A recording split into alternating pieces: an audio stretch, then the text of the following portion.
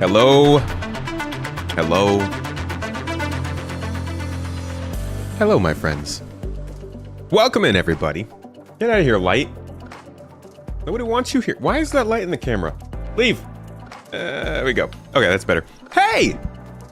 Good to see you all. Welcome. Happy Monday to you. We've got... Oh my gosh. I want to do my introductions and talk to you all. Do a little, yay, birthday stuff, everything, all that stuff. Say hi my hellos, but good lord, do we have a lot of stuff to get through today. Like, I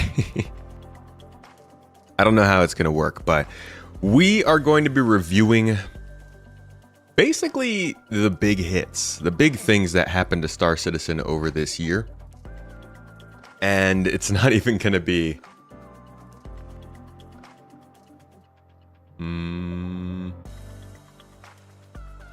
it's not even... Oh, thank you for the happy birthdays, by the way. Do I look older? Am I older now? Tell me. Judge. Look closely. Pores, spots, hairs, teeth, lips. Am I old? Did it happen? They told me. I remember when I was a kid. There was this little kid on the recess on the playground, and we were getting back and forth. Little kid arguments. Probably some of the most intense conflicts you can get into. And we're out there on the playground, hurling insults back and forth at each other. And I remember this kid told me, "You're gonna turn 30 and your life's gonna be over."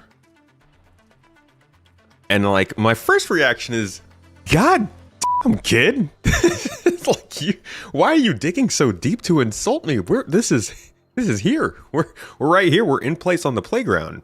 Okay, tell me about how I can't run fast. or like, your dad can beat up my dad. Don't go and insult my future self. That hurts. And you see what he did? He's still in my head. He's rent free. Like, so efficient. But he was wrong. Life's been great since I turned 30. And for all who are wondering, I just turned 32. And it's feeling good, okay? My knee didn't hurt at the gym this morning. You got it? You hear me? And I am absolutely not having back pain when I wake up from bed, okay? All right. Glad we got that figured out. Now, outside of the birthdays, I hope you guys are all having a wonderful December. We're in the middle of a exciting time. It's 4.0 season, we'll call it, which means it is confusion, anger, and gnashing of teeth season. And oh God, I'm here for it. I'm enjoying it. You know what? The best thing I learned this year is how to not get triggered online. And you gotta get better at doing that when you're like talking to a bunch of people online all the time, because people will just fling stuff at you. So that's been a fun journey of mine. But I think this year overall was just a very, we'll say, thorough, a thorough example to a lot of Star Citizen fans of how online discourse works. I mean, we all know. We're all hanging out on social media. Genuinely, this year was a learning opportunity, I think, for a lot of people, of sort of how, maybe not a learning opportunity. Well, yeah, definitely an opportunity. Not one everyone took, but a chance to figure out how to talk to other people online was a big subject of this year. But we're not going to really focus on the community side of this year and stuff. I try to do this every year. Usually, so let's see. 2 years ago, I did it as a main channel video. Did not do well. So we do this on Space Tomato 2 generally. This is the first year I'll be doing it by stream. But generally, I try to focus on what happened with the game itself. So features that are releasing, what was being said at the beginning of the year, and where did it go from there? What did they do that sparked up some drama? We'll touch on the drama. We always do. Those of you who have been here, and I see some of you, I know you were here last time we did this last year for 2023. You'll know we touch on the drama. But specifically today, what we're going to start out with is my own video. Like, I kind of got to do this, right? You got to react to a react so that somebody hopefully can react to this reaction of my video. So we can start a react chain. But in general, I'm going to go ahead and put myself on blast. I put a video out in January of this year that says the year everything changes, and we're going to watch it and see how wrong or right I was. No drama to start it out. And Uh, holy crap. Fola. Yeah, Fola just dropped a red super chat in YouTube with the support. Thank you so much, friend. Been an SC backer since 2018, but your coverage and perspective this year has rekindled my interest, and your CitizenCon coverage carried me through the 3 days my wife was in the hospital while giving birth. All good. Happy belated. Thanks for the amazing work and community. Oh my dude. That's such a lovely message. Thank you. Genuinely, I'm glad that this year's content carried you through. I'm not gonna lie to you guys. That message means a lot, because if there's one thing I feel like I've been told more this year than any other year, it's that, like, I'm very negative. Somebody told me last week that I am going to, like, make the project fail. So I'm like, I'm constantly thinking to myself, am I not, like, is my message not getting through? And I know plenty of people tell me that all the time. They tell me that, like, they understand the content. It's really hard to separate the bunches of good feedback you get from the little bits of negative feedback. And it's good to pay attention to negative feedback. I try to give it some air to breathe and, like, let it have some influence. It's good to take criticism. But it's also good to hear that people were still feeling positive from the content this year. Because I'm like, dude, am I actually coming off negative? So thank you so much for that, Fola. And I'm glad that you guys got a young one into your lives with no big problems. Congratulations, dude. You had the better year than I did. You had a freaking baby. Appreciate you, Bo.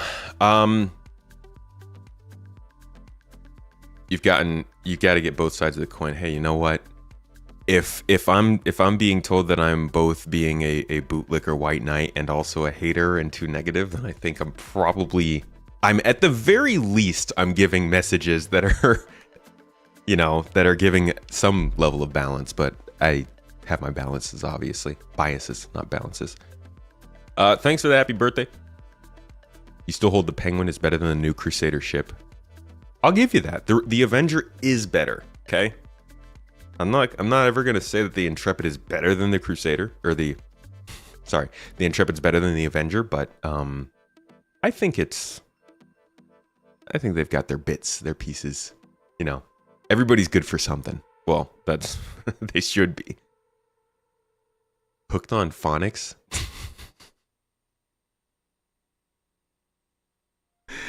Can I get a shout out in chat for really just anybody who remembers Hooked on Phonics, because that's a throwback. That's almost as much a throwback as Schoolhouse. Was it Schoolhouse Rock? The one that taught us about politics as kids? Dude, I wonder if they would even allow that show anymore. People are real intense about politics. But I remember Schoolhouse Rock was, like, really good at just, like, giving you the bits you need to know, and it was catchy. I'm just a bill. Oh, I'm only a bill. I don't know what they were teaching me, but I remember it, so they were on to something. What's up, cats? You never heard you say anything bad about this game?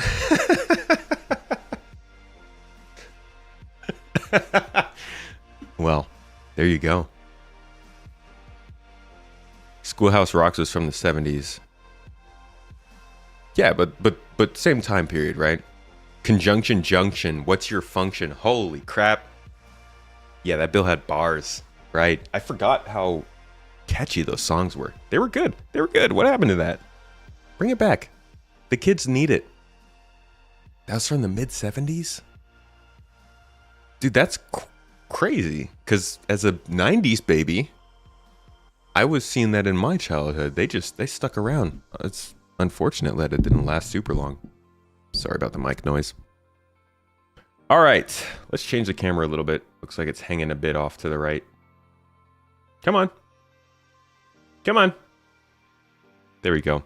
Me and Mrs. Tomato have been, like, talking excitedly over the last week or two about updating the stream. We're going to change some of the overlays, get things up to modern times for you all.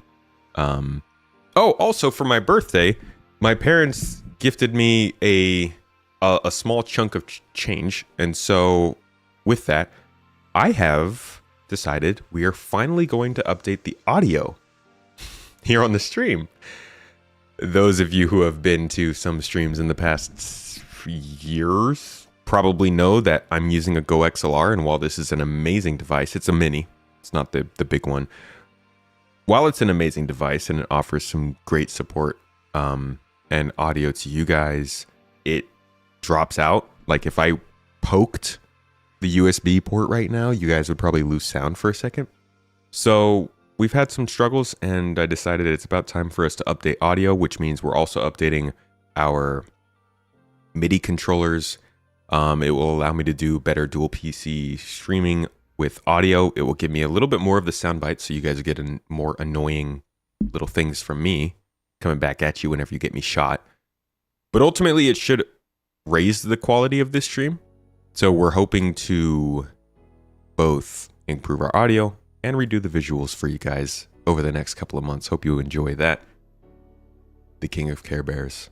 Get at me, bro. Toes. Get at me. I hate violence. Ew, guns. Ew, gross. He says, coming from 20 years of Halo. Okay, so like I said, the first thing we're going to do today to start this review of 2024 is look at my own video. Now, I say this because, and I did this terribly, guys. I'm really sorry about this. We're going to be dealing with this the whole time. This is my YouTube Premium account that we're looking at here.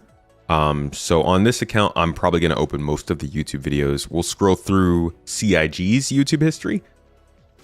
We won't scroll through my history. We're just looking at the one video. And we will also be scrolling through a whole bunch of different posts they've made over the years. So announcements for events, introductions of the launcher, inside Star Citizens, the announcement of the chair they're manufacturing, which I do have one. They're not manufacturing it, somebody else's, but that's the little bit of drama we're getting into. Patch releases, letters from the chairman, what happened during Inside Star Citizen and Star Citizen Live. We're getting deep into it. Unfortunately, like I said, I opened most of these tabs on my Space Tomato Chrome account, and that Chrome account doesn't have YouTube Premium. So we will be, over time, switching on over to this profile and opening the videos here. I'm just going to let you know that. Now, like I said, we are going to start with my own video. It's 16 minutes long. We're not going to watch this whole thing. I'll tell you what we're going to do is probably watch like the first minute or so of each category. God, dude, this is going to be so embarrassing. This should be good. You guys should enjoy this. An 8-hour stream. I'm thinking it's going to be a little bit longer than normal. 4 to 5 hours, I'm hoping. But yeah, we've got a lot of stuff to get through. It should be good. And as Mrs. Tomato is saying in chat, I did indeed force her to put those socks on sale. So like, if you're looking for socks, I'm not gonna push them too much. I totally am. Like at least 3 times during the stream. Our socks are on sale. I've made her mark them 20% off. They will keep your toes warm and nice and clean. The one thing I actually wore the socks today. Let's see. Looking real good. First time with my freaking feet on the stream. Get at it, kinks. They feel good. I was actually quite surprised that they're light. I thought they were thick, but they're actually quite light. So your feet aren't going to get sweaty, but they're grippy, so they feel a little bit warmer. And I made the mistake of I put on 2 different socks from 2 different sets. So instead of saying my toes, it just says mama on my feet. But yeah, these are our socks. Obviously, they've got tomatoes on them, so if you like tomatoes, they work. But we spent some time designing these with a company. And we've been gifting them out. They've been in giveaways. They've been for sale for a while. But this winter, since we're finally back in the US and we can pay more attention to our American, like, leaning stuff and merchandise. We're putting those socks on sale for anybody who wants some socks going through the winter and wants some toes on their feet and wants to support the channel. Thank you so much. I'll consider it a happy birthday. Now, let's get to the video and the actual stuff you came here for. Let's look at what I was saying last year about Star Citizen, or rather, this is January of this year. So January 26th, and this is before CIG really talked about what was going to happen this year. This was essentially, I took the things we saw in the previous year and guessed at what we'd see this year. And I was right about some things and wrong about others. See how it went.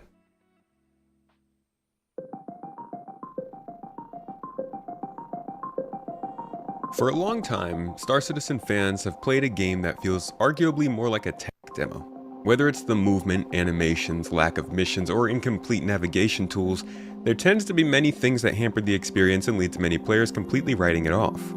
In 2024, I think that changes. Squadron 42 I was wrong.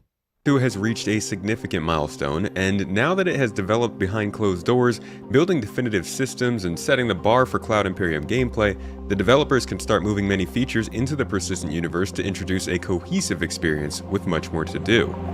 From quantum travel to group raids, a new star map to scan. Dude, I was so excited for quantum travel this year. Jesus. Like literally up until maybe last week. I was like, please put quantum travel in 4.0. Please put quantum, like maybe they'll do it. Much more to do. From quantum travel to group raids, a new star map to scanning abilities, overhauling the cargo profession, introducing ray tracing, or finally realizing physical interaction. By the end of the year, players could be playing a significantly different game, if things go according to plan. Which they don't. Which when do they ever? Exactly, Either way, dude. This video will prime you for things we will likely see this year. But as always, I must say, these estimates are based off information from CIG, monthly reports, CitizenCon, and some other sources. The information we have this year is much better than others and actually points towards game systems as opposed to just talk, but always take this with a grain of salt. And thank you for coming to my tomato talk. I love this. I might actually rip this out of the whole stream and post this as its own separate video because this is an entertaining watch.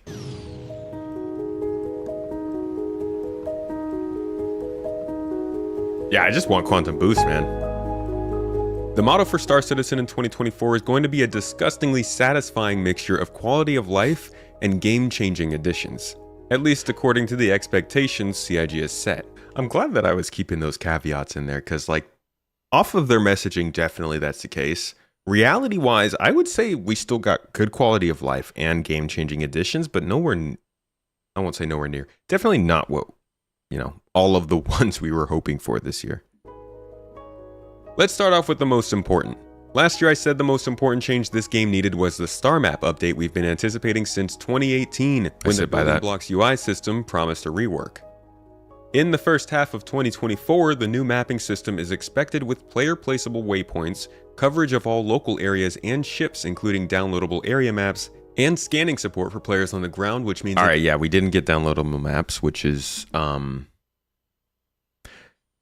Like, the update we got for the star map this year in 3.23 was a good one in terms of it cleaned up the UI, which was helpful. It made more information apparent, which was good.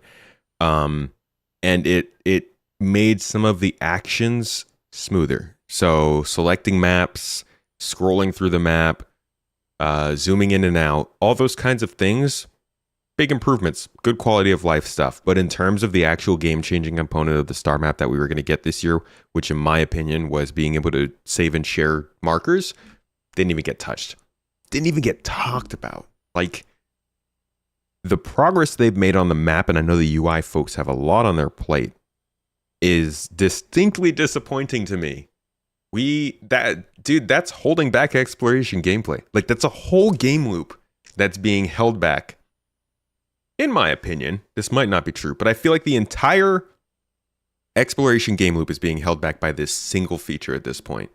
We've got outposts that you can't find if you don't know where they are. We've got caves and rivers and space stations and loot drops and space cows and all kinds of stuff that people want to find but can't. And all you need to do is allow people to place markers to share with folks. And they didn't do that this year. And that's like one of probably the most disappointing things that we missed. It's like, this could be people could be making money off of this. You could literally go out into the game, find a good mineable rock, and then sell it to somebody. But we don't have the features, the functions in game to do that. And I thought that was coming this year. I really did.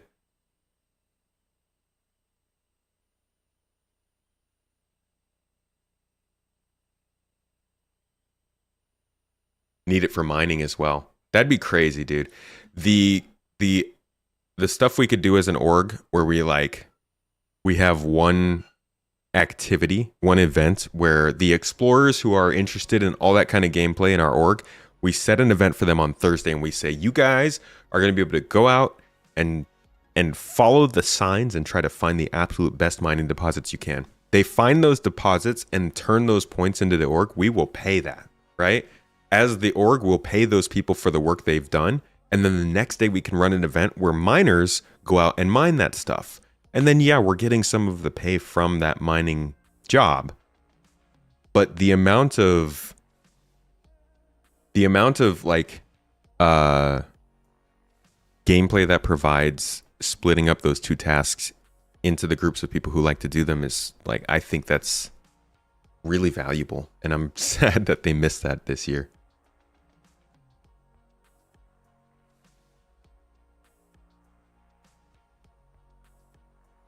Will those nodes stay? Well, assumedly. I mean, the nodes are always sticking around, right? They're not resetting the geology of the game. The star map's better, for sure. It's just... It's a two process update. Good way to look at it is what they're doing with quantum travel right now. They're updating quantum travel in 4.0. They're just not giving us the update we want. In the same way they updated the star map in 3.23, but not necessarily the update people wanted. So I think it will come at some point, just like the new quantum travel update will come at some point, but definitely not this year and not in 4.0. I would doubt in 4.1, at least for the map stuff. An easier time tracking targets, objectives, and locations. As you scan down and locate things in ship or on foot, your own maps will also be updated. Eventually, likely not in 2024, these new updated maps will be sellable for credits, beginning the data running career path. You're right about and bringing us one more step closer to the complete industrial loop. For now, these UI updates are joined by a complete quantum travel rework, which has been ongoing for a couple of years, and it will allow for the ability to quantum travel in any direction, building more interactive elements into the process, and updating the visuals and sound, and most importantly, introducing Quantum Boost, a short-range form of quantum travel meant for jumps on a planetary scale. Yeah, that's also a big thing. Is I think I've noticed some people think Quantum Boost and operator modes are new to Star Citizen. Quantum Boost as a feature hasn't been in Star Citizen itself, but as a concept, we've known about it for quite some time. Operator modes we've been using since like 2020. Those first 5... Interaction is another place where Star Citizen will begin to catch up to the long-promised visions of those first 5 years of development. Since then, it's been in question just how much physical interaction would be retained in the game. Button presses, switch flips, handle pulls, wheel turns, door punches, even using your hands to navigate 0G. There are plenty of physical, unique, and detailed animations planned for Star Citizen to add to that immersive and tactile feel they want the game to have. No doubt, this also works quite well with the eventual virtual reality implementation. But the game has always wanted to focus on a feeling of existing in this world even without virtual reality. In addition, we're also seeing sliding, better ladder controls, and better prone animations and controls as well. All of this is meant to allow for more freedom of movement in the player and more fluid animations in the game. To be quite honest, at the beginning of the year, this is the stuff I would have expected most likely to come in. Maybe not pushing the buttons, but definitely the prone and ladder changes. The f*** happened to those? But yeah, a lot of this interaction stuff did not happen. Mainly the interacting with things physically, which is definitely a Squadron 42 more Squadron focused thing. It doesn't make that big of a difference, I think, to MMO players. The more hardcore people who are earlier on in the game are really into this and want to see it, and I understand why. But that didn't happen this year. All we really saw was the actual UI change. So the functional part changed when it came to interactions, but not the animation part. Definitely not sliding, not prone, and not ladder stuff. EVA did. We're also seeing animations updated, so the feeling of moving around the game should feel better as well. So we did see this. The default interaction system is also being reworked, with the more prone stuff got in. I don't believe it did. I don't think we got like all of the fluid. All of this is meant to allow for more freedom of movement in the player and more fluid. Well, maybe. Can correct me if I'm wrong in the chat at any point, or in the comments if you're watching this after the fact. Need my corrections. It did get updated. Okay, so we got prone, but not ladder and not sliding stuff. Not all of it, but most of it. We'll say some of it then. We'll go with a little some of it. Push and pull is still not in, yeah. Yeah. Rebel Saf, how you doing? I also saw Nerfly in here earlier, like really early on. I didn't get to do my hellos. Citizen Scott, Plago, Ronan, Persuaded, Terror, Wilder, Hack, Vastin, Reese, good to see you guys. Arctic Wolf, Tactical Mindset, Deja. Love you guys. The OGs, the folks, Balton, welcome in. Nerfly, awesome to see you in chat. I've been seeing you working on in the org. Good to see, man. I look forward to, I mean, you're obviously on the way up. Look forward to working with you in our missions and ops, man. Rebel doing well. Hope you're doing good. Thank you. I am. It's birthday time, dude. I'm feeling good. Merce, thank you for the sub. And Maverick, thank you for the bits. 69 bits. CIG is realizing how difficult it is to pull off all these animations in an MMO environment.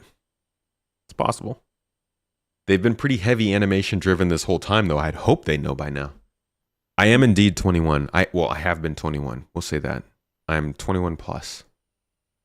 I can drink. Slowly across different parts of the game, likely not all at once. It's also good to note that with these interaction improvements, we're also seeing animations updated, so the feeling of moving around the game should feel better as well. The default interaction system is also being reworked with a more controller and mouse and keyboard friendly feature set. A default action prompt will... This has been a key theme of the year, is people's unhappiness that controllers are a possible way to control the game. It's nothing new. It might be more Whoa! It might be more in your face this year, but controller support for Star Citizen has been around since... I mean, controller-based menus, radial menus, been around since at least 2019. And the idea of supporting a controller in the game came out during the Kickstarter. So that's become more of a topic over this last year in terms of conversation. Mainly because I think these menus popping up, but it's good to keep in mind, like, this game has always been focused on making sure all players can play this. It's not a console thing. It's, you can plug controllers into PC. There's plenty of people who do that, specifically disabled people who can't play with a mouse and keyboard, like physically can't, need support for controllers. So this is still an important part of the game, and I'm glad to see that it took more of the main stage this year. Well, items communicating more information to the player than we get now, but this default action can be mapped to whatever the player needs. So if one player focuses on looting rather than equipping, every default action on a gun or armor could automatically throw it into your bag rather than picking it up. That was a nice change we got this year. Holding the button down will bring up a more accessible action wheel, rather than the current list. Also, a sneaky little addition to terminals is an auto center and adjust feature when interacting with screens. This basically confirms each kiosk will be full screen, like you'd expect, but you're still interacting with the actual physical screen, a la Prey. This adds a lot more consistency. All right, let's move on to the cargo stuff. Havoc, I see you in chat, my man. Good to see you, brother. Hope you're having a good one. Asked, how's my experience in 4.0 been? Off and on. Last one we did on Saturday, phenomenal. It was so much fun. We played with the org. We also had good fun on Friday, too. Flying around in a small group in an MSR. Overall, 4.0 has been a good dang time, but they've had some real problems with degrading servers, it seems. So interested in seeing if that works out for them, if they can find a fix there. But as far as when the game works, it's been a wonderful, really fun time with very obvious problems that'll pop up long term that have to do with how Pyro plays, that they'll need more game systems to figure out. But to be quite honest, that's when it's good. And Star Citizen is always the type of game that's like, oh, when it plays well, it's good fun. It's the fact that we're still seeing enough times where it's not playing well that's rough. So we'll see what they do by the end of the week.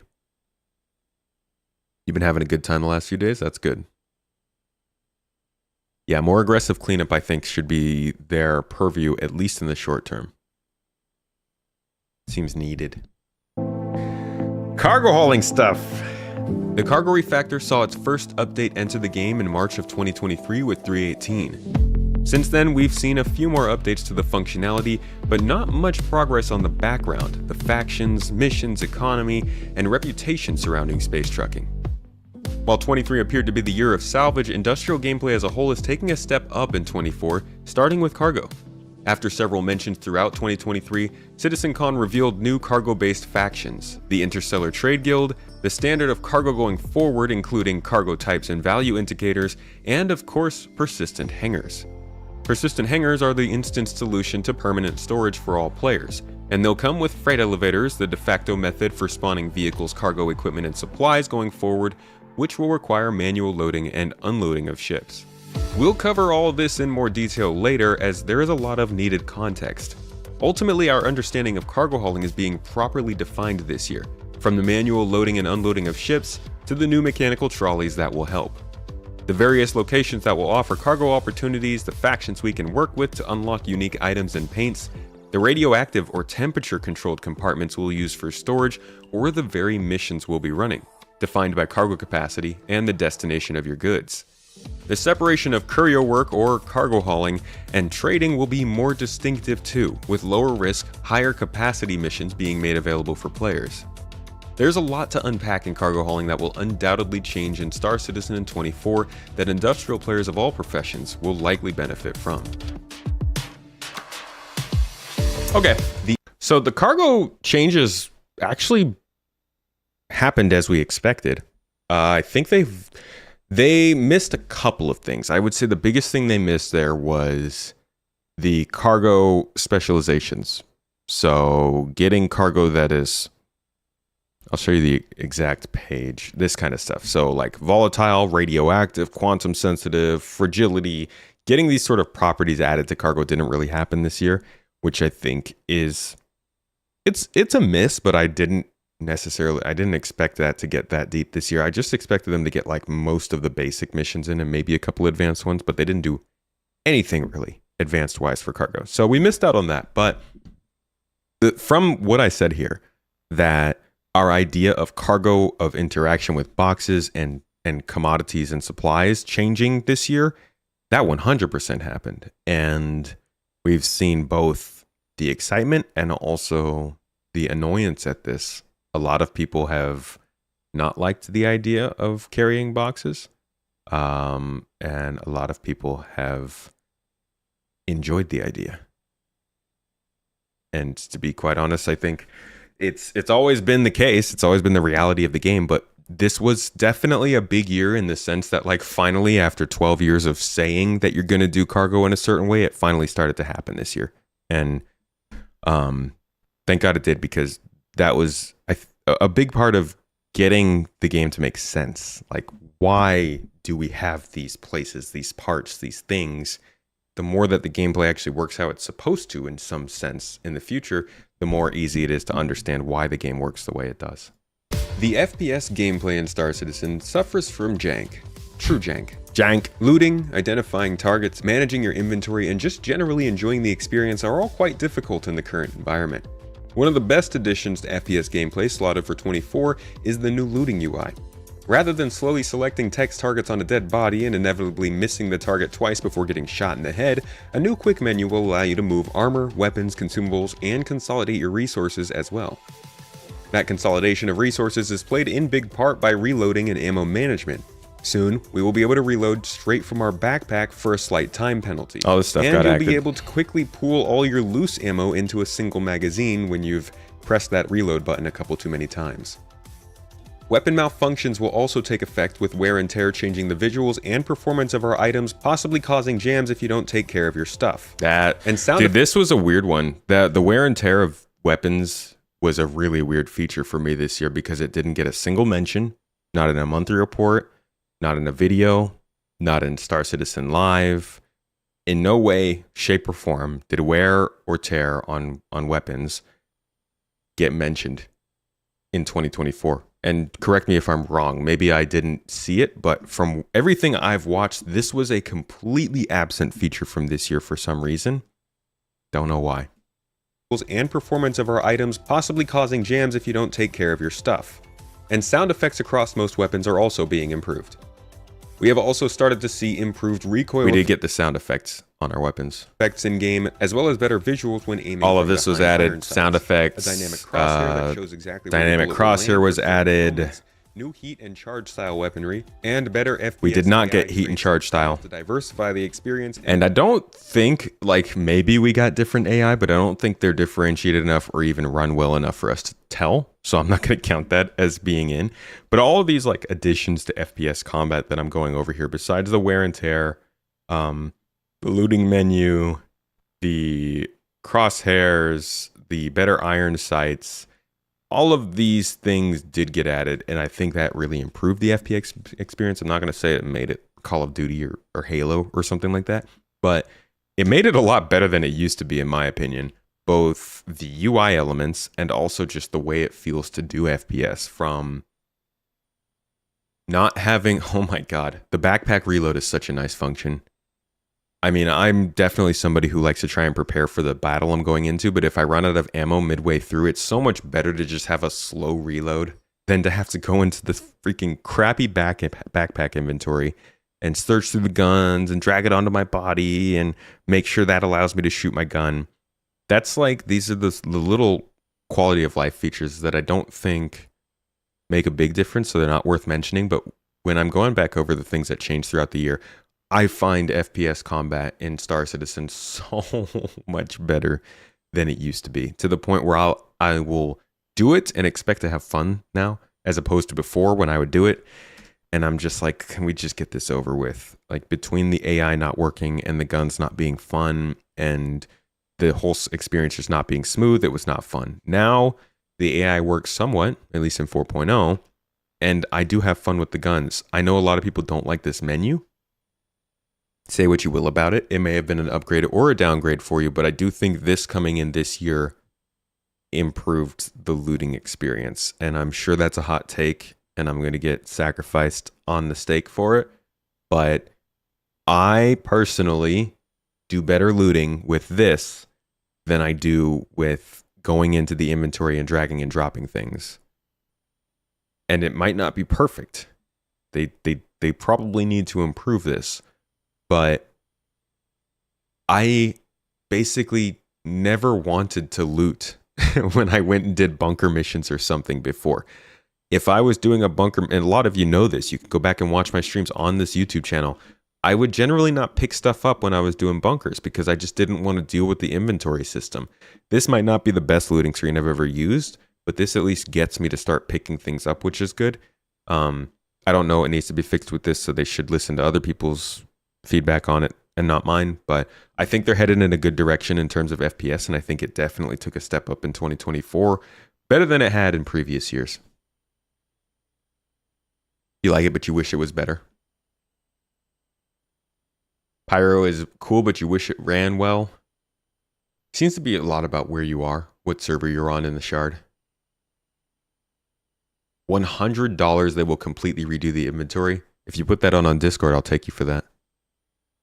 Happily. They're just going to iterate on what they've made at this point. They will probably introduce a new inventory management UI, but in terms of the looting thing, I think they want to do that. That's a pretty good quick tool, in my opinion. Luna Maria, thank you for the not the super chat, the membership. 10 months membership. Hope you're doing well. We are doing fantastic. Thank you. It's my birthday.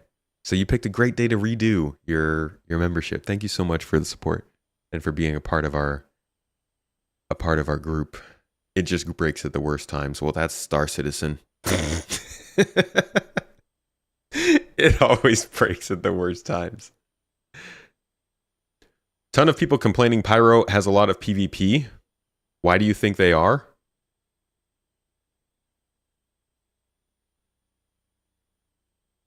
I don't know, man. Because people don't know what to expect. It's a weird complaint. It's PTU even, so like don't go there. Yeah, it's Pyro. Yeah, I love Backpack Reload. Thank you for the happy birthdays, folks. Having a good time. I get to spend some time with y'all. I was technically born like 15 hours ago or something, but I wasn't streaming yesterday, so I wanted to celebrate it today. UI updates. What happened with the UI this year? But when it's bad, unresponsive, or inadequate for what it's meant to do, you can't stop noticing. Welcome, Shane, to both the stream and the Star Citizen community. Best of luck to you. Glad to have you with us. Yeah. We looked at the star map improvements coming this year already, and the map's scanning and radar additions are a huge step up as well. But the UI upgrades will also expand to the MobiGlas, pushing our in-game menu well past its current looks and capabilities. Dang, they didn't even come out and like talk about the features that they said were coming this year that didn't.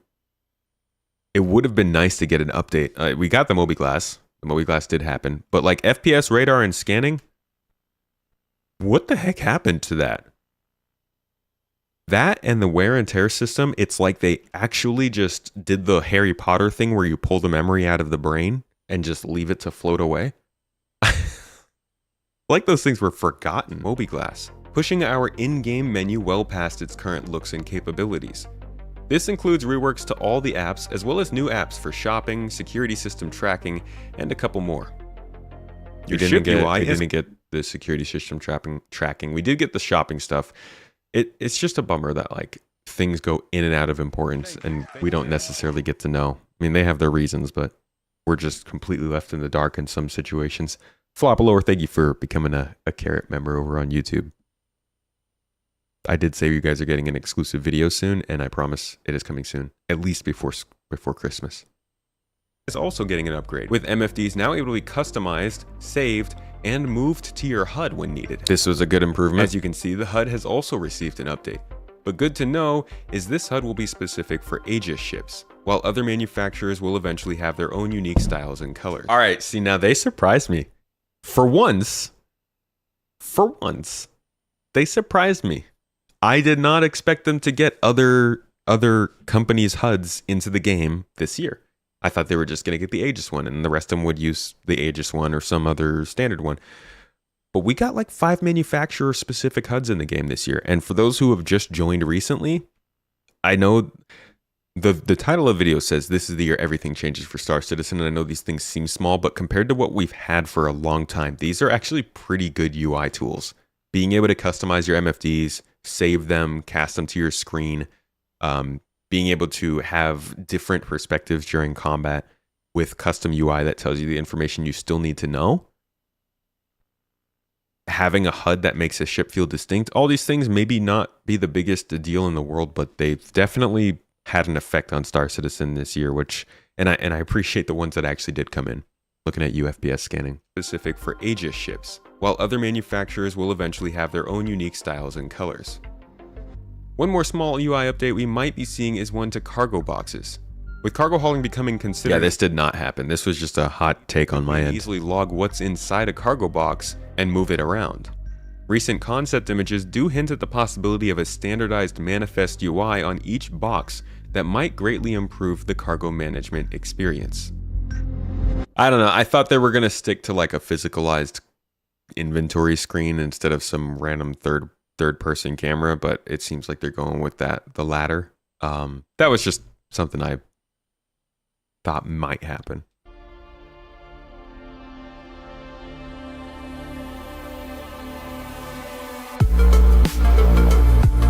The most important part of Star Citizen, the ships.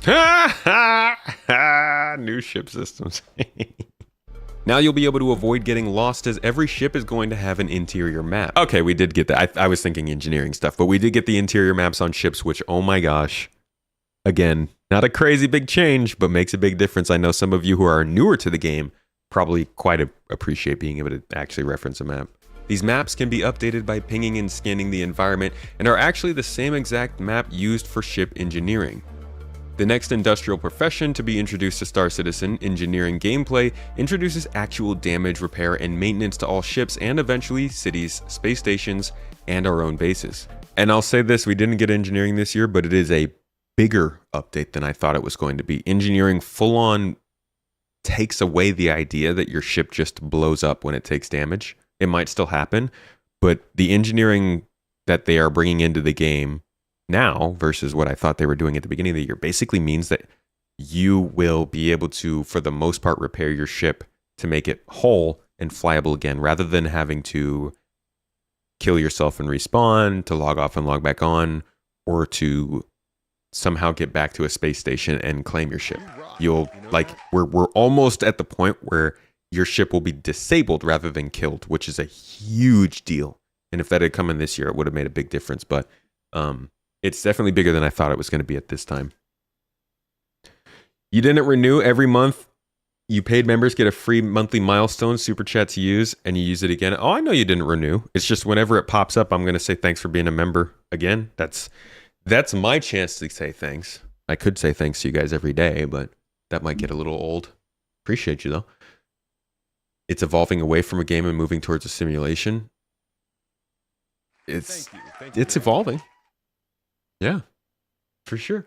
Hey, Reese, thanks for the membership, man. 24 months. Looks like we do. Yeah, I assume you get a new membership every month when you're subscribed over month over month. I don't know. Luna might need to run a masterclass on that. You guys keep watching. I'll be right back. This new system will open up an entirely new position on larger ships and require players to think a bit more about just how much they're abusing their own. It's one of the biggest parts of Star Citizen and has been in the works for years. Another long-term development we could be seeing in game this year is Maelstrom. The procedural damage system offers flashbacks to Battlefield Bad Company and aims to offer an extremely dynamic setting in a relatively persistent game. It's hard to know how this will work fully, but it will affect structures, vehicles, ships, weapons, and more. It'll also be utilized to bring salvage gameplay up to a standard that makes sense when you're deconstructing spaceships. Yeah, it was a bit of a stretch. Maelstrom was a bit of a stretch. I was hoping for it, but I do admit that was probably hefty hopes to see that this year. But we did actually... Maelstrom was the first sign that they were going to use resource quality before they introduced it with crafting. Because Maelstrom was... I did a video about this. If you go back to earlier on in the year, I don't think it actually did very well. This one, yeah. No, it did well. Oh, been okay for that time. This is a video I did on Maelstrom because I don't know what it was, but they said something in a monthly report that made me realize, like, Maelstrom is pointing to the fact that we're going to have all types of materials at different qualities, and that's how we're going to do crafting and stuff too. Cool to see it confirmed. Awesome that Maelstrom is so tied into that, but it's nowhere near ready from what we see, and definitely didn't happen this year.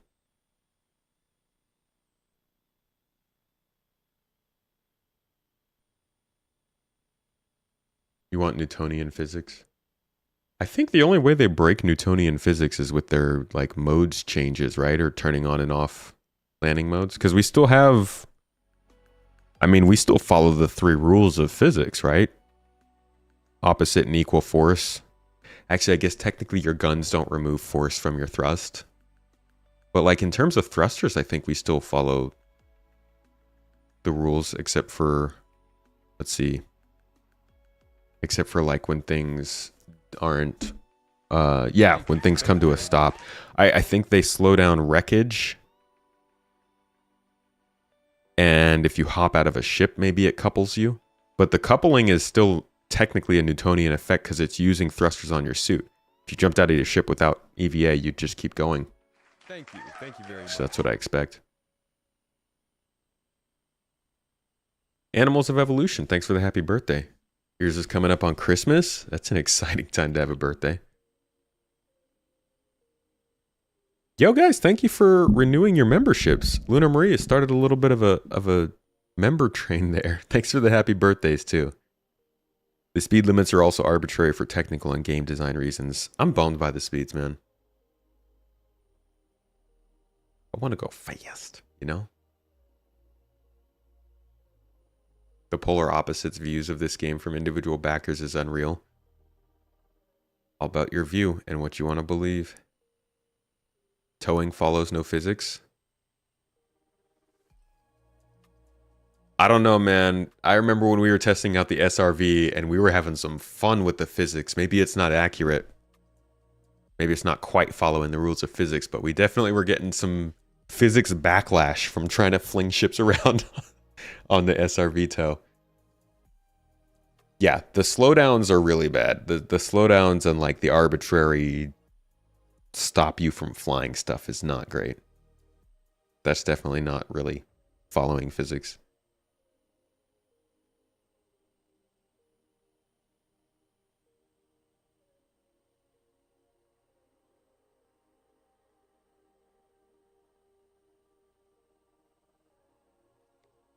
All right, what else did we have in new ship systems? Oh, we had hover mode. Control surfaces are the second half of the equation started by engineering that will make this was also hopeful, I think, atmospheric flight more difficult. While your thrusters and ship engineering system will determine how much heat your ship can build up before taking damage, control surfaces will define just how slow your ship can go before it starts building that heat. I covered this aspect of Star Citizen in detail last year, and I'll leave that link down below. But it's good to note that flying ships will become more difficult as players need to consider the shape of their ship and how it flies in certain atmospheres. People are going to be pissed about that change, just like with cargo stuff. Wouldn't going fast make operating turrets be nigh impossible? I mean, I don't want to fly faster in combat, just when I'm flying my ship. That's why I was like, I'm willing to see what happens with master modes, because I want to be capable of flying my fish quickly. My fish? Let's go with it. I want to be capable of flying my fish quickly, but I also understand that speeds need to be slower for combat, so. But we're not doing that anymore. This helps to specialize the role of the ship pilot for groups where each player knows how they fit into the job. It also adds emphasis to more. Alright, we know that control surfaces is incoming. I don't need to focus on that. What else is there? Flying. Finally, combat and target. A topic will be perfect. It also adds emphasis to more aerodynamic ships and ships with VTOL, which will naturally perform better in atmosphere. And of course, there's also master modes, a topic we'll be covering in much more depth in future videos and podcasts this quarter. This final adjustment to the flight system in Star Citizen breaks out standard operation mode from navigation mode, creating a dedicated method of navigating or using the other functions of your ships like mining, salvage, combat, and tractor beams. This also ushers in new animations in the cockpit to help emphasize the way we're flying. Finally, combat. All that stuff did happen, and oh my god. Certainly caused a splash. And targeting in ships is getting an update not only to make everything more clean and discernible during battle, but also to allow for component targeting on ships, introducing precision targeting mode that aims to make fights much more about how you shoot and not just when. All of these ship systems are coming over from the more complete Squadron 42 and aim to lift the quality of play in Star Citizen and spaceships over the course of 2024 and beyond.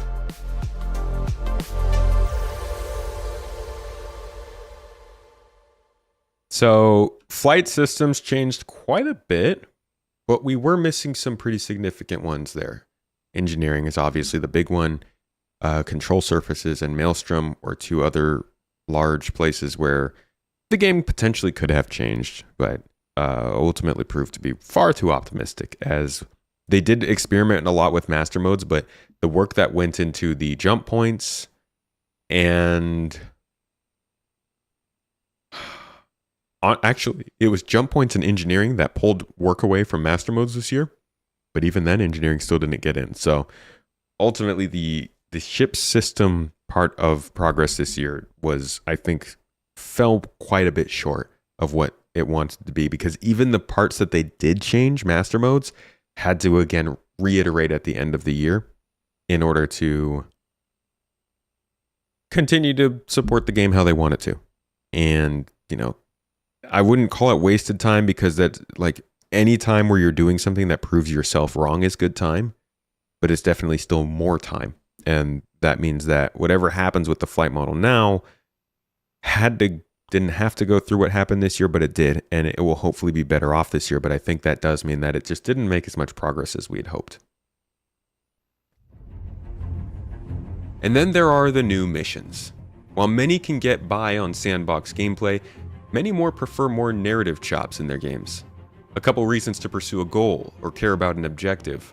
I can say that over the last 2 years, this game has gotten much better about delivering missions to players with old locations and new alike. But there's still a lot of work to be done in places like caves, derelict settlements, and even the UGFs. And while the mission features team has formed, grown, and seemingly solidified a system over the last couple years, we still haven't seen all the fruits of their labor. Not to mention, we're still hoping to see an update on mission givers sometime soon. But there are several places this could change in 24. First are mining missions, which will...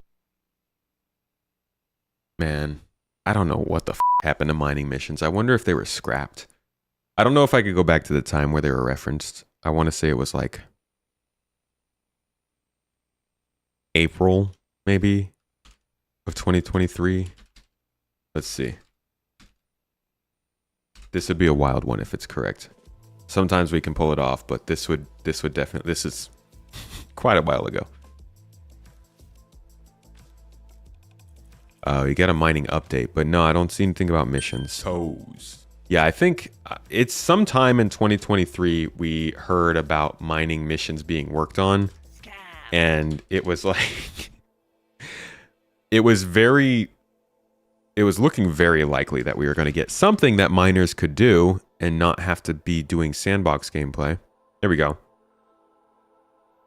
With 3.18 live, the narrative shifted back to work on the upcoming patch as well as ongoing development. This would have been for 3.19.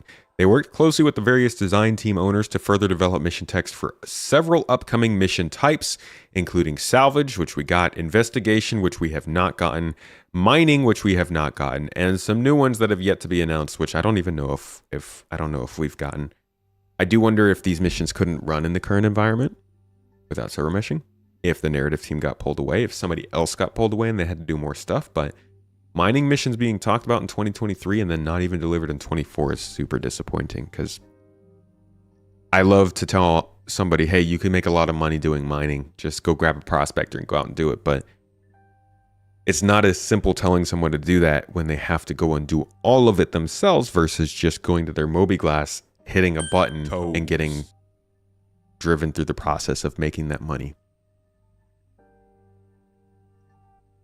Mining has big changes coming. Wonder if that's what. Did they say that? Thank you, by the way, for the subs on Twitch, folks. I appreciate it. Y'all are much loved. DK, Wildcat, and Fox, thank you both for the subs. DK at 22 months now, supporting the channel. We definitely need fueling fixed too. You're right about that. Would Save Stanton Phase 4 technically count as a mining mission since you can do mining to get the cargo necessary? I don't think it would count as the mining mission they're talking about. You could count it as a mining mission, but in terms of these monthly reports, like they're saying this is some narrative that they came up with for a mission specifically. Whatever they're using in Save Stanton is narrative they came up for Save Stanton. Yeah, we're talking about one of my videos. A video that I made at the beginning of the year to kind of set expectations.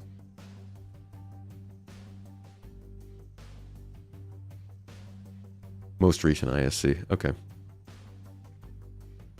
Perhaps things change with the crafting plans and Planet Tech, so they do not want to make mining missions for mining that is changing.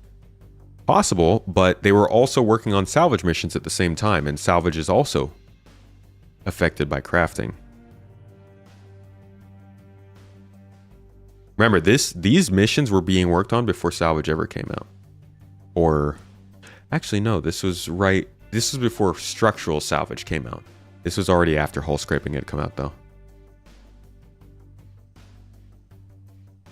Imagine bringing a missing component to a stranded ship. Xavier, something as simple as that would be such a cool mission to run. Just to see you have that effect on a ship would be cool. If by working perfectly you mean completely broken and on fire, then yes, it's going to be flawless. Wait, did I say perfectly?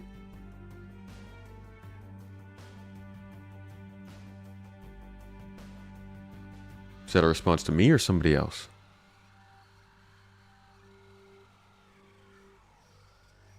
The new mission is going in. You're guessing they didn't want to build a bunch of missions in the old design and then have to refactor them. But then why make the salvage missions?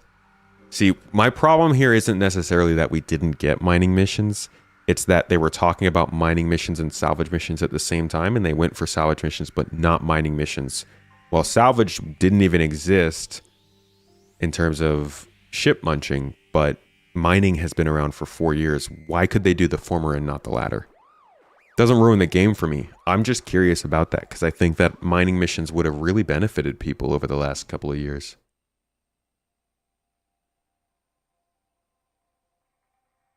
Oh, was a response. Okay. Think they move the mission refactoring every time, and that's why we don't see it have it, but salvage missions was kind of prototype for something. I don't know.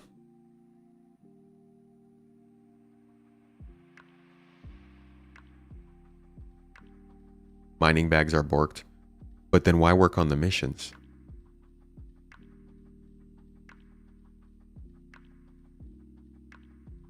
Hopefully these systems will get love in a more realistic time frame. I agree. Again, what I'm talking about here isn't a problem with 24, just to be clear.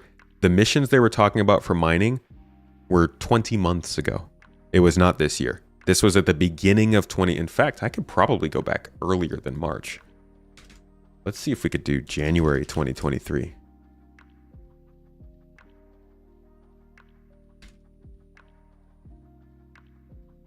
Mining locations, mining gameplay. A mining mission was prototyped in which players purchased the location of a valuable prospect.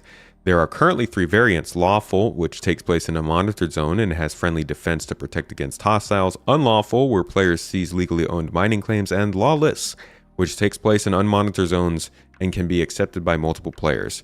So it sounds honestly like they just took mining missions, kind of like you were saying, as a prototype, and instead of doing that, they switched them over completely to salvage missions, used salvage as the prototype, and dropped mining missions.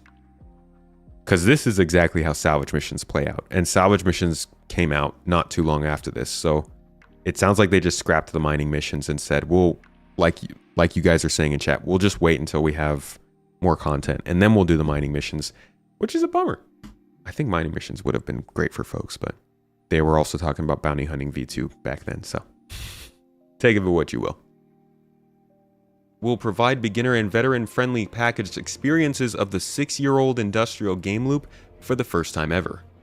This is more significant than it seems, but nowhere near as major as cargo hauling, the true oldest industrial game loop, receiving the same treatment and more.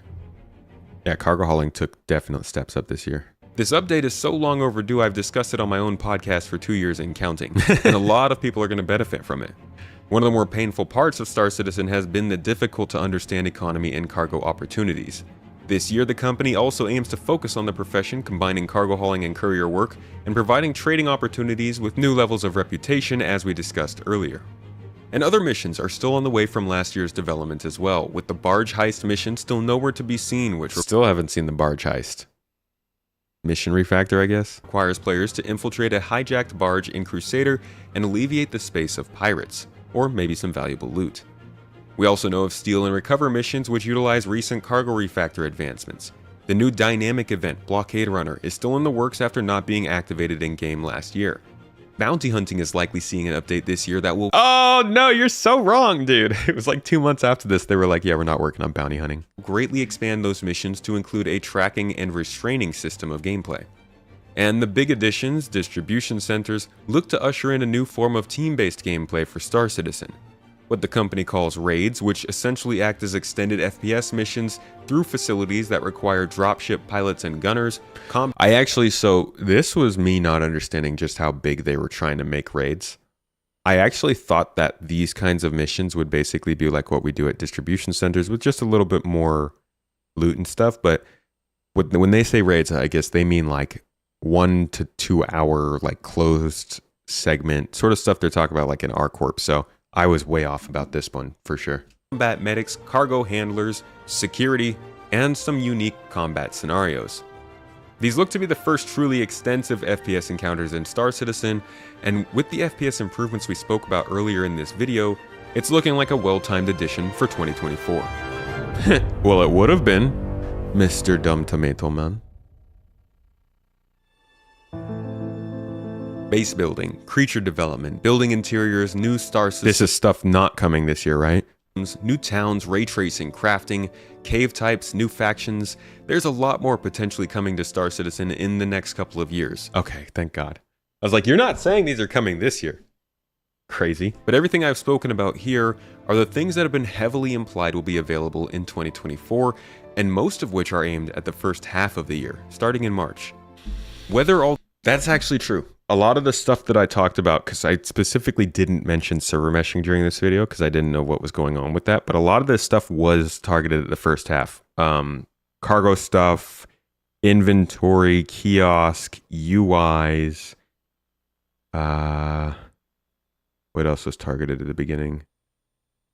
The looting stuff, the EVA stuff. Like, we're going to look at all this in a second at what was targeted towards the beginning of the year at the time I made this video. A decent amount of it was, and quite a bit of it did come in, but some of it lagged and didn't get in until the latter half of the year, and some of it didn't make it at all. All these features make it into the game or not is definitive. They all will not. But given the caliber of features and yeah, we knew. We knew. Direction of development we are seeing in terms of polish, major feature systems coming online, and an emphasis on player progression and gameplay scale, this new phase of development for Star Citizen certainly feels more about building out an actual game experience rather than just designing an engine. Throughout the next few months, I'll be diving deeper into a lot of these features to bring you more information and detail about your gameplay of choice. If you're interested in learning more about... Okay, the rest of this is just nonsense. Yeah, so it's been up or down year, but I'm not gonna lie. I think that, like, this is not the year everything changes. Okay, Space Tomato, you disgusting clickbaity little f***. Just deserve to burn. I would say this was the year that... This was probably the year of biggest change for Star Citizen we've seen in a while. Because while they've been updating regularly over time, they usually don't full-on tweak systems like cargo or flight or stuff like that. So it was definitely a year of change. It was not all the change we were looking for. It wasn't the change we wanted. And I don't think there was as much change as there could have been. They definitely ran into some problems. Specifically, it seems like with server meshing and or the database stuff related to that. But 2024, as we're about to go through, it still is an incredibly significant year for this game just because it seems like it started to find itself as a game. It was... It's been just sort of putting along for a long time, and we've had different levels of confidence, I would say, since 2017-ish, when they started to lay out their goals with 3.0 and server meshing and all that. Like, they were scooting along doing things, but it wasn't until I'd say 23 and 24 when it really felt like actual game systems that were making a difference started to be implemented. And they didn't make the biggest difference right now, but they've definitely switched things up. I mean, without PES, we weren't seeing salvage or cargo. And without server meshing, well, with server meshing, it seems we're going to see a lot more interaction amongst players.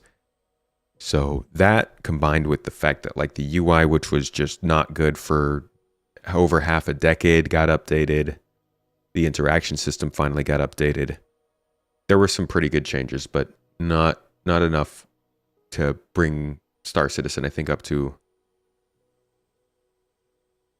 the quality level a lot of people were hoping for. And a lot of that comes down to stability, I imagine.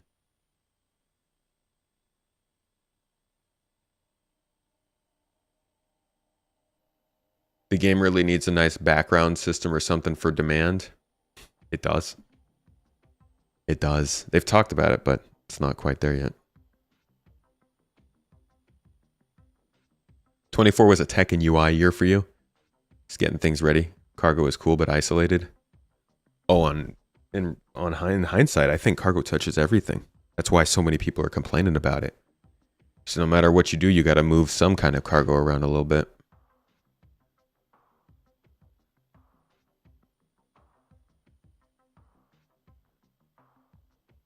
UI were changes, but not upgrades, really. In your own opinion, in my opinion,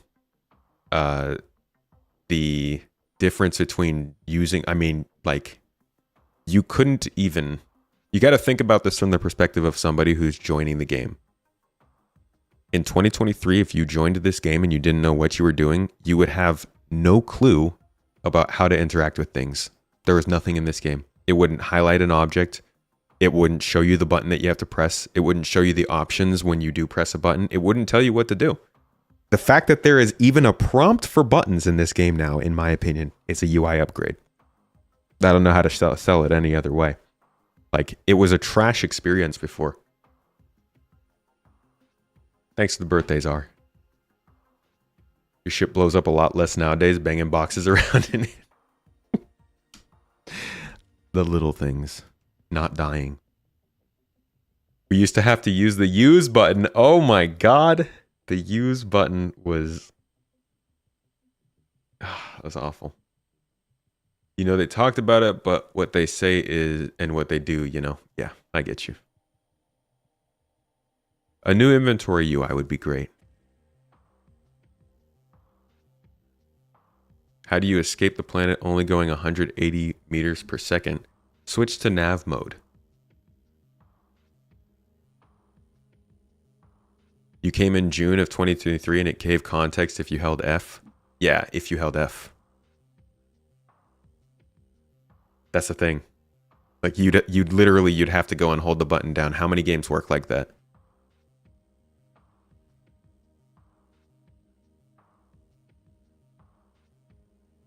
Search would be great. Search would be fantastic. All right, let's go back to the beginning of the year. Really, Star Citizen's year starts in January.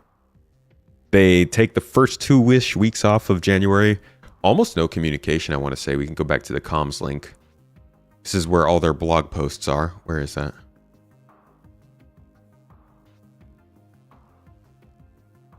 Where's the blog? I got so many tabs open here. Here we go. So on this page, you can actually scroll all the way back.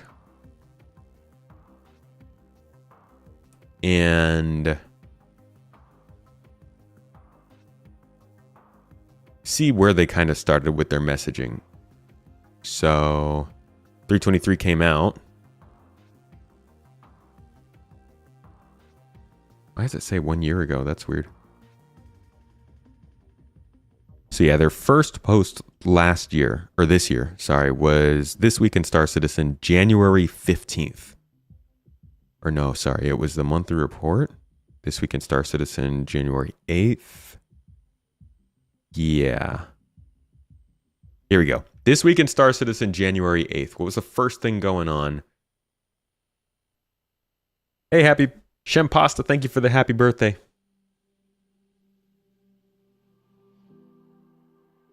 Physicalize everything, baby. Oh my god.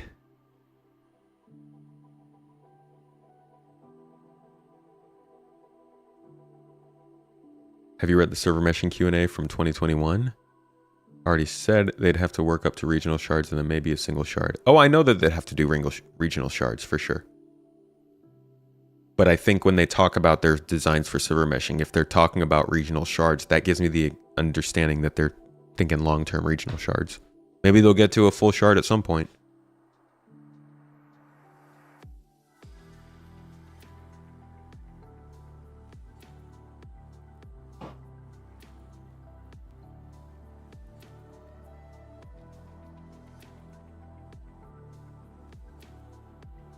Okay, This Week in Star Citizen, beginning of the year. They were starting out with the newsletter, talking about the Misreliant, monthly reports for November, December, Arena Commander game load schedule, and RSI newsletter. So as you can see in January, it's pretty quiet. Nothing really happening. We do get the Daymar Rally, which is a good time. I covered that last year. I will be covering it again this year. If you want to check that out, video is right here. And it was a pretty good time this year. I have some more interesting stories in my previous years, but I think this one really communicated the idea of how big the event is. It's a big event, and this year they will be testing it with server meshing. So we'll see how large events in Star Citizen go when they're on server meshed environments. This will be probably the best the best case against static server meshing, because we'll get to see that even in a server meshed environment, a lot of people in a small area still makes the game chug.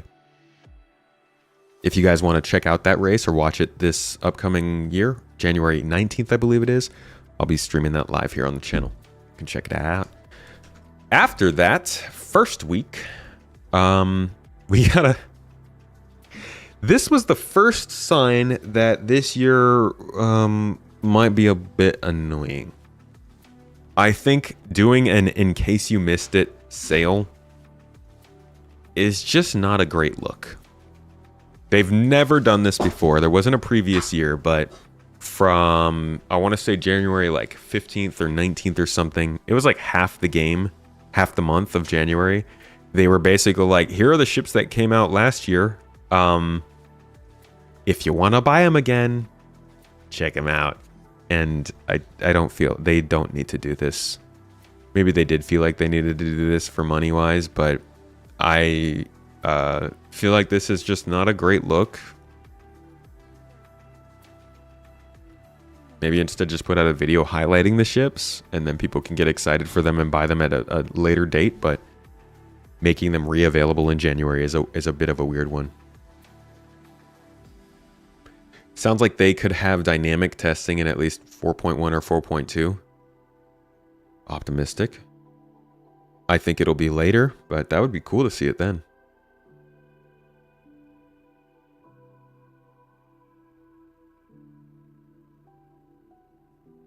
As long as they're not the same price they were, you're not super against it. I think they just didn't need as much cash flow before. Got to keep the lights on. Obvious. I mean, yeah, they need money. Surprise, surprise.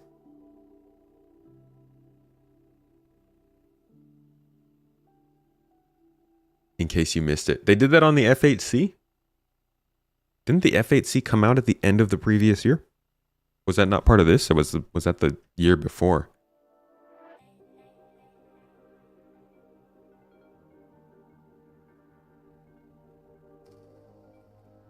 If they came with LTI, I think it's a good idea. Plus, what else will I spend my Christmas money on? Man, a new HOTAS? An eye tracker?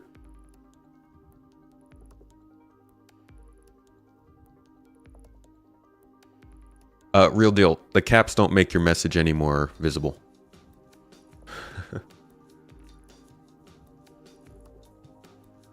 Arctic, it's how you got your F8 in this, in case you missed it sale. I think they should just promote them but wait for the regular sales. I think the more and more they make sales throughout the year, the more and more sales lose their specialty and interest. But that's my view. Thanks for the happy birthday. So after this sale in January, we move on. We started to hear a little bit more about the year ahead. Up until the end of January, we didn't know what was going on with Star Citizen really at all for the year. We kind of knew from CitizenCon what their plans were.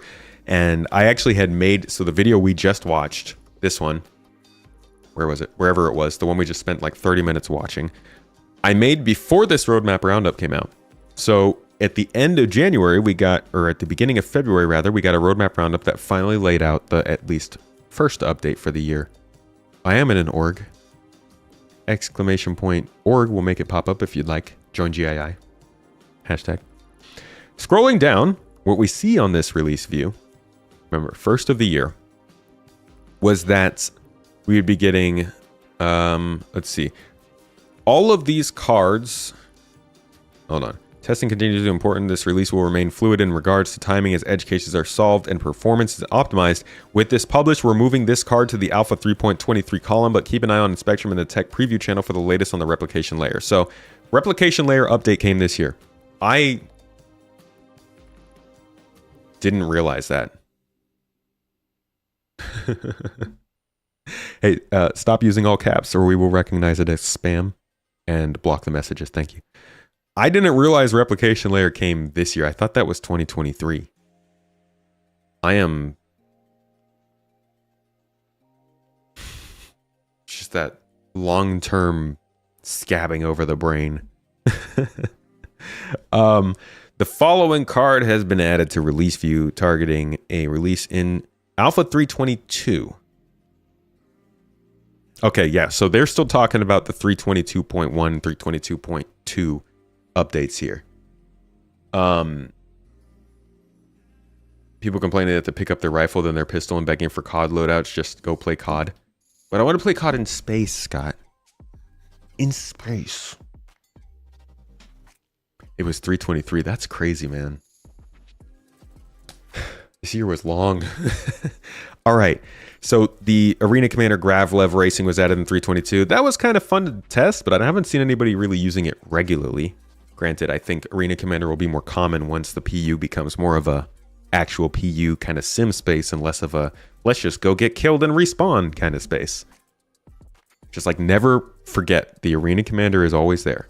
Whenever the PU becomes too much of, oh, I've got to get ready, I've got to go pick up my gun to go shoot, I've got to fly somewhere to go fight somebody, I got to do this and that, just remember Arena Commander will exist. It does exist. And they're adding PvE modes. So like, they want to support that gameplay. They just don't want to, they don't want to sacrifice the experiences of the PU for it. Space cod is your favorite fish. I'm partial to the halibut.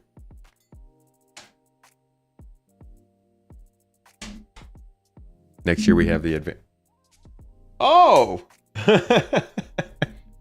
Mrs. Tomato just walked up and threw a fork on the... Happy birthday. Happy birthday. Delicious tomato. Happy birthday. Oh my. Thank you. Hello, from the garden. From the garden. Thank you guys. They made it. You see this part?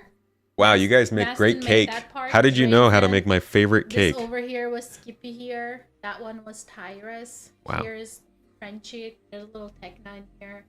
Lycos. Everybody. There's plenty. Brig is the caramel. Did they poison it? No. They want you to be happy. I don't know about that. Well, make a wish. Oh my god, I hope that Star Citizen 1.0 comes out tomorrow. That's his wish? I look busted. No, it's okay. I made a real wish in my head before that nonsense. Oh, well, you see the inside right here? The inside? That was PK, yeah. Oh, thanks, PK. Appreciate you. That was delicious. Good job, Garden. This is great cake, except I forgot to put sugar in.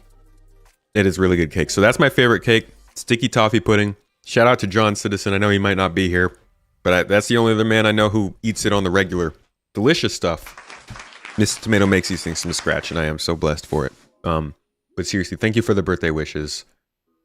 This, that is a delusion, you're right. Thank you for the birthday wishes during this stream, folks. I really appreciate it. Love spending some good times with you. Oh, the super chat. Macro, thank you for the super chat. Happy birthday. Happy birthday.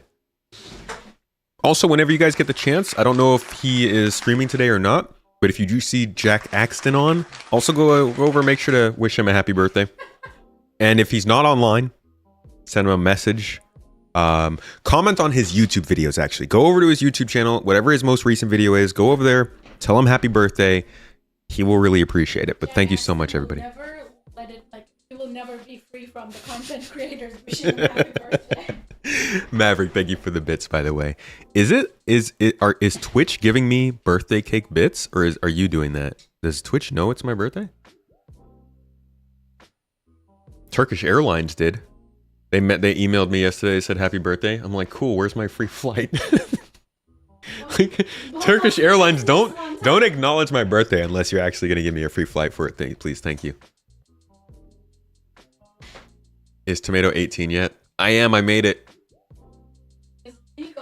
I made it. I went through puberty and stuff. I did it. I'm legal. I don't even know where we were. We were talking about 323 streams. Thank you so much for the birthday celebration, Mrs. Tomato. So in 323, we got our first roadmap roundup, and they told us we were going to get a star map rework, a MobiGlas rework, an FPS map system rework, personal and instance hangars, freight elevators, item bank, cargo hauling missions, dynamic crosshair, EVA T2, FPS loot screen, character customizer, visor and lens HUD rework, distribution centers, a new dynamic event, reputation changes, interaction updates, and master modes. this had to probably be the biggest expectation they had ever set for an update, right? Like, were there other updates where we saw this many things coming in? Or at least this many things that were actually important to people? And not like, I don't know, a new scope or force reactions. Like, these are good things, right? New missions, freight elevators, MobiGlas rework, star map freaking rework was huge. We were waiting for that for a long time. Reputation, all these are important things. Unfortunately, they did not all make it into 323, as we will see as we go throughout the year. 324 became a thing. So remember at this time, in the beginning of the year, 324 was not a thing. We thought it was going to be 323. And then maybe another poll or another maybe another update, but then 4.0 we were expecting by the summer. In fact, let's go back real quick and look at what they said at the beginning of 2023 to set our expectations for 24, just to give you guys a little bit of context about what people were feeling at the beginning of the year, but also why I made the video I did, which talked about the things they told us were going to be. As many of us know, that might not always be the best practice, and here we are on the wrong YouTube channel. A segment that I'm calling Disco Lando's Star Citizen 2020 Forecast. Now, without talking specific dates, let's discuss what's being targeted and currently on track for release in just the first half of 2024, starting with Master Modes, the new way to pilot and operate ships we've been discussing since CitizenCon 2952. Now, whether that's... We got Master Modes. They didn't delay Master Modes. Aren't you guys happy? Aren't you glad? It's gameplay. Ship or a staggered rollout of groups of vehicles depends on how work progresses, but it's a major change to the way spaceships operate in the persistent universe, and you can be sure that we'll update on it more when the time comes.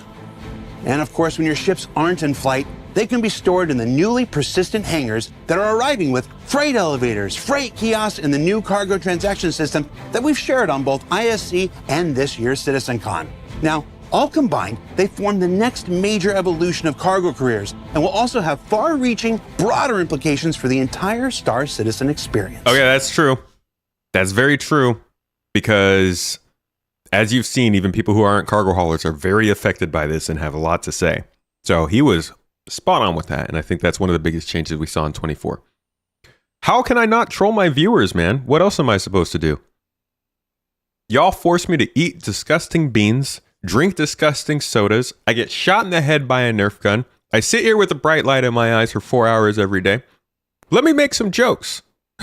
I want to have some fun, man. Now, all combined, they form the next major evolution of cargo careers and will also have far-reaching, broader implications for the entire Star Citizen experience. And then outside of vehicles and hangars, there's also a variety of FPS combat improvements coming to the first half of 2024. With improvements to reloading, the weapon wear and misfire system, scopes and dynamic crosshairs and charge and drain, and even more we'll be able to show you once we return in the new year. So we saw quite a bit of that, actually. We saw the radar, the reload stuff, the crosshair. Like, we've covered all of this. It was just really the charge and drain from the weapon stuff and the wear and tear that we didn't get, which was a bummer, but can miss a couple things. And charge and drain, and even more we'll be able to show you once we return in the new year. And then outside of strictly FPS combat, there are new player character features coming, like the updates to the EVA system. We got some EVA updates. Visor and lens system. We got that. Loot screens. Got that. Default item interactions and the personal interaction system. Did not get that. And there's even new shopping and mission apps in development now. Got that. I literally quoted that in my video. That's why I said it with the MobiGlas stuff. Did they update the mission app? I don't think so. They just got a little like visual polish, right? And while we're talking about apps, the first half of 2024 is also currently scheduled to see the arrival of our new character customizer with things like... It was the most violent arrival of a character customizer I've ever experienced. Such gnashing of teeth. Tattoos, piercings, scars, and yes, Virginia, it's true, beards. Beards! And as for how many and of what kind, only Andre knows for sure. Actually have a full beard in this game. Sometime around March. And then, of course, if you're in-game, there's also a little thing called MobiGlas. Got that. And an awfully big thing called Star Map. Got that They're as both well. getting their big updates in the first half of next year. I don't know if that's a big update for the map. And have I mentioned those enormous distribution centers that'll be the new microcosm homes for every gameplay and mission feature that exists in Star Citizen, as well as the 4, 5, 6, let's just... So we've gotten these locations, but in terms of the gameplay that exists in Star Citizen, there's no mining, there's no salvage. We have FPS and exploration and investigation missions here. You can't really do a ton of cargo hauling to these places. I don't know how it is now. Maybe with 4.0 it's been updated. I think these should be very, very regular places to get cargo hauling missions from, and I don't see too much, but that might just be because my rep's not high enough. I've hauled a couple things to this place, but I feel like for like a major planet side location, there maybe should be some more commercial enterprising going on here. Say several new and updated vehicles that are making their way to the persistent universe in just the first 6 months of 2024? I did. You do a lot of Just cargo now. hauling too there very often. How about from there? Whew. Okay, so real talk. You get a lot in CIG 324. Okay, that's good. If the distribution centers are getting a lot of cargo, that's good stuff. So we just need mining and salvage to be done there, but mining seemed like it was linked to their underground facility section, and that, we don't know what's going on with that. hat back on. Now, you're probably looking at your screen and saying to yourself, what about Pyro and 4.0? Well, don't fret. The things that we just covered are those that aren't too dependent on continuing foundational tech work like server meshing. So we feel pretty confident in targeting everything that we just shared for the first 6 months. But when it comes to something as enormous as the complete Pyro system in Alpha 4.0, well, that's where the new preview channel comes into play.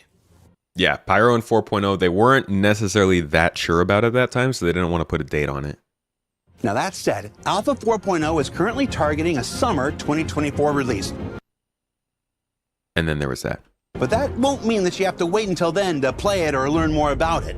That's because in 2024, we'll continue doing play tests like the one we just completed, and you'll be able to follow along with its development firsthand on the preview channel. So, judging, and we'll get to this as we go through the year, it seems like the RMC whole thing, the messaging queue that they had to do for server meshing set them back quite a bit.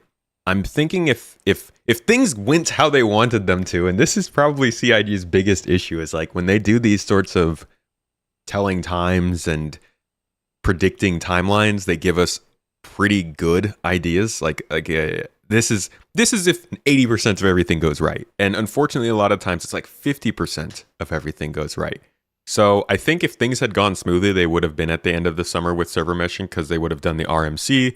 They would have been doing the preview channel all through April, May, June, and July, and then they probably would have been able to release server meshing sometime in September or October. But because that RMC stuff happened earlier on in like March-ish, I think it just set back everything 4.0 related. Like, I don't know if that had any effect on engineering, but definitely the patch itself got delayed, which may have given them more time to work on some of the stuff, but it means that we're still sitting here and our live version of the game is not 4.0, and I think that really messed up their whole schedule. Yeah, their targeting is very optimistic, and I think that's their biggest downfall, is anytime they target stuff, and it's been years too that they've known this, we've known this, we've all acknowledged it, like things will slip, but for some reason, still, very optimistic timetables. So that's why we're like, just don't give us a date. That's why they came out at CitizenCon this year and they were like, we're just not going to tell you when any of this stuff is coming. They named like 2 things, 12 to 18 months. Everything else, they're like, someday. That's the planets, moons, space stations, settlements, and outlaw lifestyle that comes within the Pyro system, but also an entire host of additional new features, content, and quality of life improvements like, fully functional jump points, the new quantum travel system, new vehicle HUD and MFD work, resource management, hacking, and much, much more. I think we only got the resource management in the preview channel. Maybe we got jump points at some point, but we did not get the quantum travel rework and we didn't get hacking. And I think those two were really a bummer. Hacking, not so much, but the quantum travel rework was a huge bummer this year. Not getting. More, all being worked on in tandem. The preview channel will let you and us test 4.0 together while maintaining the stability of the persistent universe with all those other great additions we just discussed. Okay, so that didn't really happen too much over the year, and that's what we're about to cover. Let's get into it. Going back to after this sale, roadmap roundup, we covered 323, 322. Okay, so this was an interesting thing they did last year. One of the biggest things that screwed over 318 as an update to the game was that it didn't get enough testing before it went live. So they felt like the PTU was running well. They tried to push it as much as they could, but ultimately people didn't want to jump in the PTU, so they pushed it to live, and then they realized, oh crap, there wasn't enough testing on this. It's broken. We're screwed. So one of the things they've tried to do to help not get another 318, besides testing things more and taking more time before releasing something, is incentivizing people to use the PTU and test. So if you scroll through, you will see that over the course of 322's testing cycle, they were tracking player numbers, activity, and what you were doing, and they rewarded the players who were doing the most. This was in an effort to start to get people to pay more attention to the PTU. So they did this a couple times throughout the year, and I think this was probably a solid move on their part to get 2024 to be a little bit more focused on player testing, as that was a main goal for this year, and it's good they started it a bit earlier. I don't know if they're still doing this, though. How old is Tomato? What was the answer? What did Twitch chat think in terms of my age? How do I see the answer to that? Everybody thought I was 50? Okay. Good. Yeah, I mean, it makes sense to incentivize people testing. I think we knew a couple of people who actually won this. If I'm not mistaken. No, not this one. So yeah, the people who did the most testing in certain areas got free ships, basically.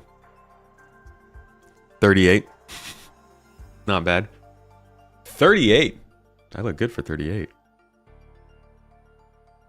After this, we got a letter from the chairman. You guys remember letters from the chairman? Oh boy, good times. Before we jump into this letter from the chairman, I'm going to remind you guys, we do have socks, and they do tell you where your toes are, and they are currently 20% off. And I did go through quite a bit of effort to force Mrs. Tomato to allow that to happen. So I hope at least one person gets some toe-labeled socks. So this was... I don't know when this was released. I think this... the end of 2024, maybe? Or was this the beginning of 2024? Sorry, end of 23, beginning of 2024. You bought 3 pairs of the socks. Someone got socks, Arctic Wolf. a sticker. Somebody got 2 socks and a sticker. Yo, that's awesome. Thank you for giving the socks a go. We just want to share the tomats. Also, we just want to we want to get through the socks so we can give you guys some other really cool merch that we can work on. This is it's not normal merch. It's a very specific deal we did with a separate company and worked with them through the whole manufacturing process and host it with them. This isn't like the normal merch where you could just go to a store and order it and they have some stock that they'll send to you. It's nice socks, but obviously we need to go through our socks before we start working on something else for you guys that we can do that's a little more focused on Star Citizen or something. I don't know. I do not know. What happened to Sandy G? Still around, just not in public? Yeah, she's still around. She was at CitizenCon. A couple folks I know, Inforunners, met with her. I think both Chris and Sandy just don't want to be in the limelight as much. They dealt with a lot of harassment. Their family got publicly or personally targeted quite a bit several years ago, including their children. So I think they kind of don't want to be in front of people that much anymore. Let's see. So, letter from the chairman. This was really talking about excitement from CitizenCon the year before. A huge wave in Q4 of 2023. Monthly active users, unique logins, daily active players, all reaching record highs. Hours played for the year. More than 1.1 million players played in 2023. I really wish we could get daily active players numbers. That's got to be so interesting.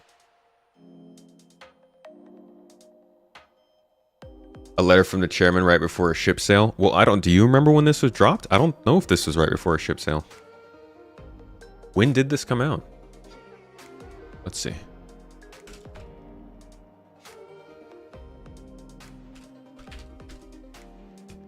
Letter from the chairman, 2024. It doesn't even tell me the date.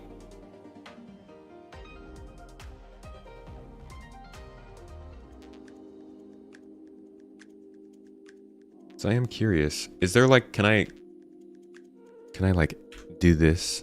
Will it tell me in here?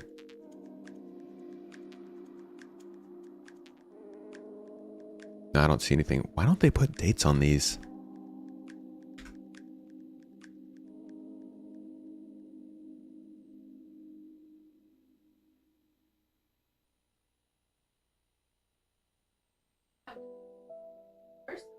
Yeah, they had the girls on Around the Verse a couple of times.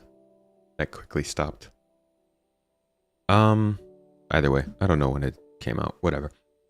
So at this point, they're talking about server meshing and testing it. They introduce Benoit. Talk about their different studios. 5 studios in Austin, Texas, in Austin, Los Angeles, Manchester, Frankfurt, and Montreal. Rumors are that the Los Angeles office might not be used as much or at all in the near future. And what a year it is shaping up to be, they said. On Squadron 42, that is taking the game from feature complete to content complete. Dude. What? I don't think this game reached content complete in 2024. Squadron 42 specifically. To this, the end of the team is hard at work, heads down, driving towards the finish line. I am incredibly excited about how the game is shaping up, and we'll have more to share at this year's CitizenCon. Which they did. Nice picture. Where's my gate? One of the key milestones. Okay, so they're just talking about jumping. Oh! Yes, so this letter was released right after the first server meshing test. That's why they did this one. So that would have been March, maybe, ish time. I don't remember when they did that first test, but this was like right after they did the first open test between Pyro and Stanton. So Benoit came in and he had something to say about what they were doing. Let's listen to this. The journey started long ago with the introduction of streaming capabilities to Star Engine, like client-side object container streaming, and server-side object container streaming. See, okay, I don't get this. This is just a little inconsistent. Can I take a second, please, and bring something I think that's very important to your guys' attention? If server-side object container streaming, that is the S in server, the O in object, the C in container, and the S in streaming is socks, then why is client-side object container streaming, which would be the C from client, the O from object, the C from container, and the S from streaming, why is that just OCS?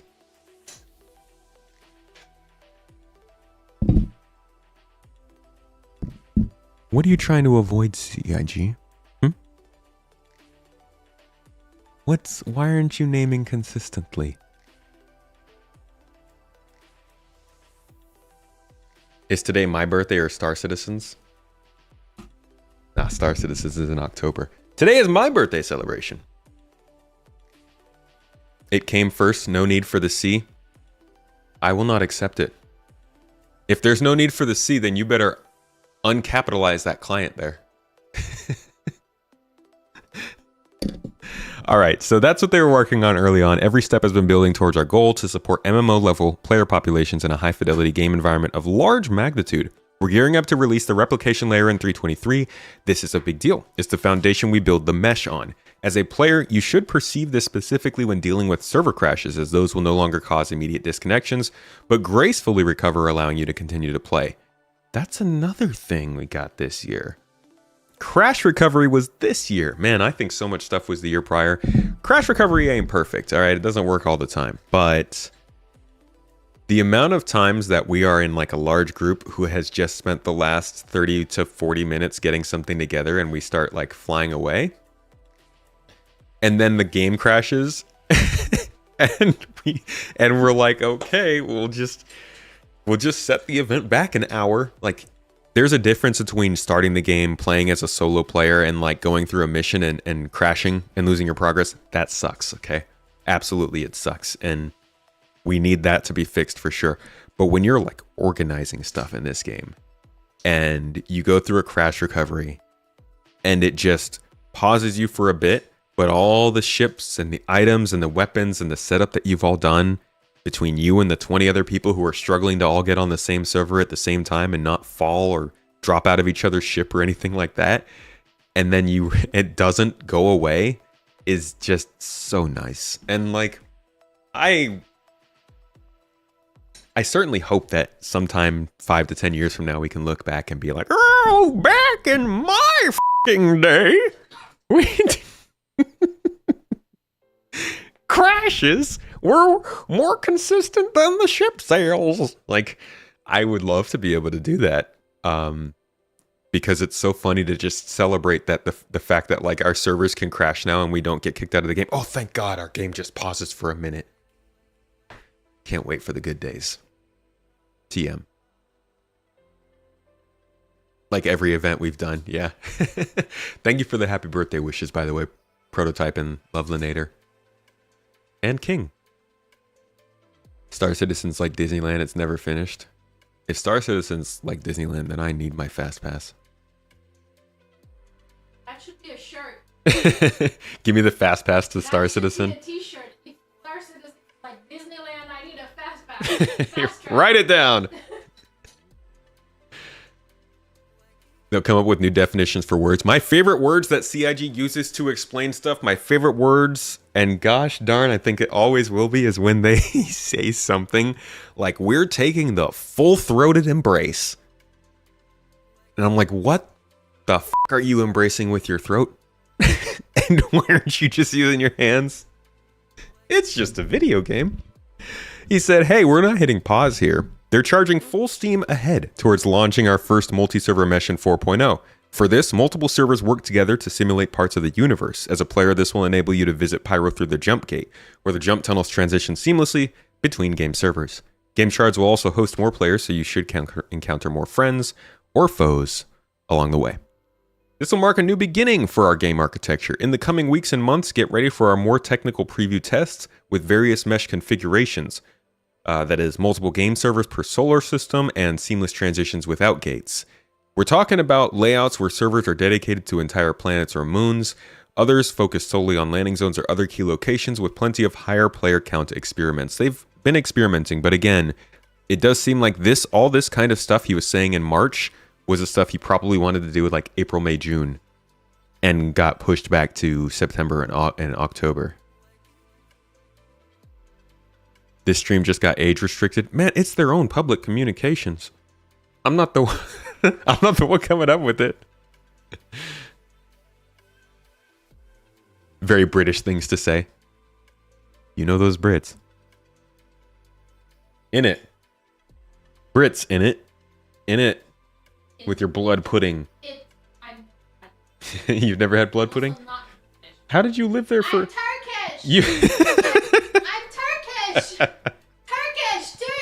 Turkey, yeah. I bet people will recognize the British accent in your voice before they recognize the Turkish accent, though. Exactly. There isn't... What do you mean there's no Turkish accent? Oh. My friend. My friend with the jeans. You do because you are one, bro? Nice, dude. Black pudding indeed for you. Yeah. She lived in England for 5 years? 6? 8. Sorry. I just threw a number out there. I didn't even think about it. She lived in England for 8 years, so I like to make fun of all the English things that I've not tried. But I think she has, which apparently she has not tried blood pudding. Gross. Like she got beans for breakfast. Turkey's just a little south of Britain. It's just a little. The best deals with furniture.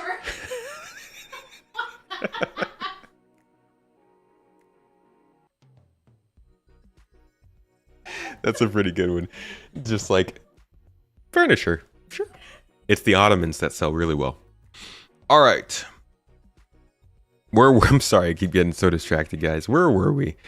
So they had released the Star Engine trailer recently before this, while we recognize there is no definitive line in an MMO, and that we will always be adding new features and content for many, many years. Star Citizen 1.0 is what we consider the features and content set to represent commercial release. I think this is the first time they mentioned. Yeah. Is this the first time they ever mentioned the term Star Citizen 1.0? Was in this letter?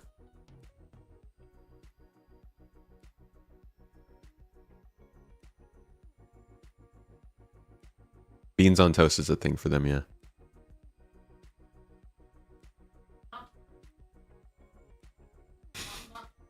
No. So yeah, we started to hear about Star Citizen 1.0 during this, and I would love to hear what you guys think either in chat, if you're still watching here. In fact, where are we on the video? We're probably like 40, 30 minutes, less than that, 20, 30 minutes into the actual video. Leave a comment down below if you're still in here. I want to hear your thoughts on if you think it was a good or a bad idea that they started bringing up Star Citizen 1.0 this year. Now that we've gotten through the whole year, because back then people were like 1.0, we don't even have 4.0, what's the point of talking about that? Then we got to CitizenCon and they kind of explained that like we want to set a long-term goal and we want you guys to understand where this game's headed.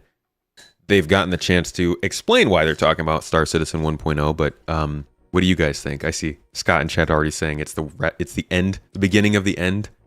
The humanity.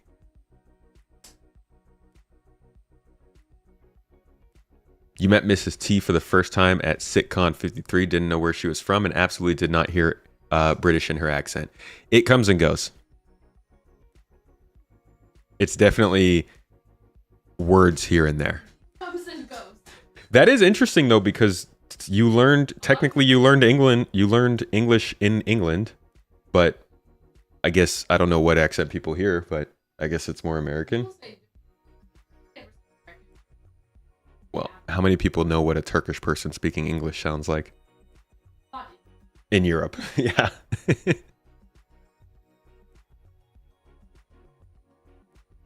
Whose bright idea was it to call it 1.0 when they are on 4.0? Because it's not Star Citizen 4.0, it's Star Citizen Alpha 4.0. This is Star Citizen 1.0. We're behind 1.0 of the version of the actual game.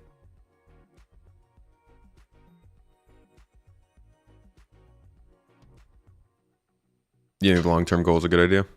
They needed to make the direction clear. I mean, a lot of people seem to be, I won't say satisfied, but certainly happy that they had the 1.0 panel. Whether it is good or bad, it was just kind of a good idea to, I guess, kind of lay it out still.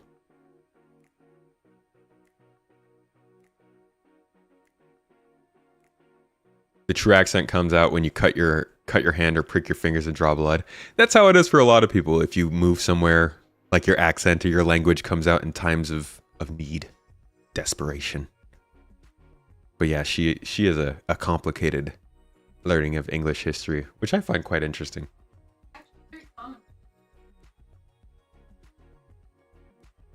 That's fair. It's very common for people who learn a second language to have multiple accents in that language, because you learn it from different sources. Mm-hmm. Yeah, that makes sense. Will there not be a beta? The beta is probably going to be during this 4.0 cycle.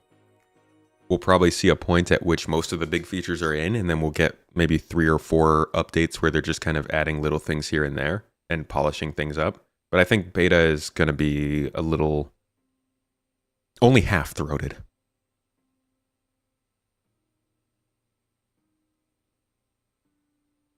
Can't even imagine a world where SC is a fully fledged game that works well enough to sell on Steam or something.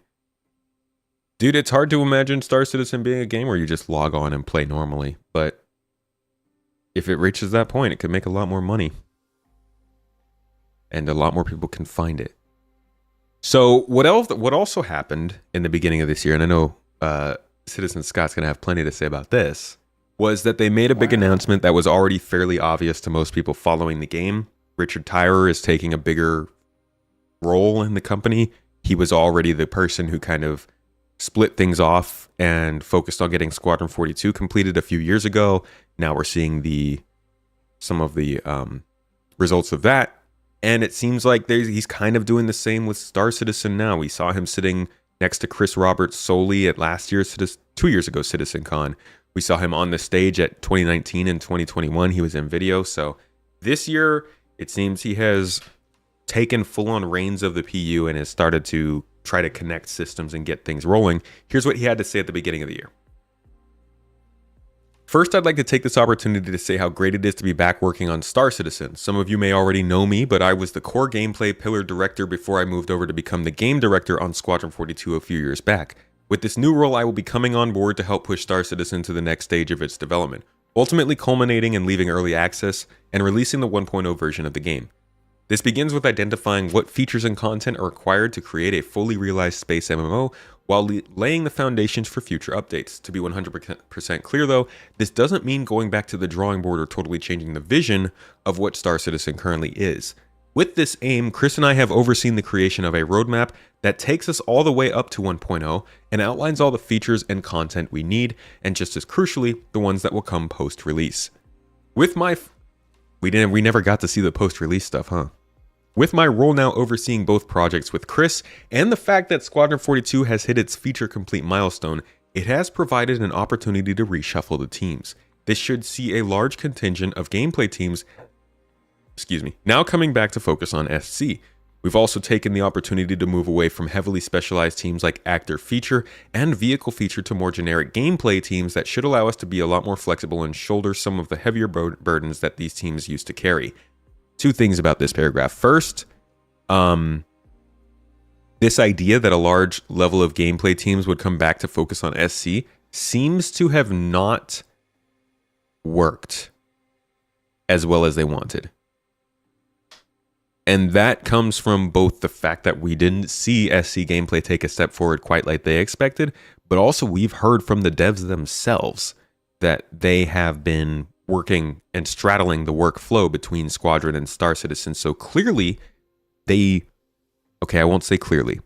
My speculation is that they prematurely announced Squadron being feature complete and that people would be able to move from that to Star Citizen to work. And in reality, they tried to do it and realized they needed to bring those people back to do a lot more work, which slowed them down. Maybe we'll see that actually happen in the next year, but I wouldn't hold out hopes for that, just for the simple fact that holding out hopes leads to more pain. The other thing that I mentioned with this paragraph is that this did happen. All of the monthly reports now just have a core gameplay section where they talk about everything gameplay focused going on, and it is the best part of the monthly reports to read. It's good times.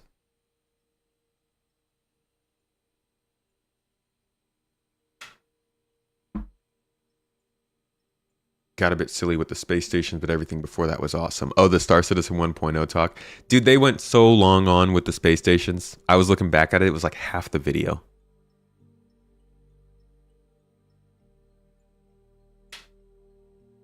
It hasn't worked at all. Well, it has worked somewhat. I mean, we've literally talked to developers, like CIG developers, have come into the chat on this very stream and pointed out things that they worked on that came into the game this year. So it's not like, let's not discredit the fact that these devs did do work, but I just don't think it was quite the expectations they had for how far it would go.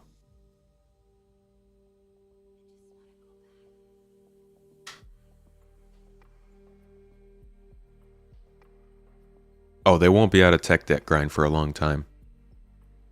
I mean, even things like the mission and transit refactor is getting rid of tech debt.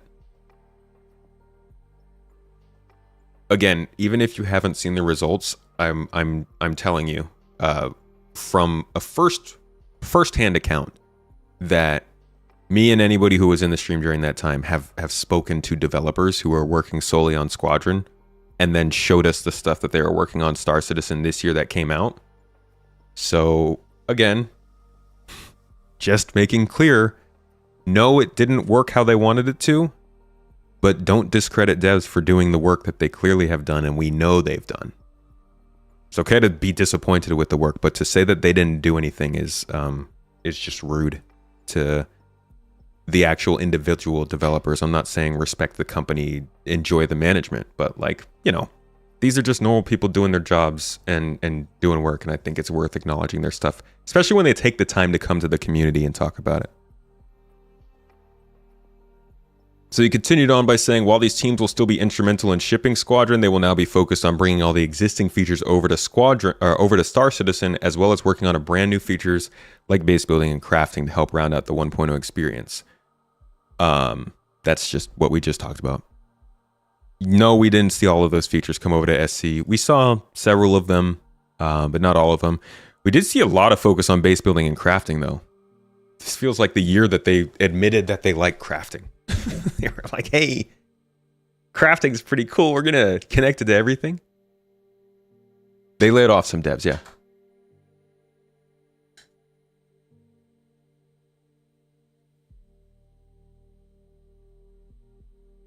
Frustrating to not get what we wanted. It is.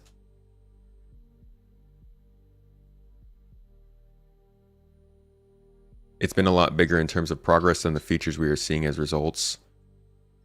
I mean, server meshing it's hard to deny that server meshing is a big deal. But it sucks to not get the features you were looking forward to.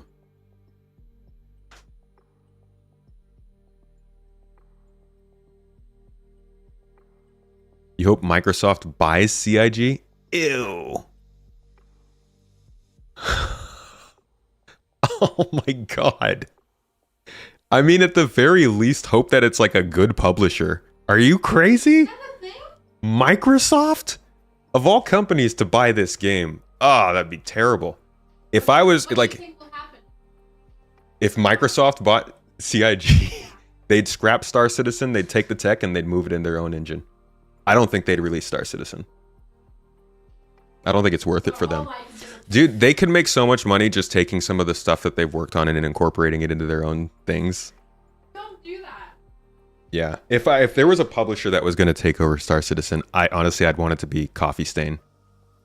They probably can't afford it, but I love the way they handle their games.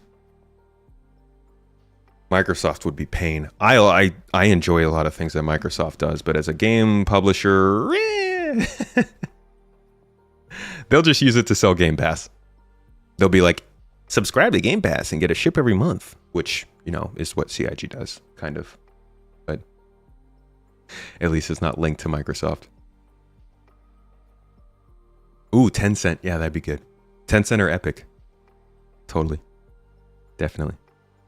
No, I think Microsoft would do things similar to what CIG does in terms of funding, which would not make us happy, but I also think that Microsoft has different priorities than CIG would have in making a game. Microsoft has an ecosystem to think about. CIG is basically their cash cow as Star Citizen.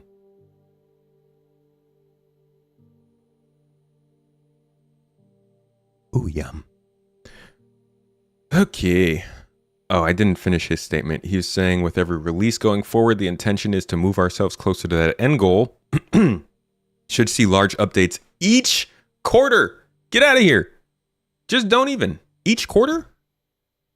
How many updates did we see this year? Did they extend the length of quarters? And I didn't know.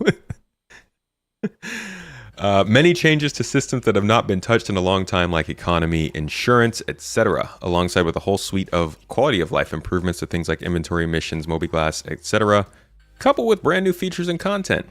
I don't know, man. That stuff lagged for sure. They also mentioned there's a reorganization going, so this has dominated a lot of press around Star Citizen this year. They've made a few significant changes from a personal standpoint. Chris has moved to Austin, Texas from Los Angeles to be closer in time zone to our main development operations in Manchester, Frankfurt, and Montreal. Another sign that LA is being deprioritized.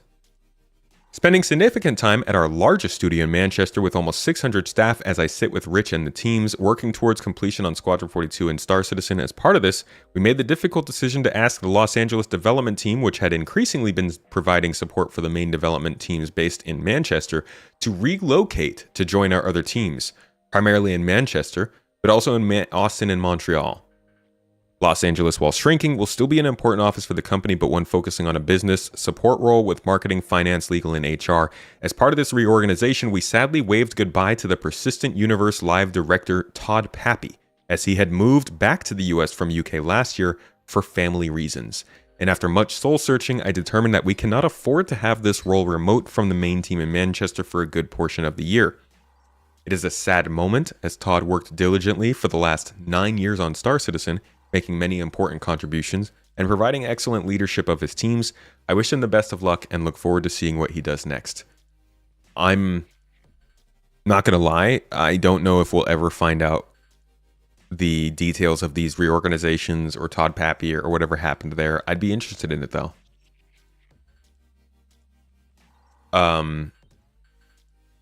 But the LA studio is clearly being deprioritized. They've given people chances to move.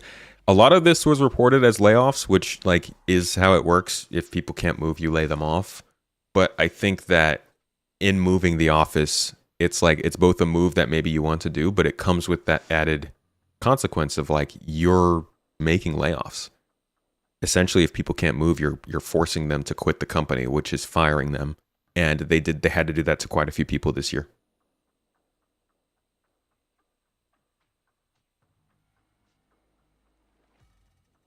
CIG doesn't work on secret projects to get additional funds that we would have seen. Yeah. Is that a comparison to Microsoft?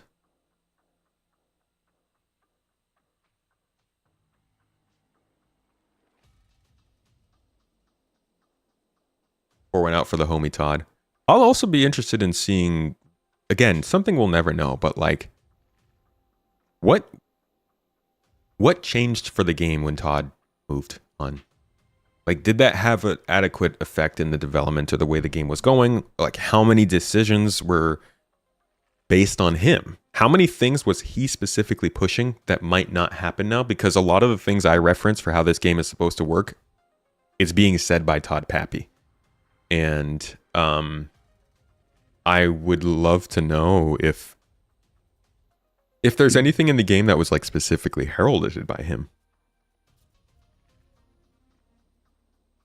So yeah, Chris moved, Rich moved into a new position, Todd Pappy was moved on, a lot of moving around in their offices. This was a huge year for restructuring in CIG, and from what I've heard, this is not things that CIG have said. This is stuff I've heard kind of in the rumor mill, so please do not repeat this as official news. Don't take this as the law of the land. These are just some speculations and things that have been noticed. But they have been noticed for having problems with development over the years, over the last 2 years particularly, things just going certain ways. And this year, we saw a lot of restructuring, reorganization, people being consolidated under Rich, a lot more people moving into the Manchester offices. These movements were part of CIG confronting the criticism that they've had about their management style, about their inability to make progress in certain areas, or their possible practices in inefficiencies. It's not to say that this isn't ringing the bells or anything for alarms, but I just think it's important to know that you can complain about problems a whole bunch and tell somebody to fix those problems. But when somebody goes and makes the hard moves to fix those problems, it's worth noticing that they are trying to be fixed, as opposed, I've seen a lot of people's takes be oh, they've done all this terrible stuff all this time. They haven't been able to do anything. And then they make these layoffs and start restructuring the company. And people are like, oh, they're failing. It's getting even worse. When in reality, that might be them making progress towards fixing the problems that were causing issues before. And I don't know if that's true or not. I'm sure some people would say, oh yeah, we've seen a much better uptick in real features being delivered this year. Some people would say it's gotten worse.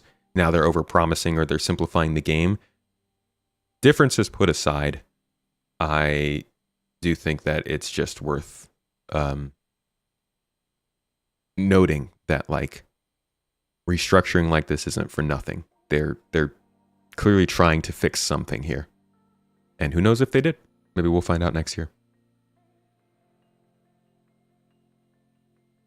Big economy pusher.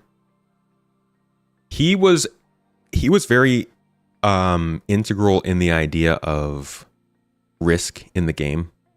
He had this idea of in the game, no matter what, you'd always sway somewhere between a 90% safe, 10% in danger to 10% safe, 90% in danger idea. That even if you were in a safe star system, you'd still have some little bit of risk that you need to look out for. He was a big proponent on the messaging there, so I do wonder if that's changing at all.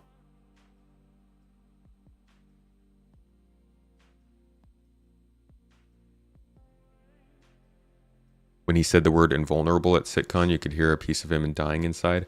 Dude, I think there should be invulnerable bases somewhere. Like, give people the choice. So that's the letter from the chairman. Big part of the first part of the year, but from there we moved on into March, where things were continuing to be talked about. We were seeing roadmap roundup stuff going on. The new character customizer was coming up, which we'll talk about soon. Reputation was on the progress tracker, which still, I don't know if anybody in chat can confirm. I still don't know if this is working as it's supposed to. They say that you can affect your long-term standing with in-game organizations, such as reducing reputation for killing a member of that faction. AI belonging to a certain faction will react differently based on their reputation to you. Being an ally provides the player benefits such as more generous friendly fire thresholds and providing medical aid.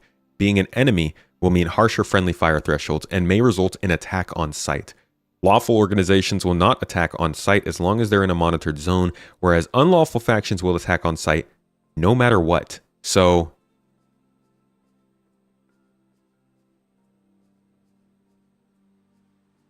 dude, I think I missed that the first time. Yeah, are they telling me that even if I have high reputation with a gang, they'll still attack me? That's not what that means, right? That can't be right. This is the foundation which allows players to become allies with in-world criminal factions and enables places like Grimhex to enforce their own law. Yeah, so you can't become an ally with a criminal faction that's going to shoot you no matter what. I think that's just a little bit of a weird way they've put it, but have you guys noticed this? A lot of places in Stanton are mostly safe, yeah. I would say not around Grimhex, not around the prison, not around Yella.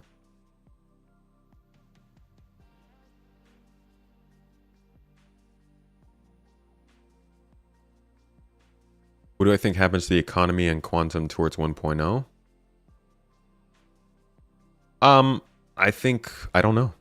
I think we'll see a dynamic economy and StarSim will take some level of the quantum economy or the quantum simulation and incorporate it. I don't know how it's going to change though. They did a big restructure starting of 24 in response to criticism. Is that correct? I don't know if it's in response to criticism. From what it sounds like, again, this is rumor mill stuff. They have been restructuring over the past couple of years to try and handle some of the things that have been noted about the company as being inefficiencies. But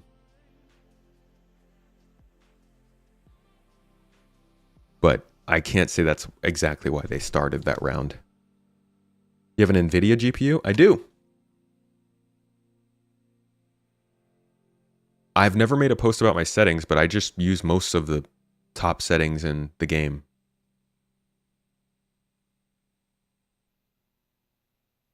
I see what they're saying, Lucid, thank you. Ref is a bit tough, yeah.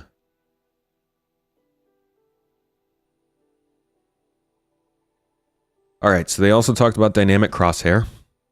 This was I think, a bigger moment for the game than what the crosshair represents, because if I'm not mistaken, this was the very first instance in Star Citizen where you could use armor to get a hand up on somebody else, which means that armor starts to be, well, besides the like protection and carrying capacities of armor, dynamic crosshair was the first time they allowed a piece of armor to affect your progression through some kind of unique quality. We saw this during CitizenCon. They want to have armors that allow you to like upgrade and progress without unlocking skill points for your player. The first one was the dynamic crosshair and helmets. So good addition, bigger deal than it was, but still not a huge deal, especially not for people who don't care about combat. Around that same period, we also saw the new RSI launcher come out. This was, I think, a good addition to the game. Not only does it look a little bit more professional, the controls are a little bit better. It overall is just a better experience, but it clearly is planned for the future. With the tab for games, you can see Squadron 42 is going to fit here. And this was the first real launcher upgrade we got since 3.0. Once again, another thing changing in 2024 that changed in 2018. We got the, what do they call it? The Delta Patcher at one point, which allowed us to lessen the size of patches. But as far as an overall functionality focused update goes, we got a new launcher this year, which was nice. Not huge, but nice. We also saw Overdrive Initiative this year. I don't remember if this first started in December of 2023. I think this was the first run of it in the beginning of 2024. But this was like their first time trying to... Was it their first time? Overdrive Initiative. Yeah, I believe this was their first time trying to create missions that had stages, so you could do them over time and complete them throughout a couple of weeks. I think this is a good model, but it's got some work that needs to be done. Biggest one being the game needs to run well. But they started doing a different type of global event this year, and they've continued it now with Save Stanton. So a new evolution to global events in 2024 might not feel like a big deal now, but I think in years' time, we could be looking back on when we used to do Jumptown and Xenothreat and Siege of Orison, and then we will think about 2024 when it went from being Xenothreat to Operation Overdrive, when it went from being, I don't know, Blockade Runner to Save Stanton. And maybe we'll even get some longer played out version of this for Jumptown too. But overall, this was a chance for them to release a new type of global event for people to take part in, and I think this was really good for groups. I don't know how players who like to play solo found it. I think I jumped in a couple times as a solo player and had a good time, but in terms of if you can have a group of friends or somebody you group up with, these events were pretty solid for that. Save Stanton is a weird name. I agree. We were Go this way. Okay. Our first live show that we're going to cover today was Star Citizen Live. Shortly after that, I think this was late March or early April. Let's see. You were taunting everybody. So this was May. Wow, we just jumped a little bit, didn't we? Okay, we're going a little bit out of order here. I think this should be over here. But there are a couple bits of info that I want to go over anyways during this. Let's talk about economy, because you guys were talking about that. Here's what they were saying about economy towards the beginning of the year. Economy updates have been few and far between for the persistent universe. It's I think a lot of the easy criticism of stuff in the PU has been the economy. We know that there are some economy updates coming in 3.23, but we haven't really fully discussed those. So what can you tell us about what's happening in 3.23? So we wanted to basically review a bunch of our major items in the game. So looking at like armor, weapons, ships, and basically start to apply more logic to why they are being priced that way. So we started with the weapons and armor basically. So we started looking at things like applying value to different aspects of them. So like looking at pure size and just going, associating a rough material cost with a pistol is obviously going to be less material cost than a bigger rifle or a shotgun or something that's a bit chunkier. So obviously there is a weight of value associated with that. Then also looking at things like manufacturers, because manufacturers have a some of them have like a manufacturing quality associated with them, or a prestige. Looking at the different tech levels, we've got some kind of very basic ballistic weapons, and we've got some very advanced, like, you know, electron or like laser weapons that are going to be, you know, a manufacturing cost associated with them. So people can go in and go to the shop and go, like, look at the different weapons against each other and go, oh, okay, this makes logical sense because this is rarer, or this looks more expensive and feels more expensive to use. And we did the same thing with the armor too. Then we started looking at some of the bigger ticket items like our ships. So again, we applied very, very similar logic to those, where we kind of go like, okay, let's look at the size, let's look at how they're being used. Are they used to make money? Because if you think about a commercial vehicle in the real world, typically they cost more because you're going to be able to make money with them. And then looking at manufacturers, quality, is it a luxury ship? That then applies more value to as well. And then obviously weighing that up against the actual prices that, you know, you're paying real money for as well, and looking that and making sure there's an association with them there as well. And that also kind of allowed us to like look at a lot of the outliers that we had previously and kind of go, oh, okay, some of them are sitting way far above everything else for some reason, and some of them are sitting way far below everything else. So it's kind of just been a way of leveling it out, applying logic to a lot of that stuff as well. A lot of things to say about the economy, but oh, it looks like he's about to sneeze. Sorry about that, John. I don't actually know if I can't remember if there were big economy changes in 323, but economy has been a big topic this year. And while we've seen it made progress this year, specifically 4.0 seems like a really big jump for the economy. We've seen more changes in the economy than any year prior. And I feel like that's something we can say for a lot of things that have to do with 4.0. We've seen more this year than other years, but that's not what we were expecting. Our expectations were set even higher than that, and they fell short of those expectations, which still found us doing better, I think, than other years, but not quite as good as what we were hoping for or expecting. So while economy has been changing, I think we saw some of it in 323, definitely some really significant stuff that makes a difference in 4.0. I don't think people probably noticed much of the economy changes throughout the year, mainly because the instability didn't let you experience it, and there aren't enough missions and things to do, commodities to trade, and game loops to get really stuck into that you would notice it all that much. So I do think we saw economy changes this year. I don't think they had as big a impact as they could have had. Couple other key things to talk about here going into the rest of the year, because these are just beginning of the year, right? We're going to talk about these as we keep going. Here's a bit on master modes they talked about. Toes. Rich, we've talked about master modes quite a bit. It's had 2 CitizenCon presentations, it's had an ISC, it's had at least 3 SCLs since we first started talking about it 2 years ago. Thank you for the belated birthdays, by the way. I've been enjoying my time. And thank you for the subs so much. Y'all have been amazing today with the support. Thank you for the birthday wishes and the good times. You're pretty cool. Happy December. At 2 CitizenCons ago, rather. Brigadier. Technically 3 CitizenCon ago now. We haven't talked about where it came from. Like what was the problem, and why was this deemed the solution? Well, first off, I think the fact that we're working on a live game, the issue is that we should always be looking at, even if we've got a system that's out in the wild, we should be looking at evaluating it and does it deliver the gameplay that we want, that the community wants, that Chris wants.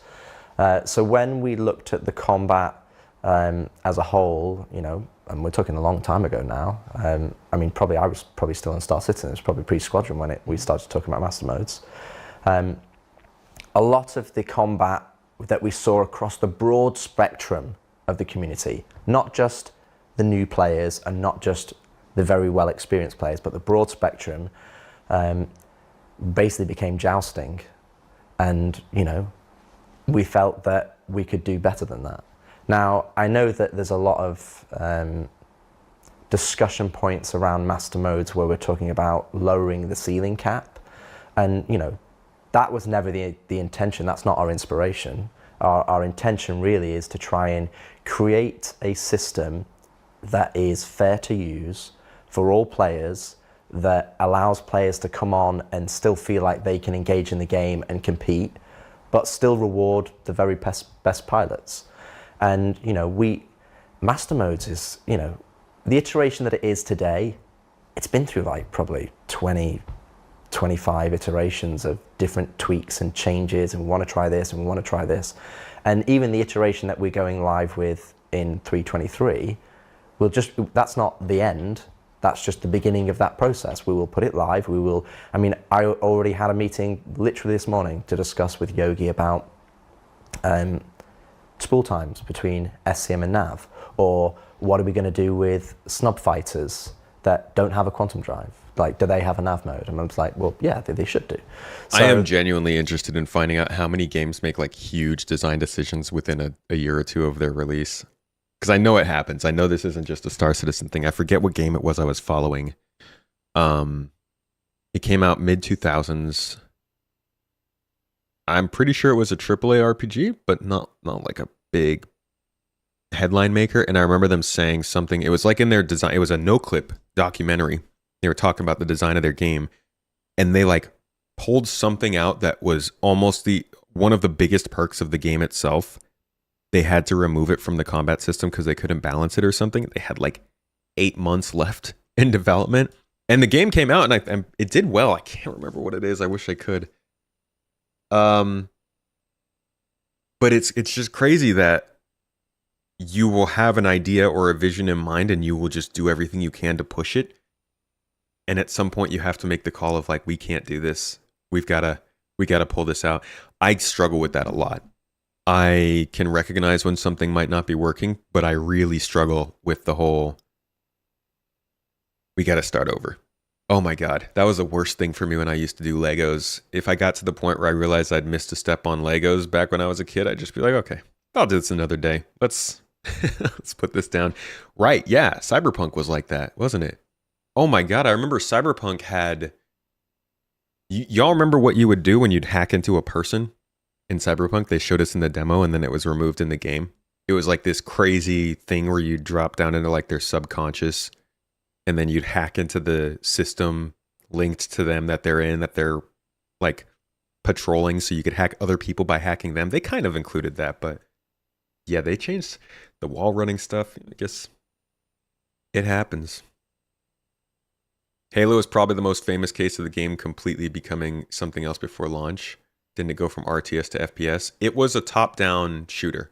I don't think it was quite an RTS, but it was like a you're over the top kind of shooter. And then it went to third person, then it went to first, yeah.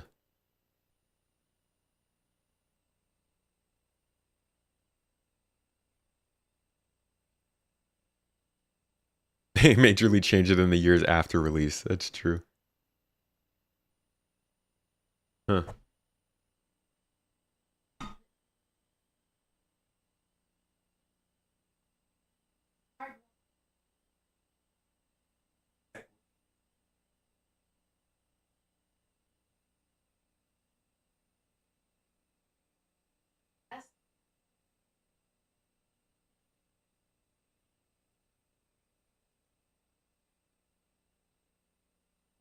All right, I'll have to figure that out after the stream. Yeah. Yeah. Something weird happening with our bank account. Yay. Love when purchases you didn't make are popping up. Yay. Crap. I hate that actually. I don't know. Need to figure out where those are.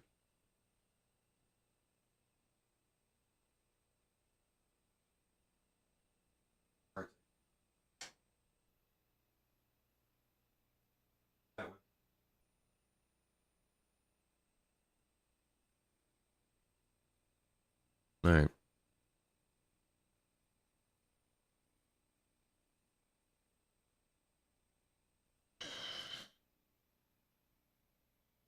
I don't know if we can close that card right now.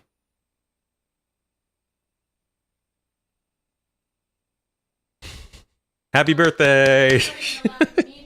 God dang it. Yeah, just close the card. God, I hate that. I hate that. I hate that so much. Oh my gosh.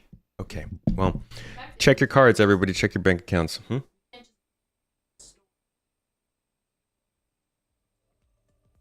That happened to you and you work for your bank? Aye. God, I don't even know where I was anymore. Something master modes. There is the expectation is that master modes came from the goal to try and improve the overall flight experience for both combat and non-combat in the game, so that you can feel like if you want to be a space trucker, you know, that's cool, you can switch in, or if you want to be, you know, a trader or a miner or combat. So it's about taking something and making it accessible to new players, that it's has a lot of depth for existing players to then take, you know, advantage of. And, you know, really that was the inspiration. There's never really a moment in time where you start going, this is a problem, we just need to fix it. It's more about you evaluate these systems over a longer period of time and then start to think of solutions about how to improve it. And then those solutions grow and grow into a new system that you go. And they're still working on that system, that's for sure. So they were talking about master modes for sure at the beginning of the year. I mean, it was coming in with 3.23, which was a big opportunity for them. There's one other thing that I want to highlight in that video. Actually, I clicked away. One other thing they talked about early in the year in this specific Star Citizen Live that I think is worth looking at, because it kind of set the stage for a lot of other explorations, people, like just general expectations people were setting based on what they were saying. So here's one last one about logging out and logging in. Thing. We've seen a hot take about bed logging not fitting the vision of what Star Citizen is going to be. Care to elaborate on what you're thinking about doing with bed logging and how logging in and out will look in the future? Is there a change to bed logging? Did I miss something? I'm not sure what that hot take is, but we're definitely in favor of bed logging. In fact, in the future, we plan to give the player buffs for getting a good night's sleep in bed, and have that be part of the game loop. But we don't want to limit the player to that. It's like having a bed shouldn't be a requirement to log out of the game. In fact, in the future, we want, no matter where you log out, that's where you log back in. You have all the same missions, like we want your place in the universe to be persistent no matter where you log out. So that's where we're going. So it'll be an option, but not a requirement. Correct. Okay. So that was like a really short answer, and they haven't touched on this again since then, but that was like a big announcement too during this episode. So that was just a couple of things that I think were important to hit from the Star Citizen Live, but that was apparently in May, and we're not even out of March, so I don't know why I got the timing so off on there. This is like way up here. But here we are now for 3.23 coming out towards the beginning of this year, and it was marketing madness. This whole release, they had so much pent up on this to push the game, and the community was so freaking ready. So ready to just take Star Citizen and run with it, starting with 3.23. The changes they were showing looked like they were going to make the game easier to play. The direction they were showing felt like they were getting more into kind of like polish and regular feature additions. The hype they had set with CitizenCon was great. And then it came out, and it did have things that made differences, but as far as the central gameplay went, it was the same Star Citizen. And on top of that, game performance was degrading. There wasn't really enough new here to capitalize on the hype set from the year prior.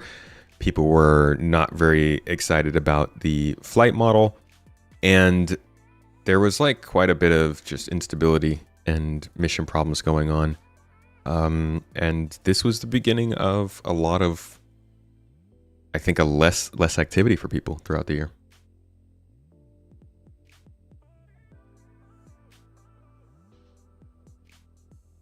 Bed is not useless. You said they want to do buffs on the bed. So do you not watch my videos, man? You only come to the streams, which is okay. You can do that. But I just had a video all about the bed logging and stuff last week.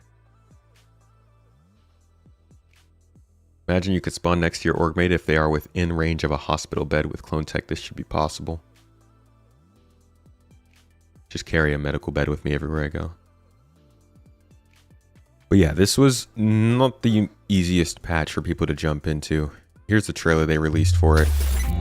Like I said, heavily marketing focused. I think the last few trailers, but specifically 323, is much more of a game trailer than it was like an update or patch notes trailer like these patch trailers on YouTube used to be. Here it is.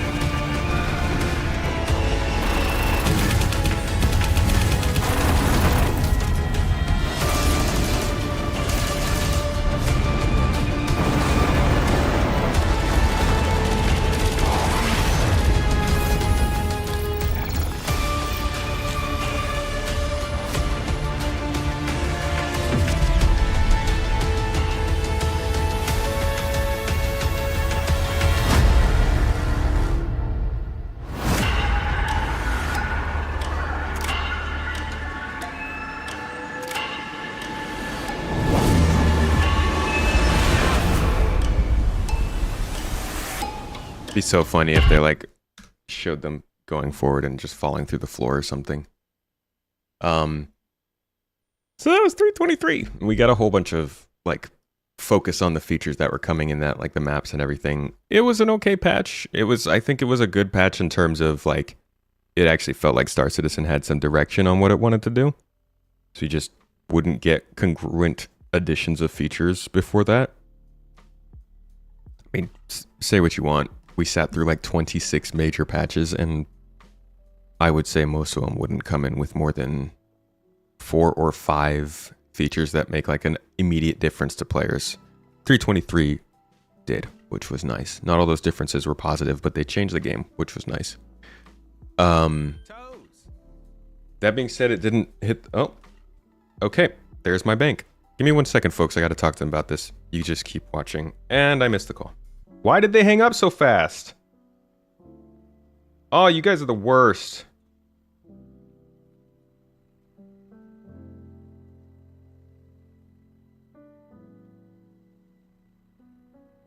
Hold on a second, guys.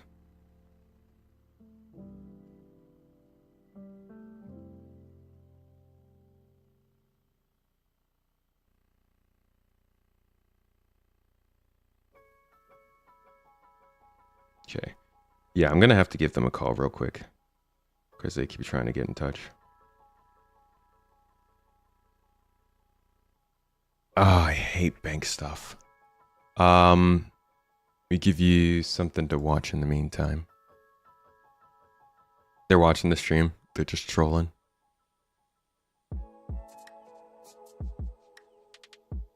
Oh, it's not a spoof. I've got them on my phone records. I'm very, very familiar with our bank because international banking sucks. It's horrible. It's terrible. It's the worst thing ever. Where were we? So...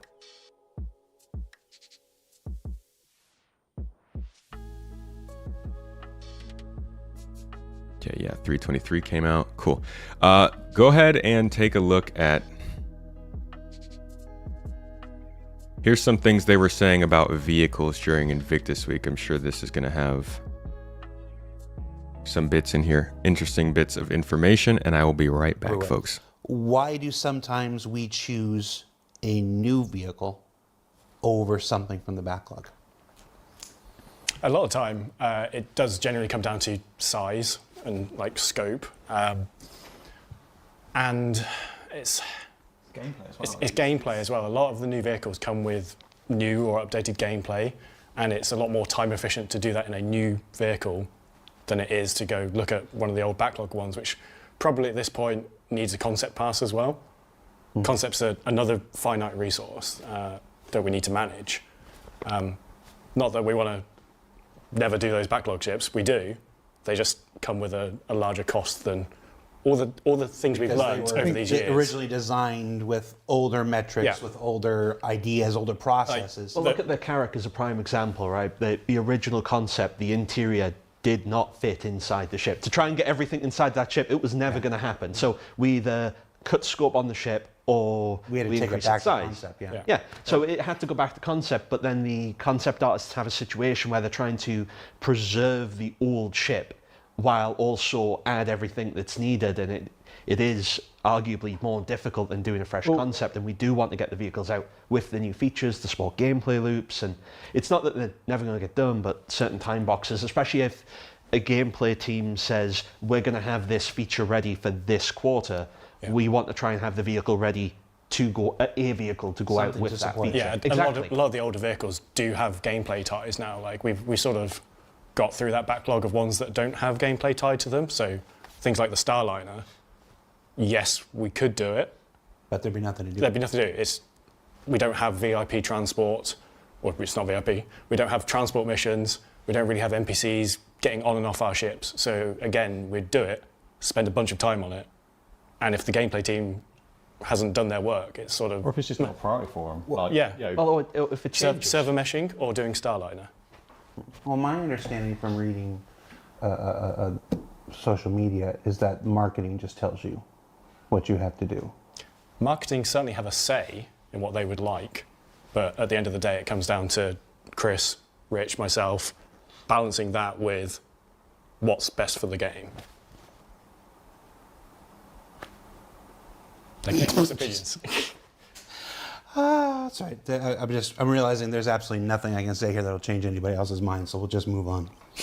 Let's see. We talked about how there's a disconnect between the disconnect that sometimes exists between the ship and the ship features. So I don't think we need to relitigate that. Let's talk about variants. So with the Firebird and the Nursa, do you like it when it's called the Nursa? I love it. Only heard about that recently. I wish we'd figured it out during the actual development, because we always nickname ships when they're going through development just because it happens organically with the team. We never came up with Nursa, and I love it. I wish we'd figured it out. Okay. So the Firebird and the Nursa are both variants of existing vehicles. Like I said, I've been here a decade now. I think occasionally we go back. Occasionally, like the Masters of Flight series, when we did 4 new variants of existing ships and stuff. Sometimes we go back, but we haven't a lot in the past. You know, it's a lot of our time and effort has been focused on either finishing up the backlog or creating new things for new game features and stuff. We don't always just look at what we have and be like, you know, if we tweak this and tweak this and tweak this, we could get another purpose out of it. With the Firebird and the Nursa here, is this a turning point for that? Are we now looking to make more variants to go back to look? Is this just a coincidence and I shouldn't make anything of it? I think it's mixed really, because as we've already kind of spoken quite a lot about, is about, you know, that schedule Jenga that you've got to play to try and get, or Tetris that you've got to try and play to get things into work together. It does tie into also bringing ships up to our kind of current standard as well, because a lot of the time that going back and revisiting other ships to bring them up to kind of the current standard, it's not a short amount of time. It's not a short amount of investment that goes into it. The Retaliator is an example. You know, a lot of things have changed since that ship was made, and we keep internally we're like, oh, it's like an onion. Like you take one layer off, you're like, oh, wait, no, we need to do. Oh, okay, that layer comes off, you're like, oh, no, that means we need to do that, and like, you know, before you know it, you're kind of almost back to square one. But you're trying to. It's the same with the whole sea. We Same with had the to whole- limit what we did, because then you started noticing more. Yeah, and it's about like restoring an old car. Yeah, but you want to retain some of its original character as well. You don't want to go in there and make a Mark II. You want to kind of like build on it. But sorry, with the variants, you know, if we're bringing stuff up to current standards and we're making a variant at the same time, it becomes a little bit easier because you're kind of like You get more from the same work. yeah, like I think you were saying earlier that when people have got into that particular zone for that particular vehicle or art style, or whatever it is, it's quicker or you're already there in the files, in the guts of it. It's not too much extra work to sprinkle some extra art time on it, right? Yeah, so I think we are getting a little bit more for our money by doing it that way. I don't think like we quite often kind of we'll see a post or we'll be chatting and we'll be like, it'd be great if we did, I want to do a Crusader Jalopy. Giuseppe. or I love how it's now cut a bounty hunter ship or whatever it is. Like there's lots of things that we talk around between ourselves because we're like, that'd be super cool. And sometimes those things are like, actually, that'd be super cool, and it fits. And sometimes it's, that'd be super cool.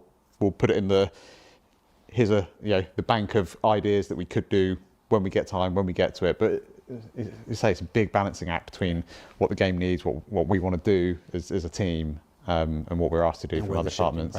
Variants are a great sort of new starter task as well as their first real meaty project.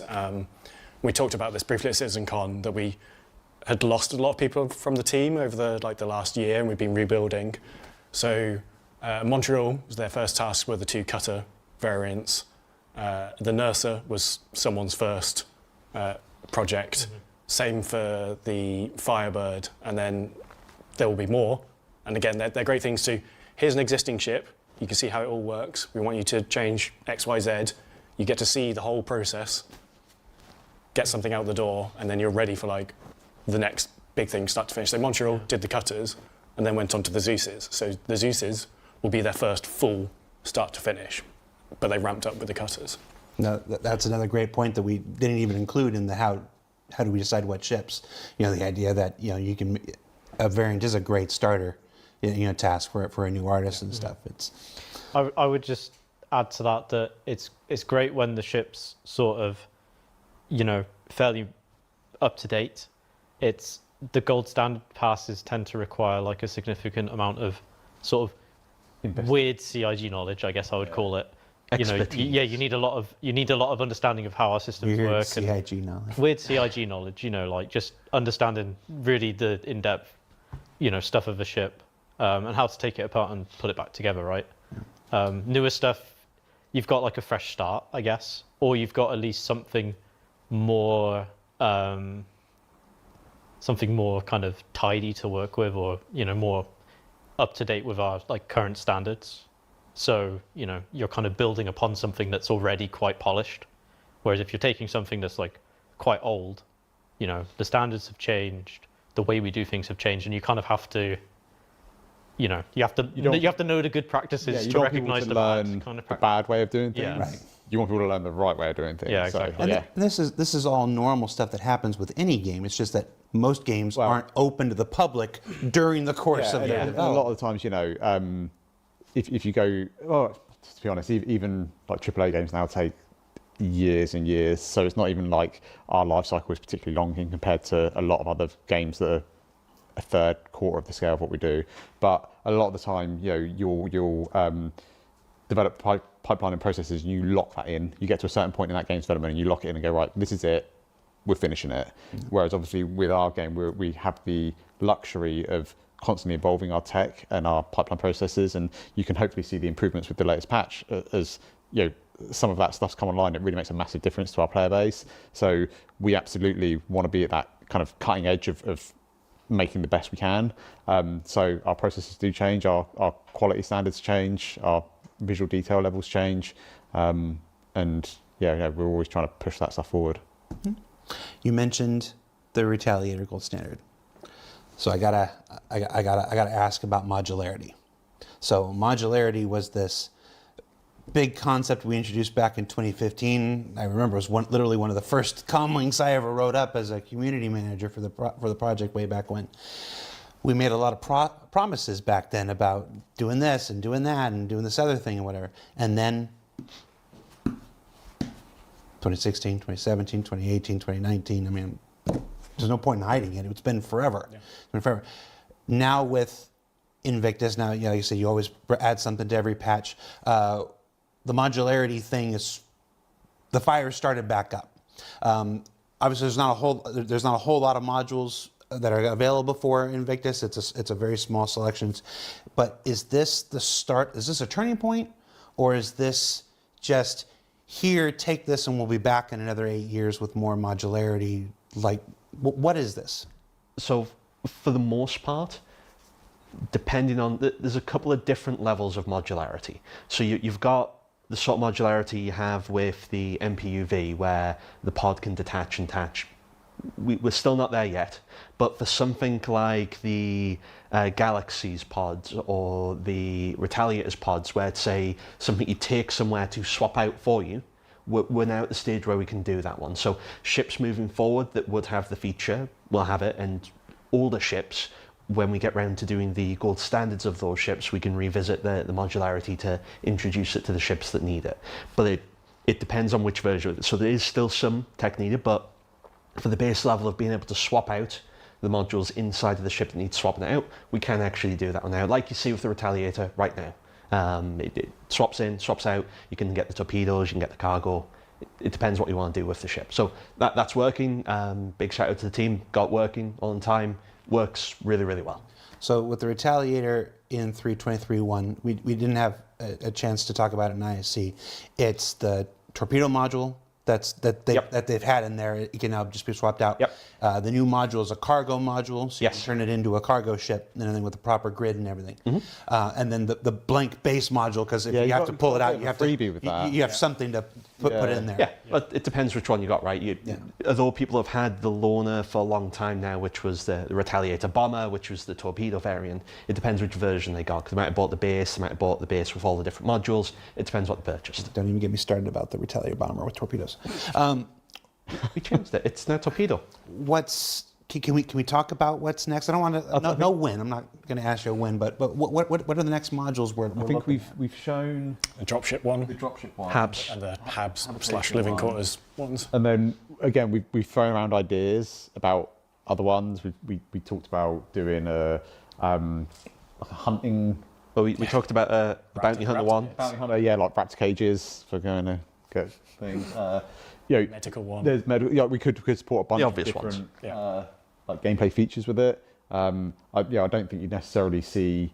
I don't know, like a salvage version or anything. So I don't think it's going to be a case of like all of a sudden it becomes like the Uber ship, that does everything. I think it still needs to make sense as to what that vehicle's kind of role is. actually give it a bomber, a bomb dropping module. So We'd love to. Yeah, I do want to touch quickly on the torpedo one, because I know there's an issue for some players at the moment who have the bomber one, that they're missing their torpedo modules. Then Turbulent and Platform are looking into it. There's a couple hundred accounts. For some reason, when their pledges got converted from the old bomber to base plus torpedo module, did not get the one, but that is being looked at. So I've seen a few issue council things on it, but it's being looked at. So let's move on to ground vehicles. 'Cause, it's not just all spaceships and stuff. The Pulse, certainly, changing things for bunker missions and life inside space stations at the moment. Did you tell anybody on the mission team you were doing this? I mean, as John says at the very beginning, we send out an email to every lead and design. It's not new. When it used to be, I remember back in the days of Port Olisar, people used to get the PTV. X1, PTV, and Dragonfly inside the airlock, and you go down to spawn your ship for the first time, and someone would just be sat in the middle of the globe on it. And the goal was to make a vehicle that could fit inside everything. And success. We were thinking more other vehicles, but it fits inside everything. So. There are mechanisms that are supposed to sort of limit it and prevent it, both short and long term. Like, if someone came and drove their car around inside here, the police are not going to be too happy about it. I know that there are currently some issues with ground physics or whatnot, the Ursa bumping around or bouncing and stuff like this. Any joy for this? Any hope for this? It's somewhere between network and physics, looking at, because there's a weird update problem where, and you can see it if you have a load of vehicles next to each other, that they all sort of bounce on their suspension at the same time. That's being looked at. which doesn't happen in the editor. So this, again, sort of the experience we have when we're developing these vehicles doesn't translate one-to-one with how it is in the live product, frustratingly. People have seen that, or hopefully have seen the fix for that for AI combat recently in the recent patches, that they've gone from being unresponsive at times to... I'm sorry, anybody who is very enthralled with that. I just finished. I got off the bank. I got off the phone with the bank. And I believe the person that I was talking to has never actually done that before. You rock. You know that? Because, you guys know how I'm like one of those annoying streamer people, and I'm like playing the game, and every single thing that I do, sorry, not a great spot. Every single thing I do, I narrate to you guys. Okay, well, I should probably pick this up. Oh no, it's broken. I'm gonna drop this. Oh, let me put this down and see what that does. Let's move over this way and do all that. That's what they did. Everything that we had to do to get through the fraud alerts for my card, they described the things they were doing on their end. So it was like, I kid you not, I would be like, yeah, let's go ahead and close the card and we'll send a new one. And then she's like, okay, well, I'm just going to go ahead and do this. And then I'm going to do this. We're going to get you a new card. So let me just click here. Okay. And it's asking me, she literally told me, okay, so the paper here is saying that you should be giving me this information and this information. And I'm like, why don't I just fill this form out online? It took so long, and there would be things repeated. Like I've just never, they needed to train these people, man. I don't usually complain that much about folks on the phone because like you're not working a fun job. You're in a call bank, you're in a phone bank, you're sitting in a room answering calls from angry people all day. But like, there should be some training. I knew the process better than she did, that's for sure. I guess what does that say about our credit cards? Anyways, thank you guys so much for the... What? Huh? Frisch? Frisch, it says Frisch did a Ko-fi donation right here. Thank you very much. Oh my God. Did you say $200? Jesus Christ, dude. Thank you, Frisch, for the Ko-fi... I don't even know what to call that. It says Ko-fi donation on chat. $200 freaking dollars, man.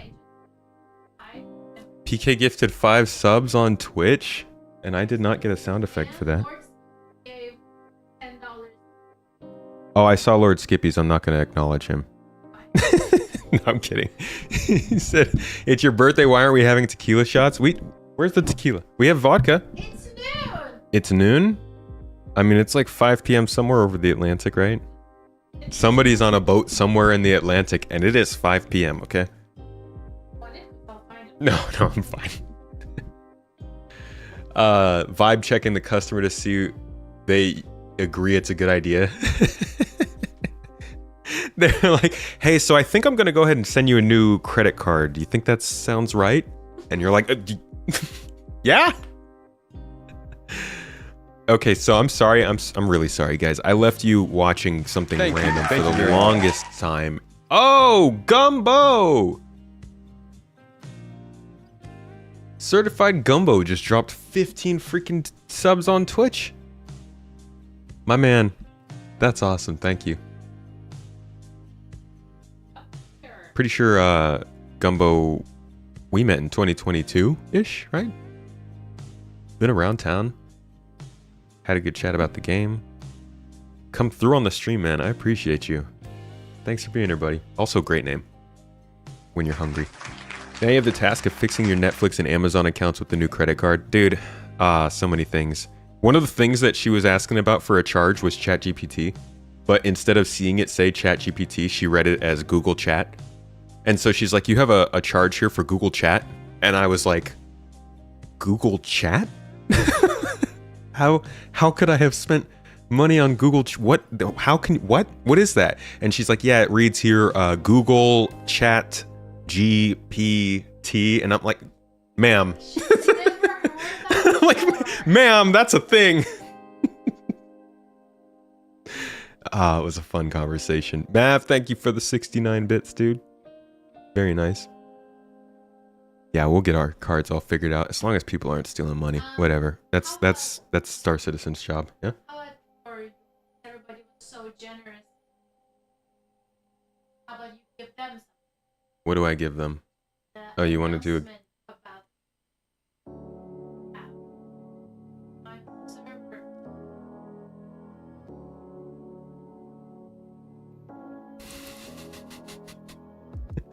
Mrs. Tomato is being very what's the word?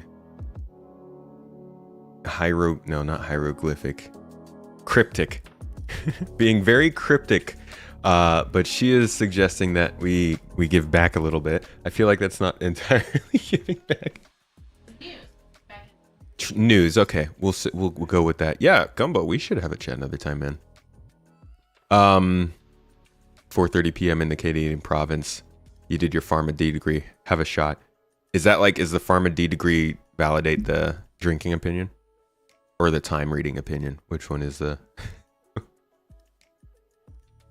best part? We could see your credentials on the bank's live stream. Were they stream sniping, dude? Yeah, so Mrs. Tomato was telling me to a little announcement for you guys. We do have, I was talking about merch just earlier. We have a nice little piece of merch, specifically GII focused for those who are in the org and have been looking for something to maybe represent. Mrs. Tomato has been hard at work for like the last 2 months, 4 months, trying to get the right vendor in the right place at the right time with the right design to get you something good. You want me to tell them what it is? It's a jersey. It's a jersey. Yes. Yeah, GII's got its own jersey now.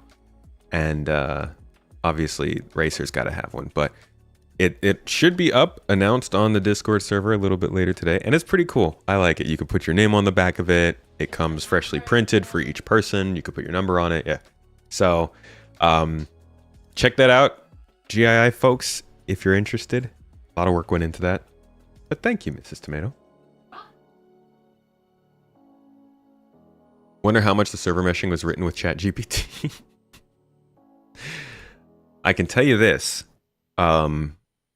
I don't like to out him because I don't know how much he wants that kind of stuff to be known. But one of the main people behind server meshing, I know for a fact, who was working on the tech that they brought to the team to build into server meshing back in like 2018.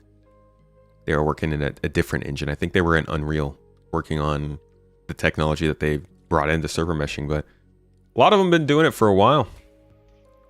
Anyways, why don't we get back to what the heck has been going on with Star Citizen over the year? God dang, we have so much to go. All right, Ursa Medivac. You guys remember this?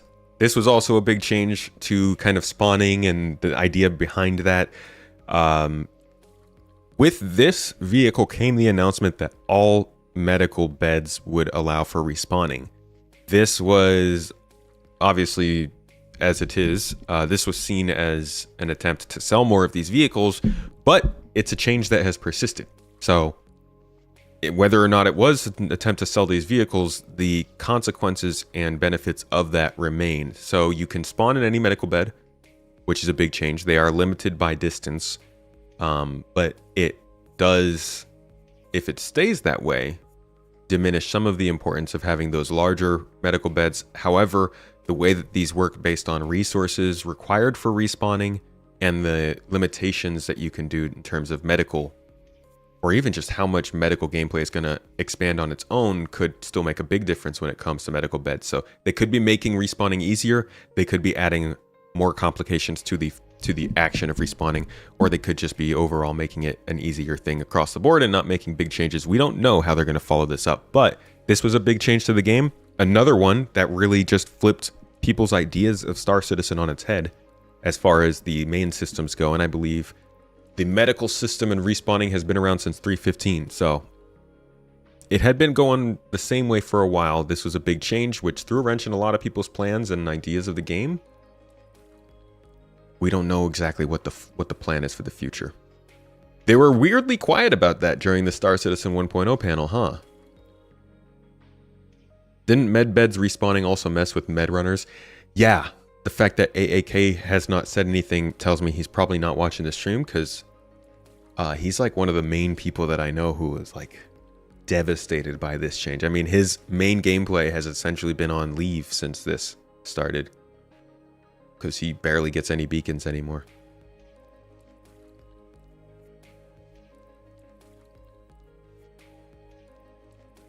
People who pledged the character were upset. I mean, people with that kind of a ship and that kind of medbed need to be able to do something that's special.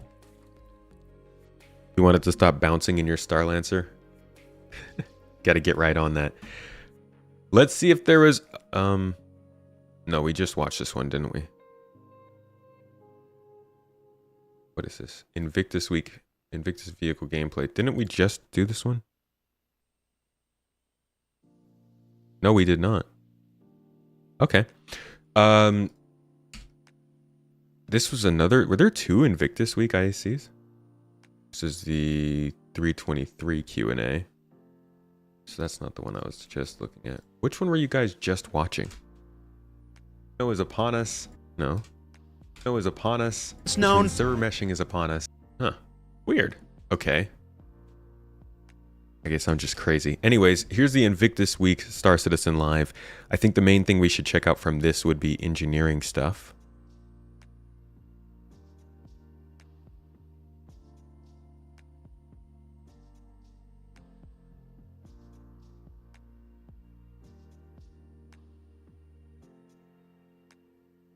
Because engineering was a big topic this year. Followed us the whole way through the year. Here's something they said pretty early on about engineering. I think this will give us a decent idea of what they're planning for this first release, which we should be seeing in the next couple... I'm just going to say years to be safe. What should people expect from engineering in 4.0? So as of now, for 4.0, let's start with live support. So we will have live support that has the fire system in it. So live support is also a valid counter for fire that you will see on your ships. We will have room propagation. So you opening a door to the outside will basically evacuate all the atmosphere of your ship to the outside. We have atmosphere maintenance, where you as the player are responsible for making sure that your life support generator runs well enough so that there's enough breathable atmosphere inside the rooms. And yeah, as already said, so the life support generator is a new item that we will introduce, and the life support generator then will create a new resource that is the so right now it's still called life support resource. Like we are really creative. That's a really key thing too. Life support resources. The general idea of resources and subcomponents is still not as talked about as much as, say, the glitches or fires that can break out. I think just because those sound more scary. But the complications or the benefits they can create through the use of resources, catalysts, and other additives you can feed into components, that's the same kind of development energy that I see for things like crafting. You know, being able to change something based on your action or feed something into an object that changes its design is kind of like crafting, in my opinion. And so these sorts of advancements, it makes sense that they're all kind of happening around similar times. I know they're not going to be directly related, but these are the types of things that if we'd heard about this stuff like a couple years ago, we would have lost it. I acknowledge that it's been long enough to get to this point that we should be expecting it, but I also just love the fact that the conversations that we see these devs having are so much more focused on the actual game stuff now than concept, I guess. Which I say, it's still been like 6 months and we don't have this yet. With names, there's a filter that is also a new item that is added as the consumable for the life support generator. And yeah, that's just the life support segment of the resource network release. Talking about engineering, here we have the power management that will be introduced. You were not able to see it yet in the Arena Commander mode because we were not ready yet. So especially UI is still a lot of work on us that we need, because we need to get it right. It needs to be accessible. It cannot be like this high scientific method of you basically measuring the joules that the power plant. No, we dude, have to make it accessible. I want to crack atoms. Play audience, but still interesting for those that are really interested in those engineering mechanics. Then we will introduce the relays as the connection point between the items with the fuses. So these are already things that you even see in live in some of the ships that are already prepared. So for example, the Retaliator already has the relay boxes with the fuses inside. And in the Arena Commander experimental mode, you can actually witness their functionality.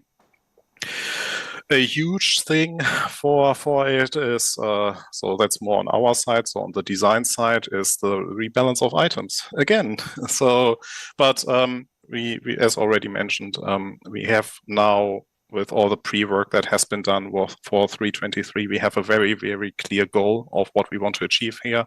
And that is, we want to really facilitate like the items inside the resource network. So items should be more meaningful in ships. So we have a meaningful difference between item classes, for example, where there's a huge difference on the look and feel in terms of gameplay for the civilian and military components, as well as the grades. So this is our internal high goal for the release, that we have a meaningful difference there, so that players' choice actually matters here. And also what we want to achieve here is that it's clearer, the differences, so players understand what's the difference between a civilian and an industrial item more easily, and it's very clear to players what to pick for the journey they want to take. Something that, sadly I had a discussion yesterday, will not make it for 4.0 so as of now is the batteries. So we might push the batteries to a later release. Doesn't mean that they won't come. It just means they come at a later point, because we want to see. Now I would want to see the batteries come in the release at this point, because this was back when they expected 4.0 to be by September. So if you were expecting to get all this stuff done, they're talking about life support, resources, all that kind of stuff. Again, they're optimistic, but that release would have been 3 to 4 months ago. So like I would hope that the batteries coming, if the patch is coming 6 months ish later after they were expecting, maybe the batteries could be in the patch. That'd be pretty cool. But we'll see. Like this is like it's such a crucial feature, and we need to get it right. And every time that we can spend on polish is better invested than actually forcing additional features in. So we rather would like to spend time in polishing the feature and then just making sure that everything is in. I think no one would like that everything is in there and it's not working or it's not working well enough. That's the best safe phrasing I could come up with. I hear you, and I appreciate you sharing that with us. Obviously, when ISC comes back, so we'll keep touching in on engineering over the course of the year, because that's just going to keep popping up. But that was back in May, what they were saying about it. Moving on, we've got May here. We're not expecting 1.0 at the same time as Squadron. Genuinely, I expect it quite a bit after. But as somebody said earlier on in the chat, as close as they can get to 1.0 by the time Squadron comes out, the best. Because most people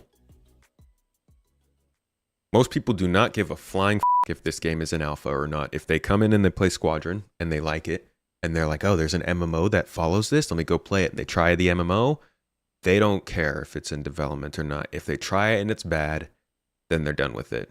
Like, we are a weird bunch of folks putting up with this much jank in a game. I know there's a lot of real games, like a lot of AAA games will say released these days with jank, which is why I think this game tricks so many people into thinking it's actually fully produced. But there is definitely a line between decent performing early access game and what what Star Citizen is right now, and Star Citizen does not meet that.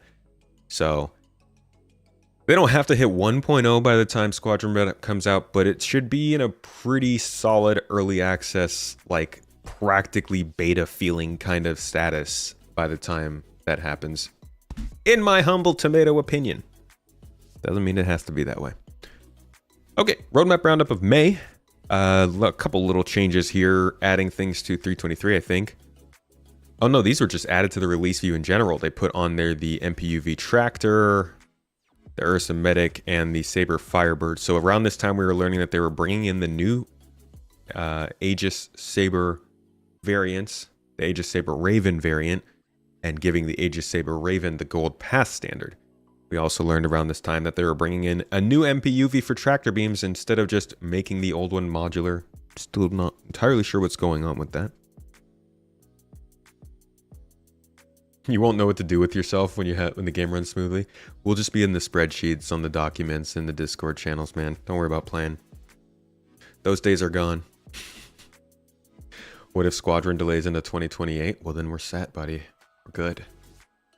All part of the plan. The following cards have passed their final review and have been toggled to committed for Alpha 323.2. So this was also around the time in May that we were realizing more and more delays were hitting these features. They were continuously not making it into the PTU, whereas other things were, and 323 was releasing, and we were up to 323.2. So it was like, okay, what's going on here? That was around Invictus Week time as well. And that was a little bit after this, I think. Move this here. That was Invictus. Did we have anything else during Invictus? Modularity. New versus backlog. I don't think they have to talk about that.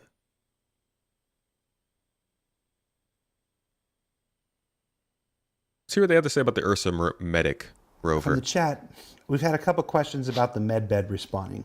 As far as, let me just rephrase this a little bit here. It says, did you change the medbed respawning just to sell more nurses? David, I'm gonna take this one because this one actually isn't some for you.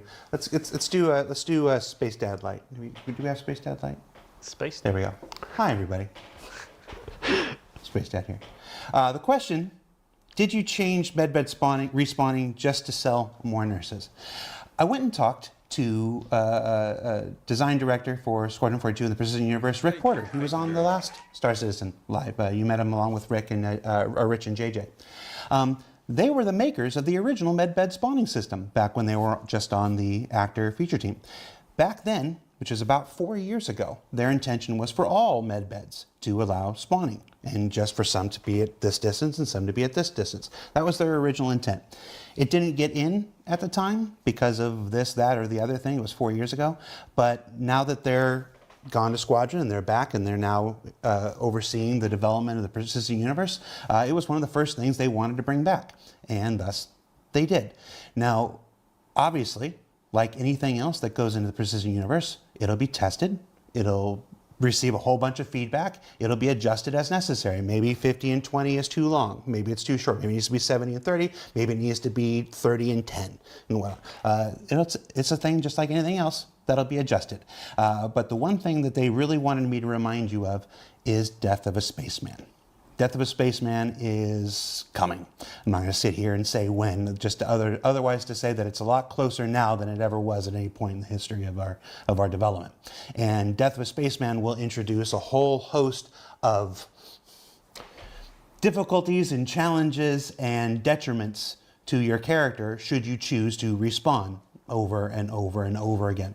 So looking at it through the context of Star Citizen today is of course natural and proper, and you absolutely should. And a lot of that feedback that we're seeing is because of how they're looking through it through the lens of Star Citizen today. But they are making decisions, laying the groundwork for Star Citizen of tomorrow and the day after and the day after. So remember Death of a Spaceman. You can still read an excellent write-up of it on the website. It's still pretty accurate. I think we're about due for an update. Actually, I'll talk to Rick about that and what the current intention of design for that is. I mean, we do have a big CitizenCon event. Maybe we'll do it then. That's not a promise. That's literally just me thinking off the top of the head. That might be a good topic for there. But yeah, keep that in mind, and that's coming. That's on its way. If that affects your purchase, if you don't want, just consent.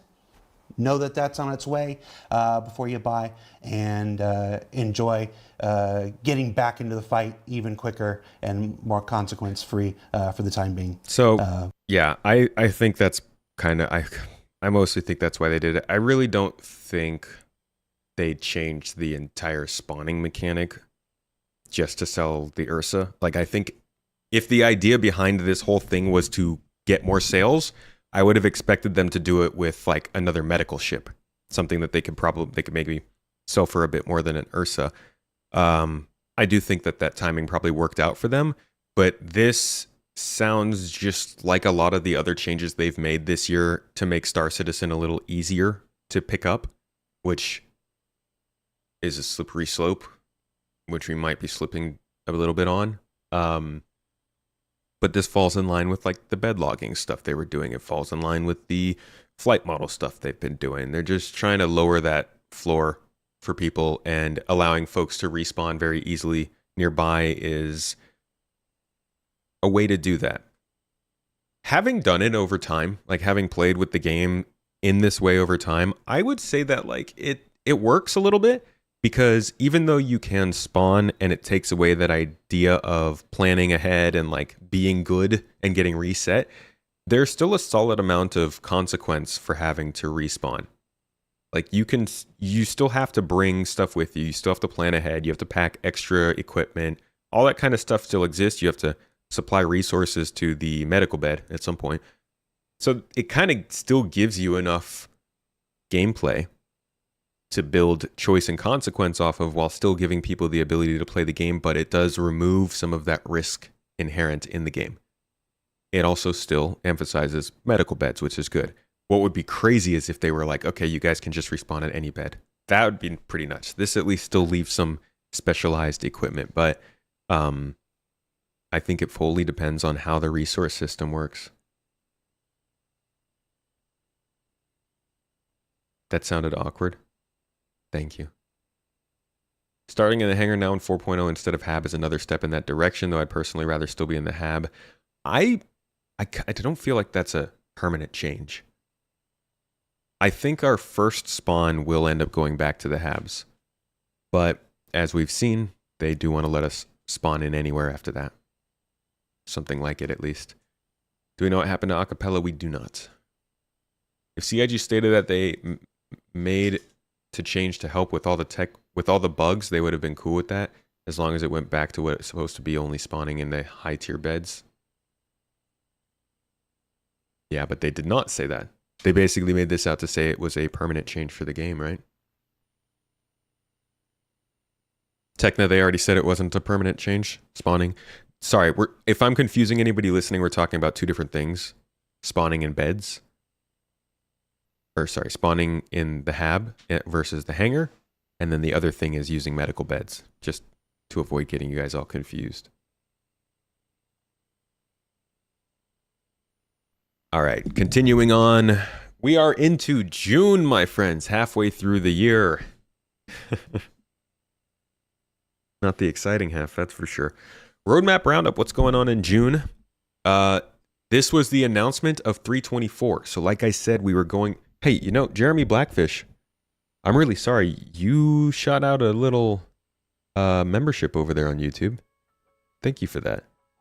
And said happy birthday. Much love, friend. Even the devs confused that in the last SCL. Yeah, man. They didn't even answer it. They just talked about the medical beds. Like, we want to hear about real beds, man. You'd like to be able to bed log from your hangar, so as long as you have your ship out, you can spawn there. That'd be cool. I'd appreciate that. Hope you're enjoying the stream, Jeremy. This was a big moment for the game in 2024. This was the announcement, I think. Is this the announcement? Star Citizen 3.24 announced. Let's see if I can find the announcement. It would have been announced in, like, pretty sure it was June. I don't see anything around that though.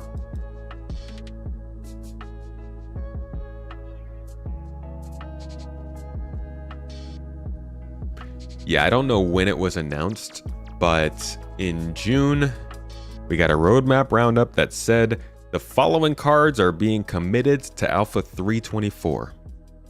It's called Introducing 324. Oh, I thought that was the release. Okay, when did this come out?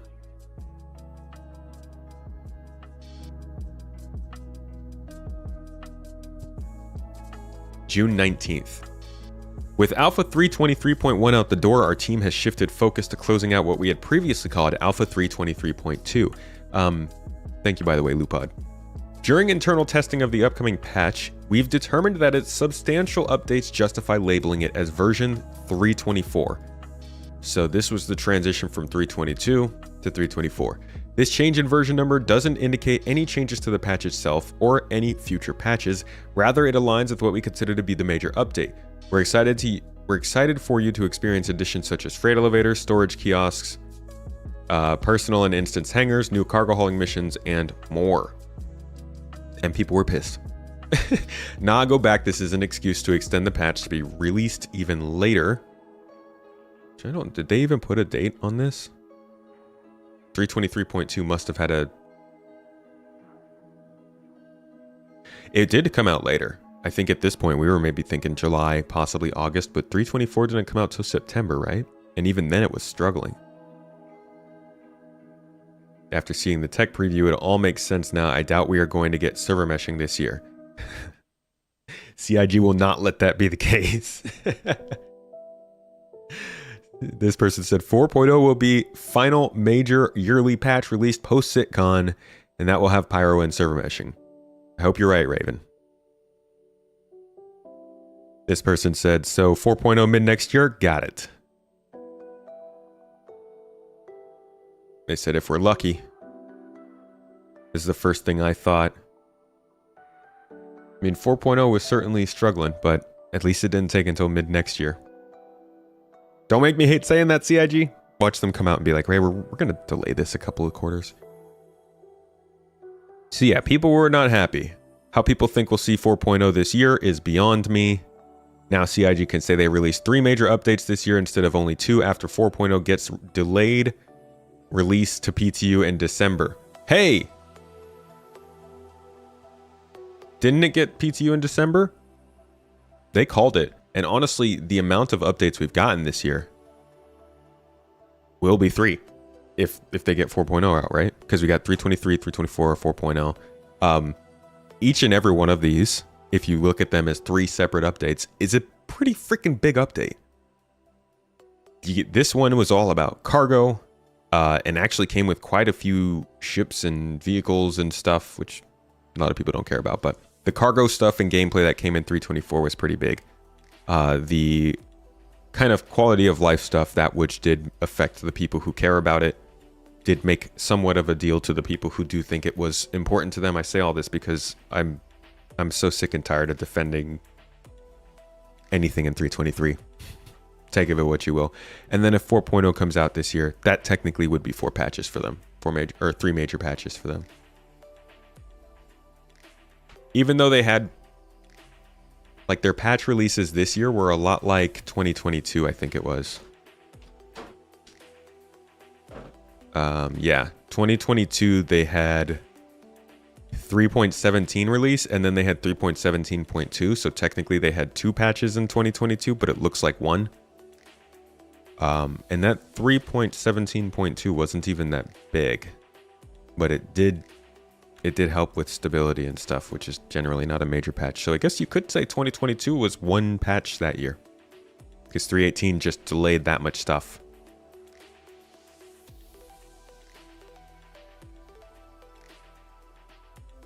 But yeah, people weren't happy about this, it being renamed to 3.24, but that's the way it went around that time. And as you can see here, we had storage access, freight elevators, new missions, personal and instance hangars, and blockade runner. But you can go to the list and see that there's a few other things on here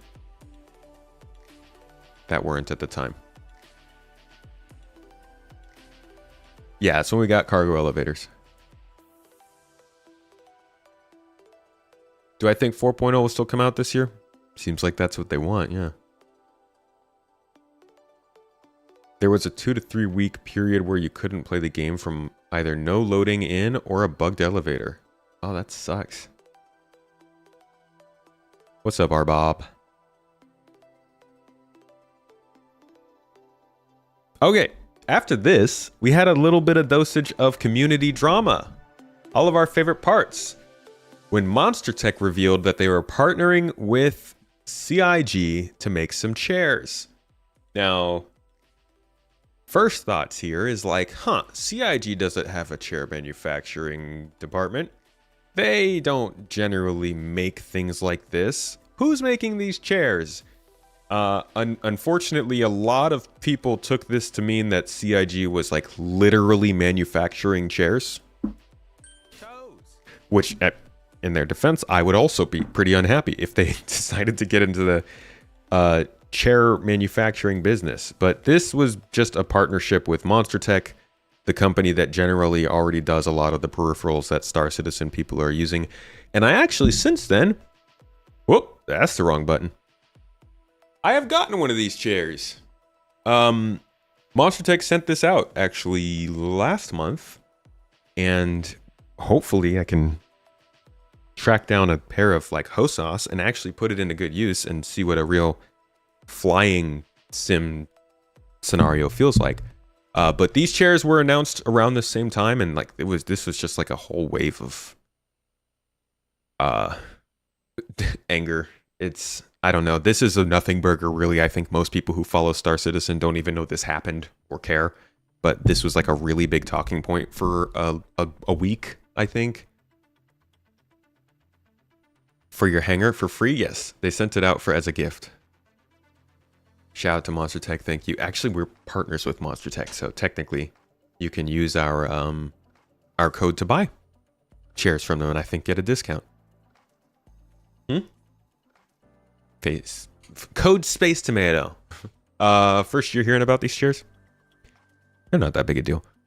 I like mine. You know, I think at some point I will probably make a video about my thoughts about this chair. I haven't been paid to do that. They didn't ask me to do it. It's not a requirement for them sending me this chair. They just, they were very kind about it. I wish there was a Crusader chair, but there's not. But I think I will talk about it because I'm genuinely impressed with it. It doesn't look that comfortable, but it's actually pretty comfy. And I think for a certain type of person, this chair makes a lot of sense. VKB Gladiators all the way. That's what I want, the NXT Evos. You know, the one with the, it's like the thing, the stick's turned on its side, so it feels a little more like a throttle. I love that. Yeah, they're expensive. These are expensive freaking chairs. Do they have the price on here? They're not cheap. But people then also, you know, saw these prices and said, oh wow, Star Citizen chair, of course it's that expensive. But if you go to Monster Tech's chairs in general and look at the chairs they're selling, that's just the price that they are. Either $800 to $1,000 chairs, because, and I wouldn't have said this before I had ever sat in one. This is dang good construction. Have you sat in this much? Yeah, it feels solid. You can look underneath it and like the whole skeleton is just like very well crafted wood. It's got great customization, and I think the biggest thing is like it's got a lot of reinforcements, so you can mount keyboards on it, you can mount flight sticks on it. Yeah, that's true. Yeah. You could see you could put a whole bunch of stuff on it. So it's a chair made for a very specific purpose, and that kind of custom construction is going to come with price. But considering what I've seen in this department of gaming, it made sense. So I think it was probably a partnership that kind of made sense to them, and good for them. That's good fun. But ultimately, this was a kind of a funny. This is a funny moment of drama. Oh, it's not an ad. I mean, yes, I can make commission from them, but I'll say, don't buy it. I don't care if you buy it or not. Genuinely, I would have looked at a chair like this and been like, I'll say this, I wouldn't buy a chair like this. So for an ad, I'm probably not doing real great. But I am also not the target market for this chair. The people who have HOTAS already are the people who would get one. And I think it works well for them. If you don't want to do the flight sim stuff, I wouldn't get a chair like this. And I think that's important when you're jumping into stuff like this. A jump point. All right. Next big thing we saw. Shut up, ad. Next big thing we saw. There's your hashtag ad.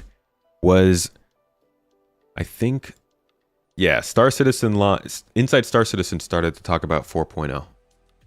And that is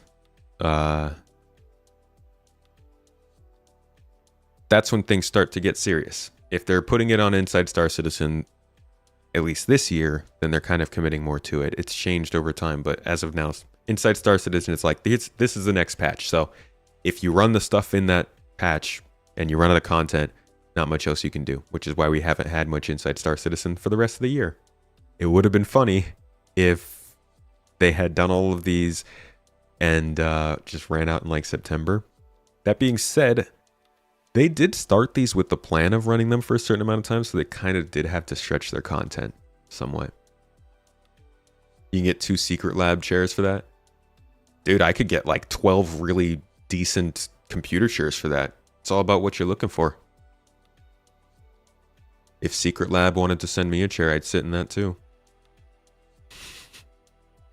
Anybody from Secret Lab watching? You had thought the drama was over the price. You didn't think it was because people thought CIG was making chairs. Well, there's different reasons. But a lot of it was for the price, yeah. But, like, what's the point of having drama for the price of a chair that's been sold at that price for the last 10 years? Would I get a force feedback jacket? If it worked well? I've seen some pretty cool tactile feedback things you can attach to chairs and stuff. I love that. One of the things I hate most about computer gaming with a mouse and keyboard is that loss of haptic feedback in my hands that you get with a gamepad. Secret Lab stuff's made in China, put together in Singapore. You just know that? Fun fact. All right, so back in July, we got our introduction to jump points. How they would work and the idea behind using them. We're not going to go through all of this, but I will let you guys get a sense of what they were saying about them back then when they were first introducing them. Listen in. Doing in some of the concept art before, it just didn't match the infrastructure built up around. That you would like, say, transition from Stanton to Pyro, Pyro to Stanton. Since they're stable and generally larger and easier to travel, there are infrastructure built up around them to support the commerce that goes through them on a regular basis. So we made a creative decision to remove the circular gates that we were doing in some of the concept art before. It just didn't match the reality of how we wanted to set these up in the world. They're supposed to be naturally occurring. And if you have like this infrastructure around it making this circular jump gate, then that's not showing like how it actually functions in the world. We've lost the sort of size restriction when it comes. This was another point. I mean, you know, it's like every couple of weeks for us. This was another point, though, of contention. Yeah, gate. A whole bunch of conversations surrounding this point of removing the physical gates. And being a part of the Star Citizen community, you recognize that this kind of stuff just happens almost like twice a month. There's a lot of contention around this decision to go with physical versus going more with lore versus like the change. To, you know, I don't think there's any right answer of what it should be or should not be. It's all subjective, but this is the way they decided to go, and it leaves a lot of people rather disappointed. I will show you, just to give you a little idea of what it used to look like. It's only fair. We'll go back to the very first time they showed a jump in Star Citizen, and you can tell me, you think it looks cooler then or now? Once I find it. They did this a while back.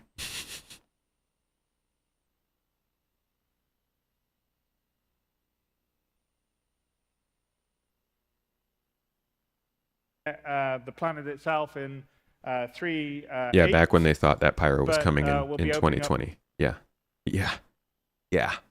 Here's what it used to look like.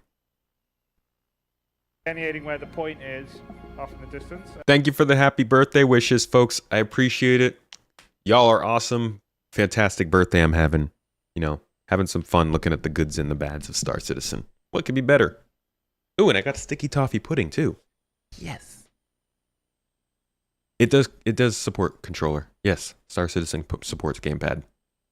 And Sam is going to line itself up for us to jump to Pyro system.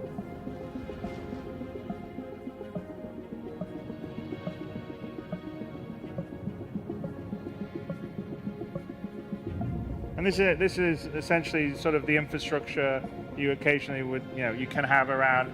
Some places would have bigger stations, but as I said, the Pyro route isn't a very particularly well-traveled one.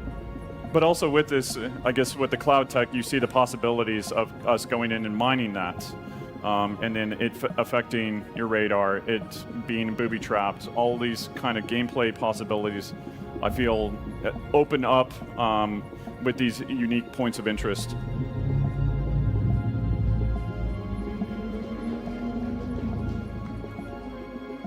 Do you guys think we should open it? Yes. I think we should go. Yeah. Let's do it.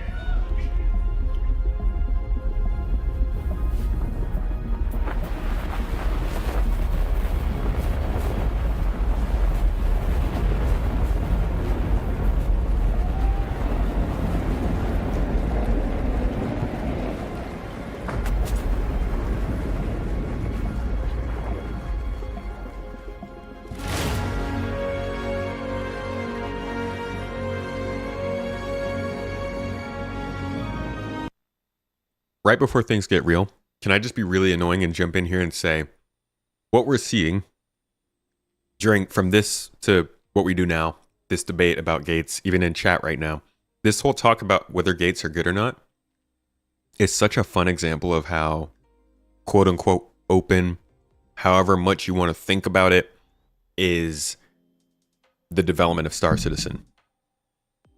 This kind of decision would have never even, we would not have even known about it back with a different type of game. Not every game. A lot of games would share change like this, but like the traditional, we're going to show you it when it's ready to be done sort of game, would just never known they had gates in there.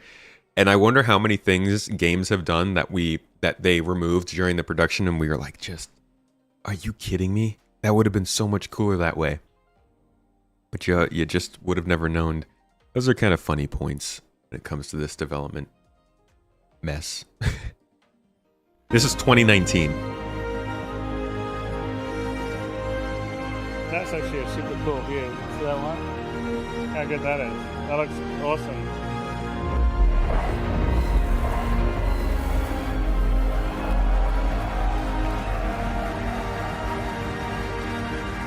Okay.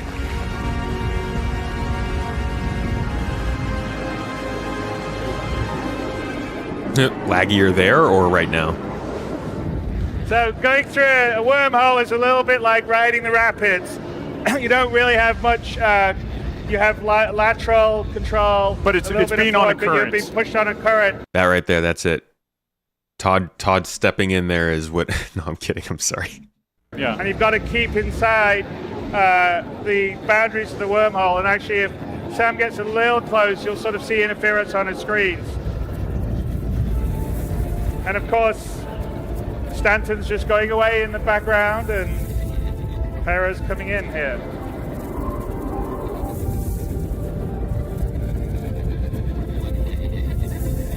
Yeah, and you can see there's actually a current that we put in the wormholes, and you sort of see the particles that are giving you the idea where the centerline current is. And you have to anticipate to keep on the course, because if you don't, and you go off and you go into the boundaries of the wormhole, you could end up just being spat out in just space in the middle of nowhere, or severely damaged.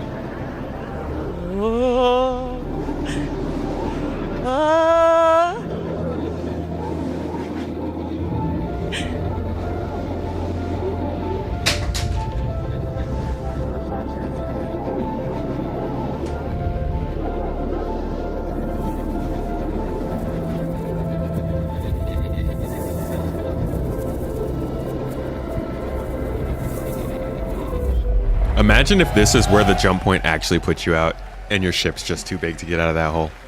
Oops. Go around, Glenn. Just dropping you in the middle of a giant space wreck. Makes sense. We are now in the Pyro system, and we streamed out Stanton as we were traveling, and streamed in Pyro. God, the freaking... I'm not gonna lie. You can tell from... There's a couple things that kind of show this is fake, but Jesus, the Pyro we got looks so much better than this. Yeah. In terms of like the clouds and the local surroundings. Could use a little more lightning. Sam.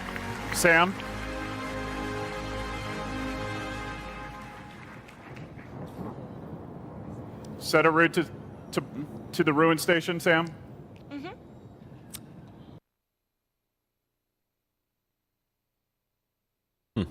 Do they have Pyro 4 there? No, I don't see anything going on Pyro 5. Set a route to the ruin station, Sam. God, the old map. There we go. There we go. Dude, the old, like, we can talk all we want about how the new map is not that great, but the old map looks so bad in comparison. It's just, woo. All right. Intro to jump points. Now, what they actually delivered. Not even what they delivered. This looks different from what we have now. Comes to permanent jump points. So the main jump points that lead from system to system will accept any size ship. Transient jump points are more ethereal. First you have to find them, and once you've found them, you don't know where they go. We like to call in the narrative team the Swiss cheese approach to jump points, which are smaller access points to the main tunnel. Those will still be restricted by small, medium, and large. So basically, it opens up opportunities for smaller ships to kind of sneak their way through. A transient jump point may only be able to be used once. It may be a little bit more permanent, but you can never tell how long does it last once you find it. If people are looking to avoid scrutiny, we'll look for these sort of side routes to get into the jump. So these transient jump points, I'm hoping this is where they keep a lot of their original ideas for jump points. They've already said that these will be size restricted, so that's one original idea of jump points they removed. Again, another change to make Star Citizen more accessible. They've made jump points accept all ship sizes. These are the sort of backdoor jump points that explorers can discover. You can sell the location for. You can find it and use it to get into a system. And hopefully these will be like the ones where you can branch through them and find different paths. They're going to be more dangerous. They're going to be harder to navigate. You're going to have to be much more careful going through them because there's a lot more chance you're going to die here than in a normal jump point. So yeah, hopefully all those kinds of restrictions and fun jump mechanics are still accessible in these. A transient jump point may only be able to be used once. It may be a little bit more permanent, but you can never tell how long does it last once you find it. If people are looking to avoid scrutiny, we'll look for these sort of side routes to get into the jump point to bypass, security or customs or stuff like that.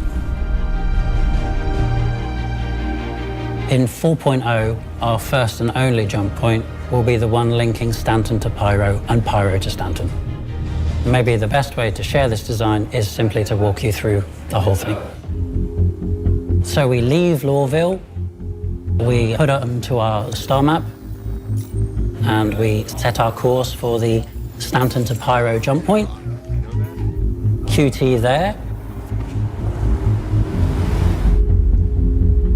And then upon arrival, you will fly down to the gateway station that's located there, because you're going to want to make sure that you're stocked up for your trip into Pyro, because Pyro may well not have the things that you're used to in Stanton. This is where a lot of our events in the org are going to be starting from now, is this space station. Just, it's better than starting in Pyro, in my opinion. Asking people to meet there is just probably not a good recipe for success. Rycop, thank you so much for the super chat on YouTube and the happy birthday wishes. Appreciate you. Enjoying the heck out of the cake. Cake day. I'm actually I'm literally snacking on cake on the side here.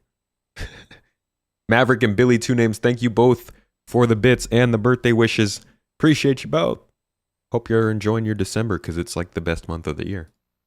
You probably want to pick up some ammo, and you want to pick up some more fuel, probably some more fuses, and then after that, undock, and then turn yourself to view the jump point.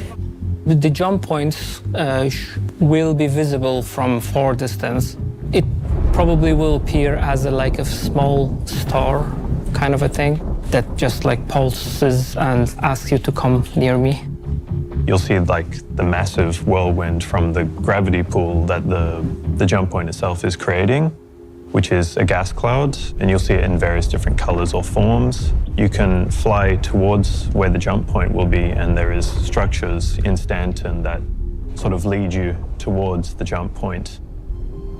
When you approach the jump point, what you'll hear is the general ambience of the whole area, whether that's the distant portal emitting energy or violent clashes of thunder that is drawing the player into the central jump zone.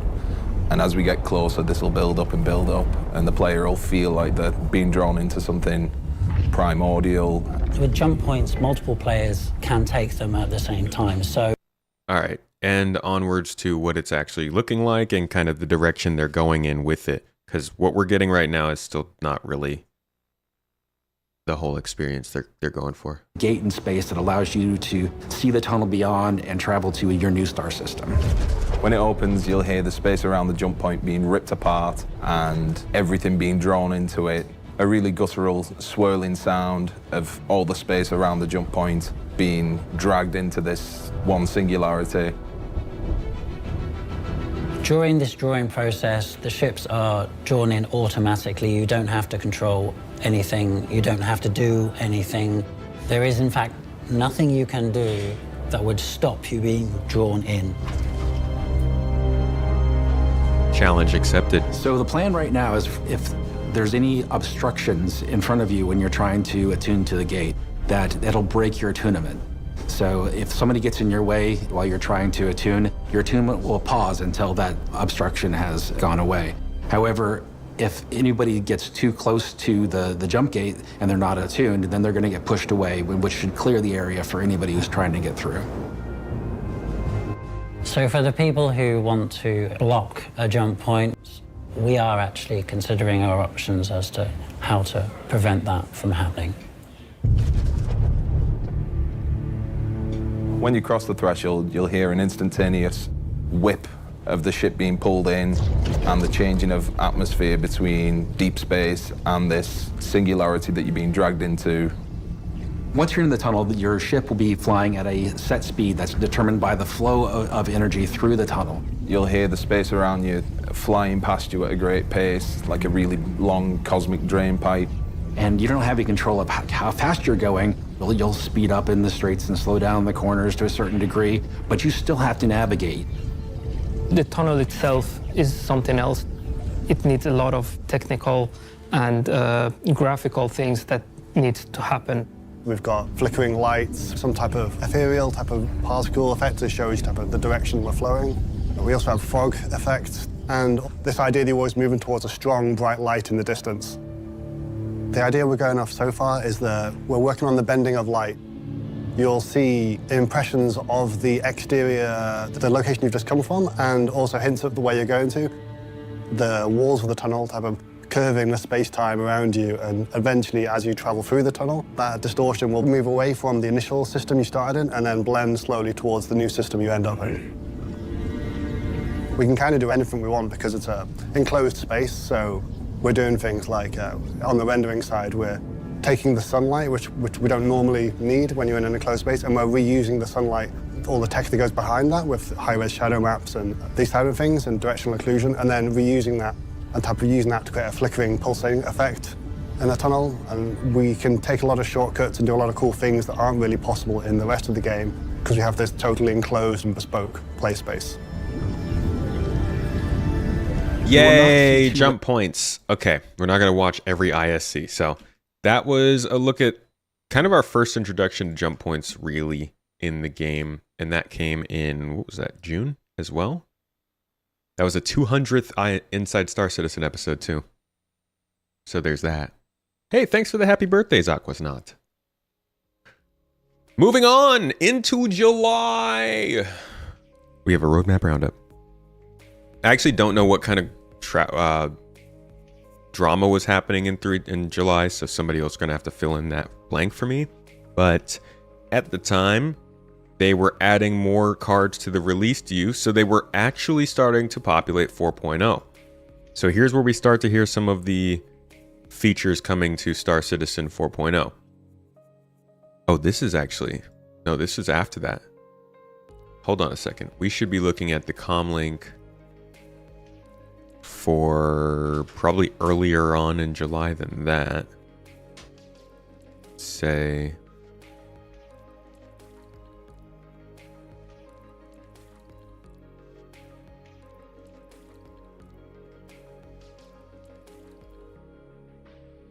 May, June 26th, July 22nd.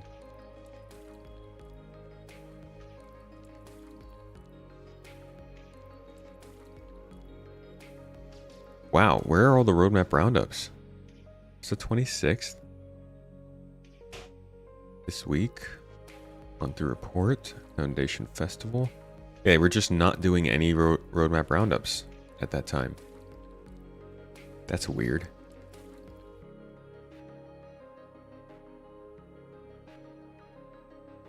First one we got after that was on the 22nd.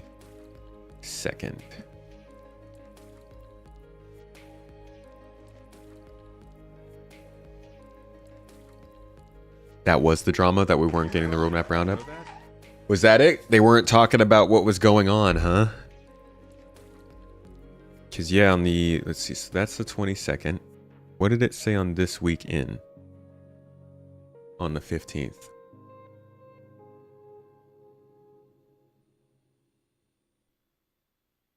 Wednesday, yeah, no roadmap roundup. Thursday, Inside Star Citizen. Friday, Star Citizen Live. On the 22nd, see the roadmap roundup. So this is when they started to introduce more of the 4.0 information. It's around mid-July.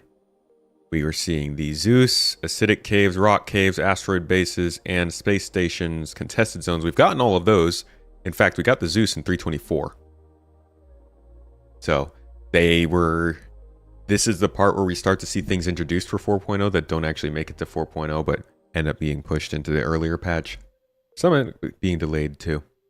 Phaedrus, thank you for the happy birthdays in YouTube and the super chat, buddy. Appreciate you. Thanks for the support.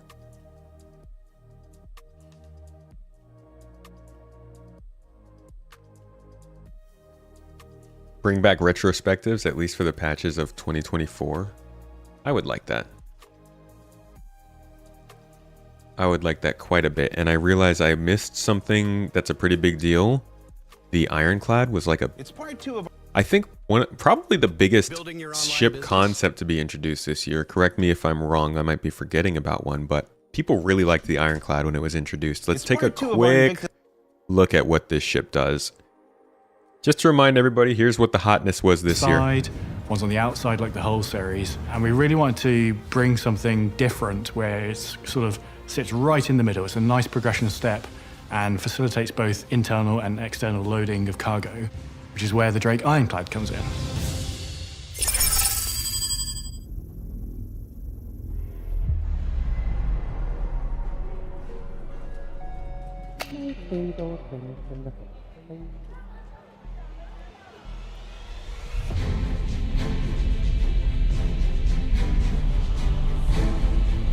So the Drake Ironclad is the kind of next step up for Drake cargo ships. It kind of builds on what the Caterpillar brings, but in a much larger form. The Drake Ironclad is a 6-person, multi-crew, armoured freighter. A large proportion of the ship is dedicated to the cargo bay at the front of it, which has both a front ramp for loading and unloading cargo and small vehicles on the ground, as well as a retractable roof for doing that in space with EVA as well. Little tight entrances I to think you can cargo also ships. tell this is a very important ship concept release for them because they've got like art, they've got movement, they've got sound design. All this is like not even concept ships anymore. These are like concept slides, videos, I don't know, but you can tell they were really trying to put some juice into this one. Doesn't necessarily lend itself to when you're out in deep space and you're trying to quickly move some cargo from one person's ship into your ship. Really, you want as much kind of access to be able to do that as you possibly can. So by having this kind of much larger opening on top of the ship, it allows us to kind of bring cargo in much easier. So its role being a sort of armoured freighter comes from 2 distinct ways. One, the cargo itself is more protected. It's within the cargo bay that has the armoured roof section that covers it. So unlike, say, a hull C where the cargo's on the outside, you can load it from the outside but then protect it with the Ironclad. It's also more heavily armoured than the Caterpillar, so it kind of gives a little bit more security to your kind of precious cargo. The exterior is very classic Drake brutish styling, a whole lot of engines and a lot of framework and quite thin structural elements support the rest of the ship. Very bare bones styling. It doesn't have lots of nice padding. It's all there and exposed, and it's really just sort of rugged and to the point. So the Ironclad is really 3 distinct areas. You have all the accommodation in the rear sort of third of the ship.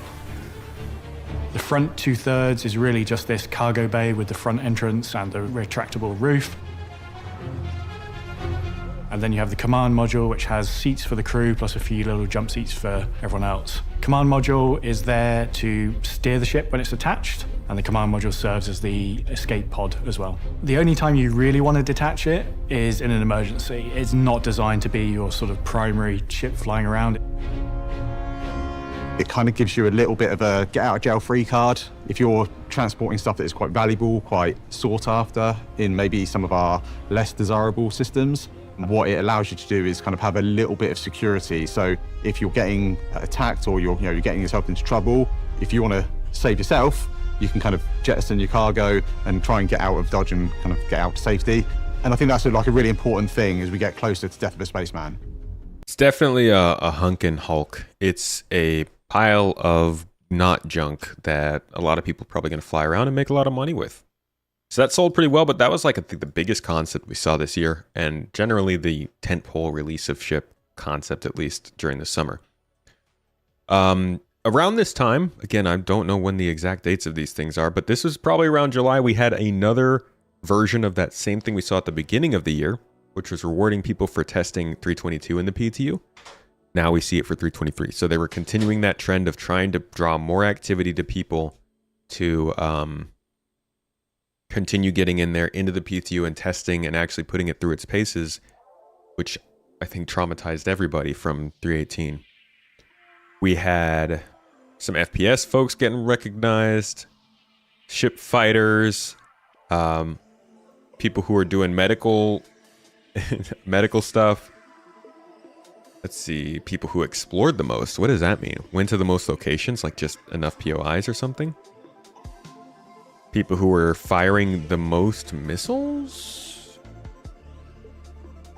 Updated the game the most during the launcher beta testing. Interesting.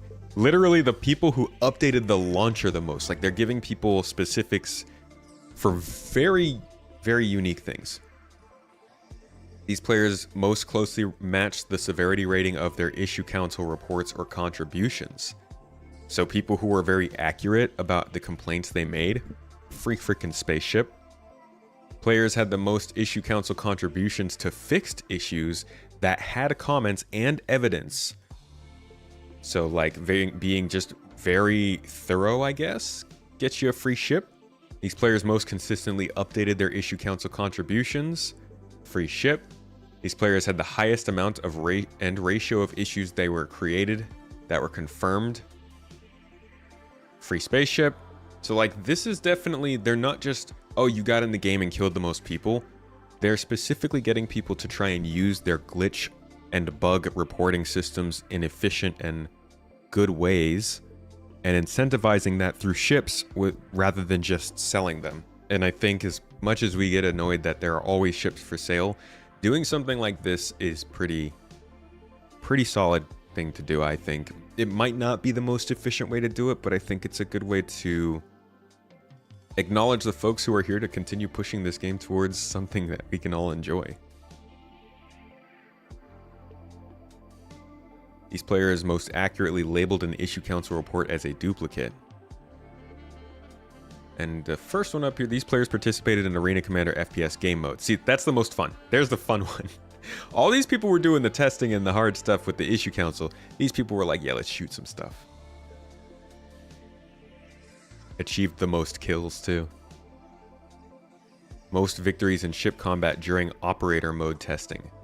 Huh, almost like operator mode was already a thing, eh? But I guess specifically they mean operator mode testing within master modes. So yeah, I wonder if they'll do this for 4.0. I don't know if they did it for 3.24. Did they tease Ironclad as being part of next year's ship pipeline? They did. But just keep in mind, they said those are the ships they're working on next year, not necessarily releasing. You fed Rico and got her to sleep, and now eating soup before you get some sleep. Usually you're long gone by now. It's an extra long one. It's a birthday stream, so I wanted to give you guys the extra good times. And also we're going over the whole year, so we've got not too much more to get through, but there was quite a bit. I also am very, very bad at getting distracted about things. And for that reason, we will continue on to the next non-distraction. The ship showdown took place, started out after that, I think it was July. When the heck did the ship show? Dude, I can't keep up with this stuff. Star Citizen Ship Showdown 2024.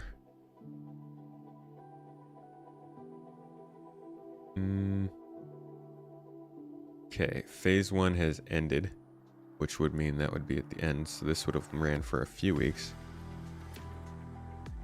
July 30th. Okay, so Ship Showdown started July 30th to bring us out of July and into August.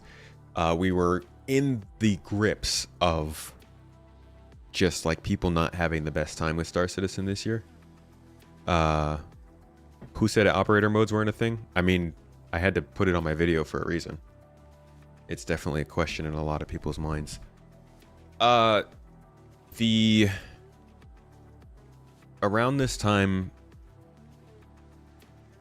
3.24 was uncertain. 4.0 was clearly not coming soon. 3.23 had been rough. People were unhappy with some of those changes and the lack of other changes throughout the year after hype in the end of the previous year. So this was a time when a lot of people were feeling rather rambunctious about Star Citizen, unhappy, but we continued nonetheless. There was still plenty of fun to be had around the ship showdown. And this year's was interesting. Ultimately,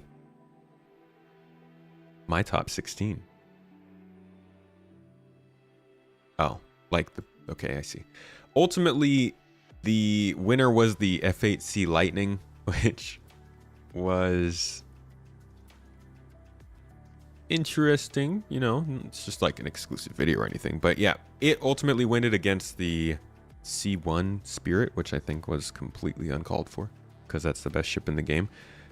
But it was like a solid month and a half or so, and I don't really have much comments on how they did it this year or how they do it any year. People have plenty to say about it. I think this is a solid tradition as long as they keep it interesting, mix it up a little bit, and make it something that like newcomers and veterans can be excited for. I don't know what you guys think of the ship showdown. I think it's fun to have like little community focused things like this throughout the year. And everybody loves ships. Which is the better shield for a ship? One having more power blocks, which you can assign to shield, but lower pool HP, or higher pool HP and less power slots for shield? Well, it sounds like one has a higher base, but the other one has higher max shields. So maybe it depends on what you're going for. Delatria, you had a great time with Star Citizen this year? I've had my ups and downs. Sorry you have to be awake overnight while everyone else is sleeping. But shout out to you for taking care of the little one. Glad that we can provide a little bit better, more entertainment during the night. That time of the year was rough. Huge pre-CitizenCon void as well. Yeah, we were in the depths of the pre-CitCon drought, which has been consistent now, I think, for 3 years. The summers of 23 and 24 were both pretty rough. I don't know about 22, but they really got to get to a point where they can push out enough stuff throughout the year that they do not need to hold so much back over the summer. Because that really, oh man, it's painful. So we went for a little while, but I think, again, no date on this, so I don't know when this was posted. Let's see.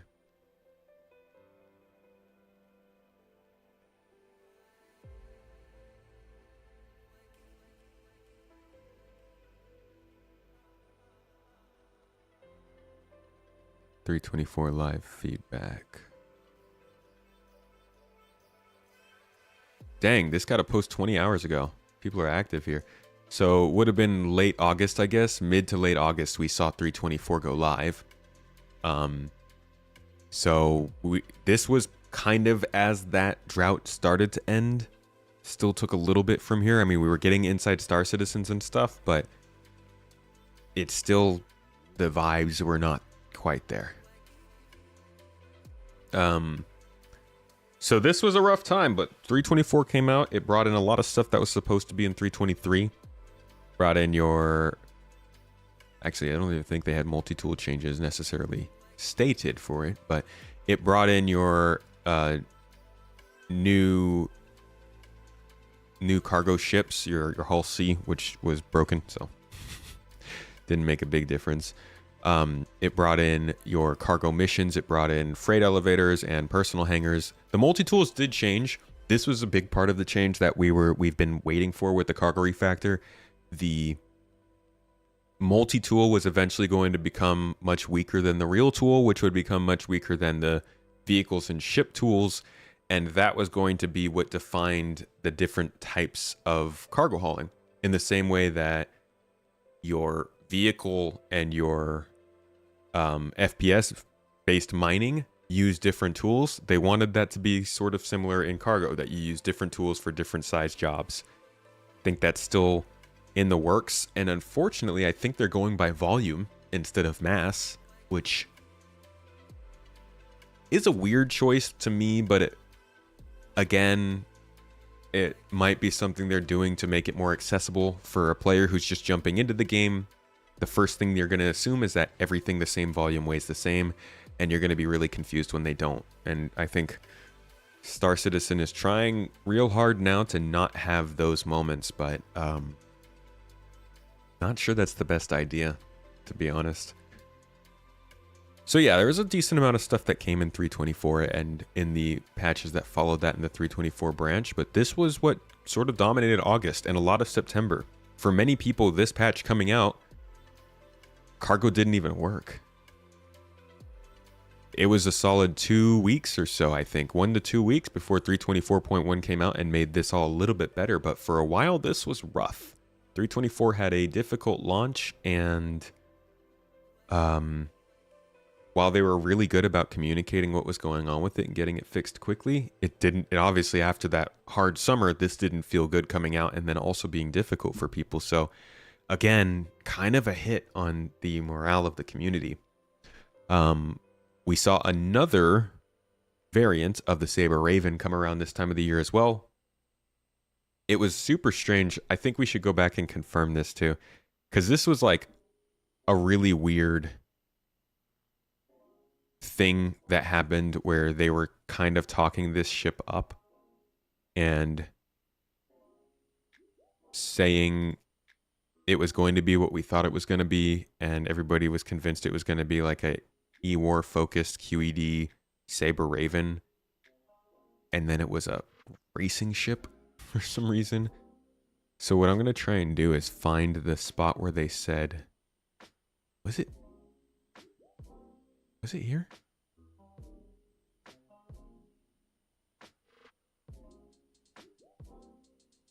This is Invictus vehicle gameplay. Because I'm not wrong, right? Like, we thought it was going to be a sort of a QED kind of ship.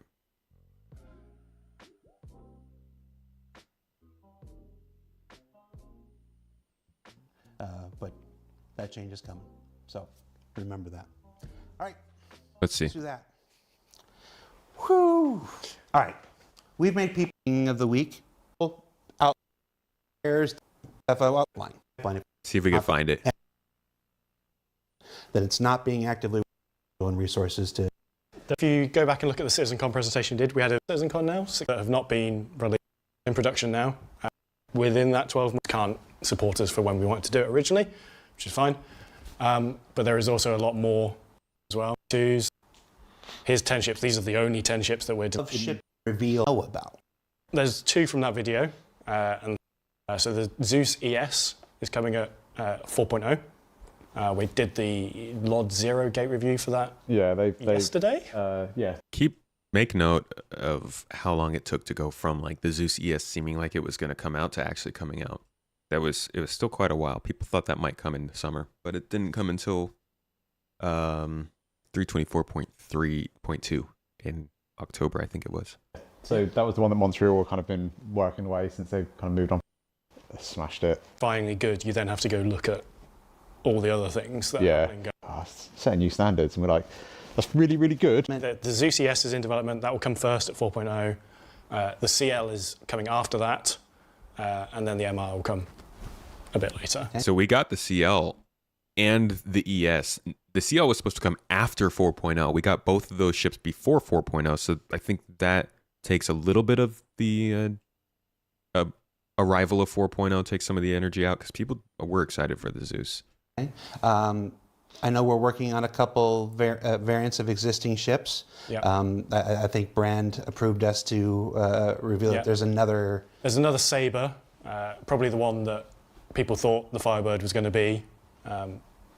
It's that. That should be soon, TM. Okay. So the one that everybody thought the Firebird was going to be, let's go back and see if we can find that kind of stuff. Star Citizen, Saber, Raven, Firebird variant. I won't type in QED. Let's just see what people thought.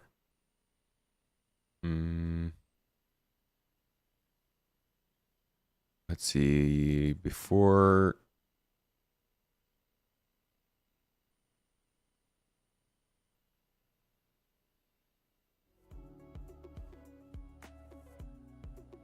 Trying to find anything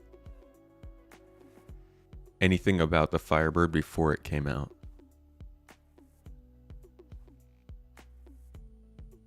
When is this? May 17th. So this Reddit thread is saying, in the Star Citizen Live, they mentioned another Saber Raven variant besides the Firebird and said we probably knew what it was, but I don't know. There was even chatter of a new variant aside from the Firebird. Just looking for some illumination on this. Thanks. Folks initially thought the Firebird would be a dual QED dampener. I'm assuming that's the third variant. That's what they thought.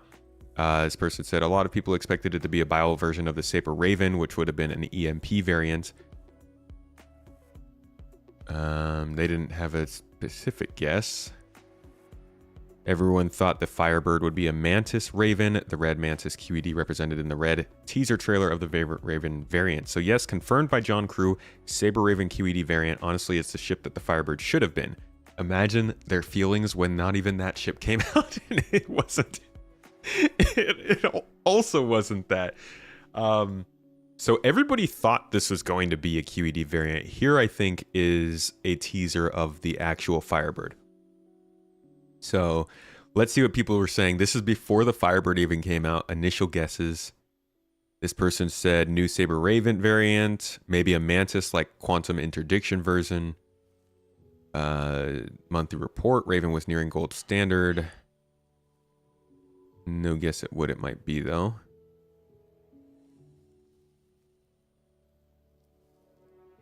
Aegis Saber Phoenix, I bet. I thought it was going to be the Phoenix, too.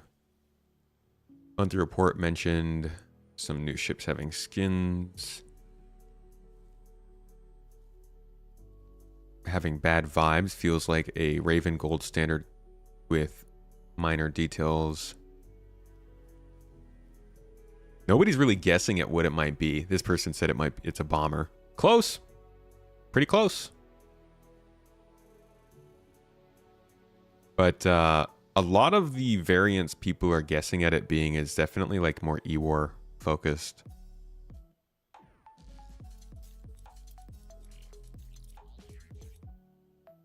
I call it, this will be the Saber Raven, the Saber Phoenix with a QED. What did you guys think? Did anybody think it was going to be a racing variant? Thank you for the happy birthdays in chat, guys. 10-year anniversary for Elite Dangerous today? Oh, I didn't know that was today.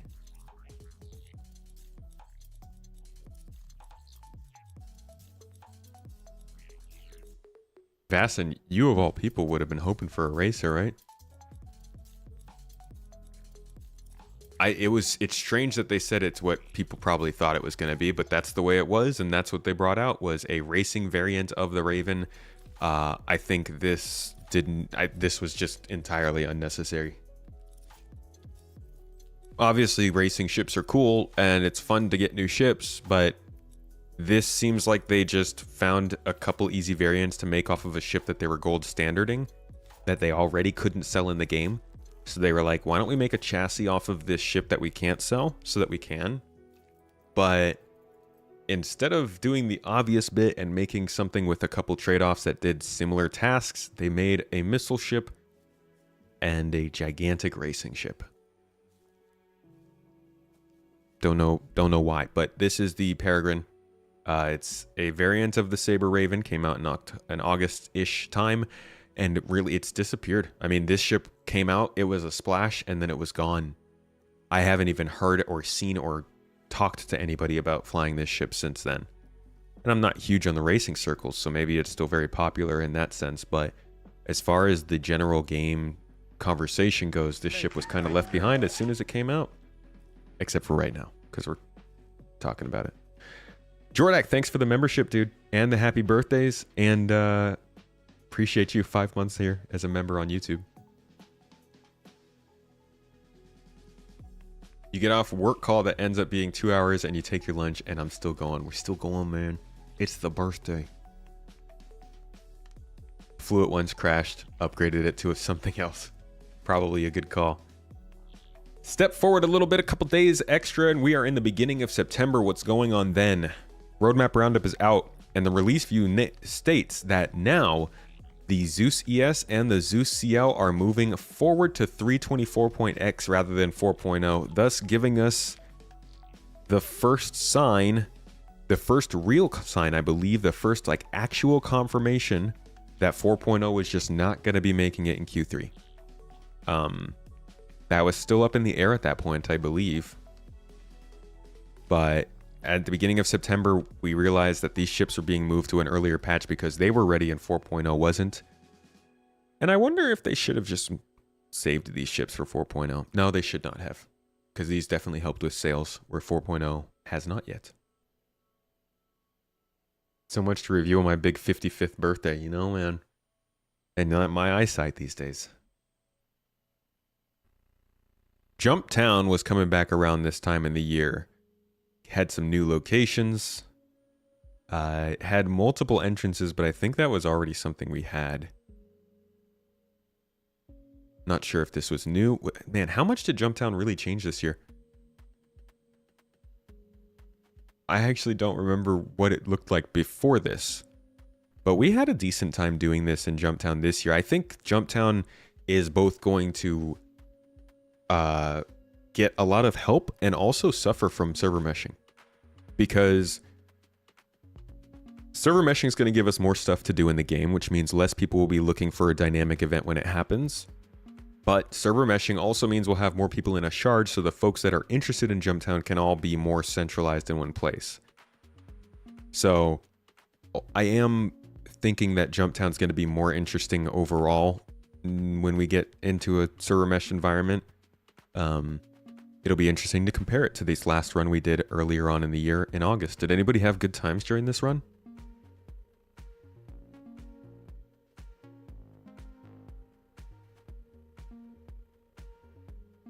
You know, people that haven't installed or tried the game in years that will try 4.0 again when it comes out. Maybe they should try 4.1. Just saying. You'd love to join a low-fly group? Can we have a low-fly group in GII? I mean, yeah, I'd love to do some low-flying events in GII. Put in the request. And any of our coaches who are looking to do that, we can, yeah. Being ambiguous about your age definitely means you're over 30. I mean, I might be somewhere over 30. No, I think everybody knows how old I'm turning today, right? 22. Nah, I'm 32. You'll never forget when CIG announced Jumptown and the wipe around the same time, which killed all the hype for Jumptown. Wouldn't that make people excited to make good money, though? Oh, the wipe came after Jumptown. Aye. That's a bummer. 19. Pretty close, Gunslinger. And thanks for the birthday wishes, Space Patrol. All right, yeah, Jumptown was cool. It's good times. I genuinely think Jumptown is a fun event. It's not as good as what organic Jumptown was, but if they can get some of the problems with the game solved, like the issues with environments and frame rates, then I think this would be a really fun event. The thing that throws me off here is it's so hard to have combat be compartmentalized. So air-to-air combat, ground-to-ground combat, and indoor combat all feel like they take part in different phases rather than happening kind of meshed. And I think it would be a lot more cool if you were able to figure out ways to play it out at the same time, but maybe they just need to be larger scale for that to happen. If you're 5v5, it's very easy to get rid of 5 quickly.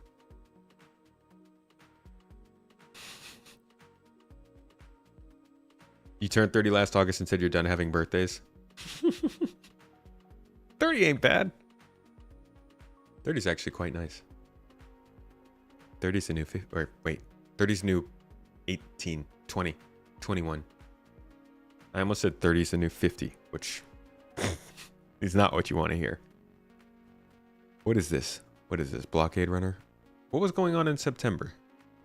Did it go straight into Blockade Runner in September?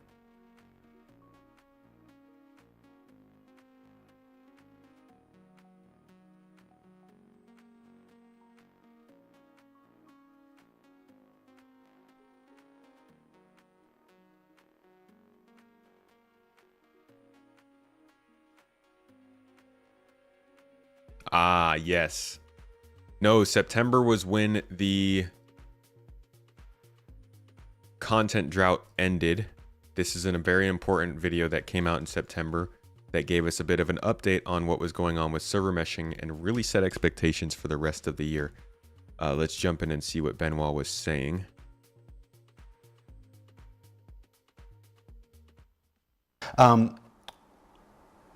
What are we testing for now? Why has the gap been so long between tech preview tests for this? And is this really working as well as we hope? Yeah.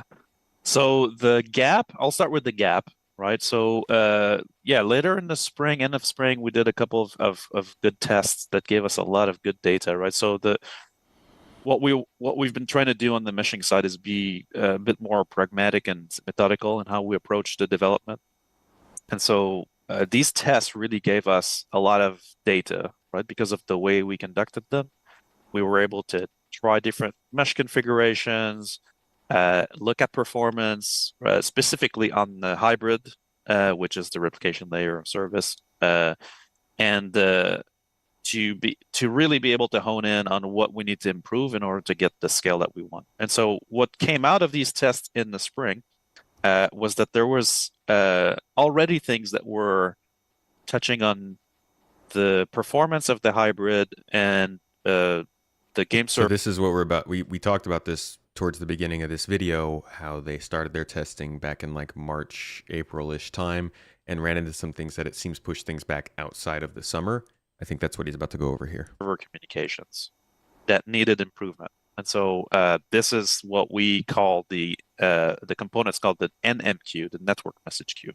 Now that's there's a lot of chatter online about, there's a replacement thing and it's called, is it Rabbit MQ, whatever. No, so we're not even in that realm. We're talking about really the networking component that transmits data between game server and client, game server and hybrid and game servers. It's like this, think of it as the communication library underneath it. So like all games, that technology is using UDP transport to get, eventually consistent updates out as fast as possible. Now, the network message queue had a couple of issues when it got a lot of data in a very short period of time. So these spikes would cause and that's what we saw in the final server meshing tech previews, was that when large areas would stream in and a lot of players would join in and leave at the same time, the network message queue could go into a tailspin where, think of it as a drain, right? And you're trying to push stuff in the drain, and at some point, if you exceed the bandwidth of the drain, then water starts filling up. Now, the way that manifests itself in the game is interaction delays. So, pressing F, trying to get in the ship, and it takes seconds before the system reacts. Powering on a ship takes forever. Now I'm not talking about the one-offs, because you can have interaction delay in your game based on your connection. That can absolutely happen. So it's influenced by your machine, your connection. So if you're playing on a 486 without the turbo button on a satellite connection, you might get interaction delay, right? But in this case, we're talking about widespread, like when an entire shard gets into that state, right? So that's what we saw in the tech preview, and so that we had to go a little bit back on the drawing board and actually fast track one of the refactors we wanted to do, which is the introduction of a replacement message queue. Now, we call it replication message queue, replacement message queue, kind of, we've basically called it RMQ. And so this RMQ is a new implementation of this that has more abilities to adapt to higher bandwidth and react to these large message pushes that happen when we start streaming large areas or when a lot of players are coming in and out of the game rapidly. And so what we're testing now is RMQ in a server mesh setting. So for you guys who don't know, 324, half of the servers on live currently run RMQ. The other ones are running NMQ still. It's like those little things that they mentioned, and I do wonder what would have happened if they weren't running 324 on RMQ this early. Or what if they hadn't switched over to the 4.0 code base back in October? I'm glad that they made those moves throughout the last few months, and hopefully those moves made it possible for them to even get to where they are right now, because I'd like to see more proactive and smart moves like that to help the game run and launch and be published more efficiently. We've been gathering data across both of them to see the performance improvements, the gains. So far, those have been really good, a lot of really good improvements. And so now we want to test this in a server mesh setting. So what changes in a server mesh setting is that now the hybrid is going to manage more than one game server that simulate these key areas. And so there's more traffic going through the hybrid for this at key moments. And so that's what we want to test with this next set of tech previews. So what our hope is that the issues that plagued the 800 players last time, where there was a lot of interaction delays, right? Also, some of those tests had a lot of game server crashes at the time that we did the test. But in this case, we're hopeful that all these interactions delays will be,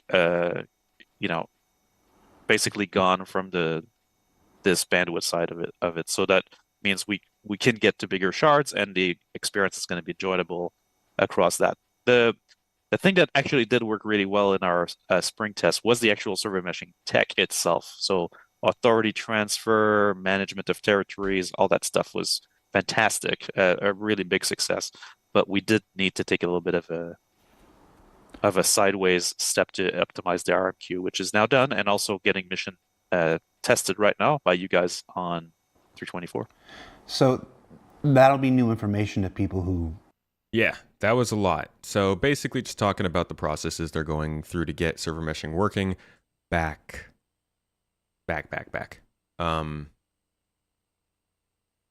Throughout the year. We are just now seeing the final steps of that process that this was the beginning steps of, or kind of the mid steps of. Very cool though to look back on it. Here's something they were talking about with server FPS. How do we get the server frame rate up? Is it just refining physics? Is it buying bigger servers or better servers and just increasing the cost of running the game to an unmanageable thing? Does server meshing distribute the load across it well, and then that'll get us higher frame rates? How do we get server frame rate up? Well, so you're right. Like our game server. Just a shout out I'm seeing in chat from Mrs. Tomato. Thank you. Love you. The GII jersey is now available. Anybody who wants to check it out. It's not like we're not really selling much. This is mainly so that GII can have a jersey, and we found a vendor who seems to be pretty good at making jerseys on the spot as we want, and they allow you to customize them with your name. So that is a thing. We're finally doing some official GII merch, and we'll continue from here. But yeah. Custom. Yeah, it is a completely custom design. Like, even if you don't want to get it, I'd check it out because it's pretty snazzy. Do perform a lot of physics calculations and a lot of physics simulation. That's the nature of the game, right? Thrusters, ship simulation. Like we track so many types of geometries in the physics engine. It's crazy. Like, we have a really great physics framework in the engine. For sure, like the most immediate gain there is server meshing for sure. Like, we've seen in our playtest significant frame rate increase across the board for areas because you have less physical entities, right? In general, so that means less geometry, less allocations, less simulation. Think of the server frame rate as a bunch of phases, right? And the engine is extremely well multi-threaded, meaning that we can do a lot of things in parallel. But the challenge there is always determining what we can do in parallel that doesn't have impact with other things. So what can we actually simulate that doesn't depend on anything else? And so that's true of entities. So when we do an entity pass or what we call an ECUS update, so that's every frame.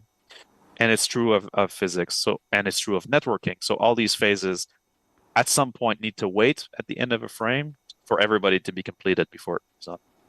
And so obviously this is all bound on entity count and also physical entity count. So server meshing from the top is going to reduce that count by a lot because you have way less areas to simulate. So less entities to simulate means that the overall wait time across the frame will be better. And so that's the first gain for sure. Wait right? A And second. Did you guys see? Look at over here. He's like, wait, is he on camera? Did I just get on camera? Oh crap. Across the frame will be better.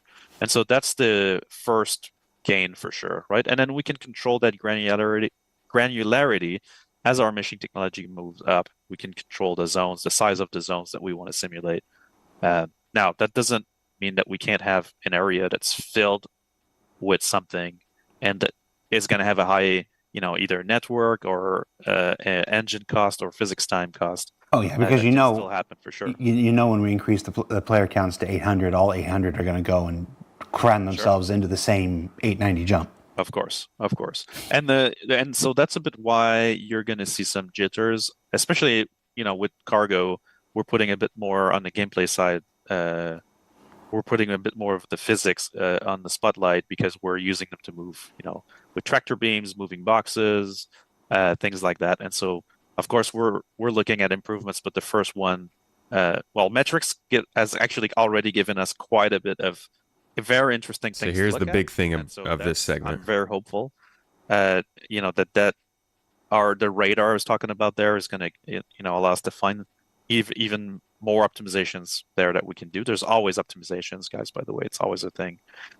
But server meshing will definitely help quite a bit. We've seen that in the last test. Like, even with the very large shards, servers were running on average a much higher frame rate than our current game shards. So I'm really hopeful for those. This was where, like, they had already mentioned it in a couple ISCs, and we had been saying it and kind of repeating it for a while. But this was the first time that they really started to open up about the idea that server meshing would help performance, even initially.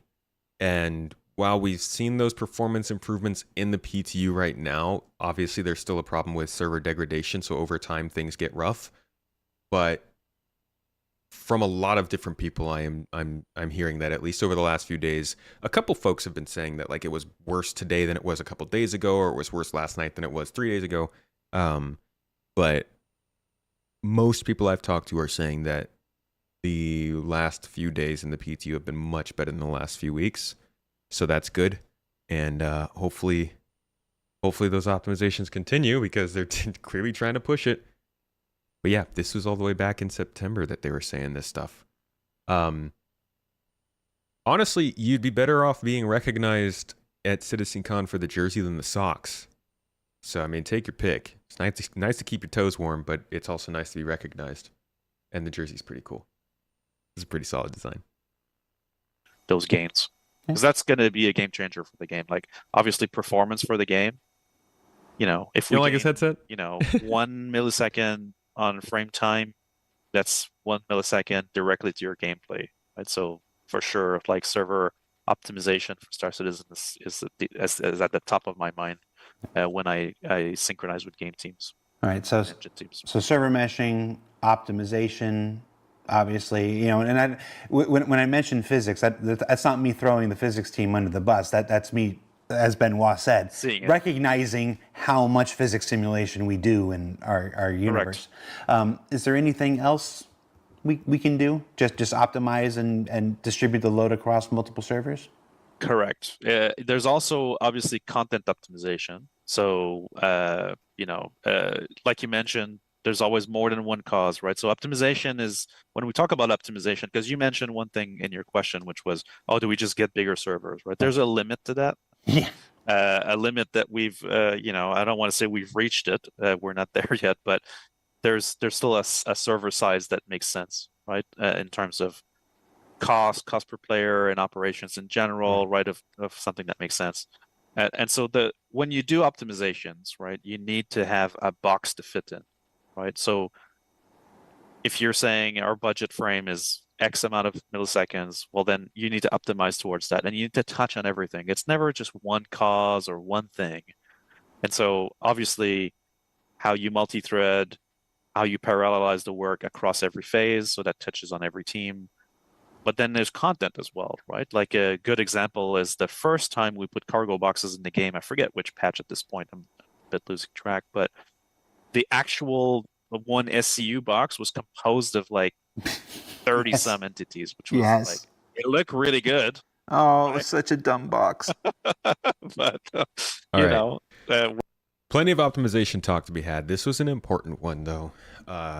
It only got 30,000 views, but this is probably one of the most important Star Citizen lives of the year.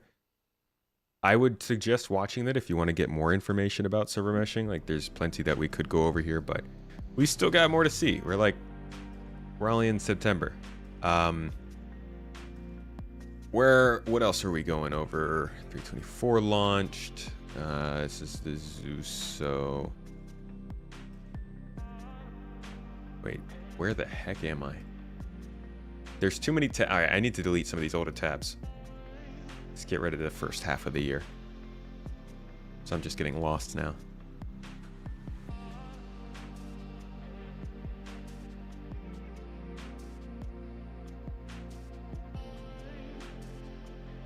Okay. It's a little bit easier. And then we had the talks about like all of the cargo and stuff. This was basically... Oh.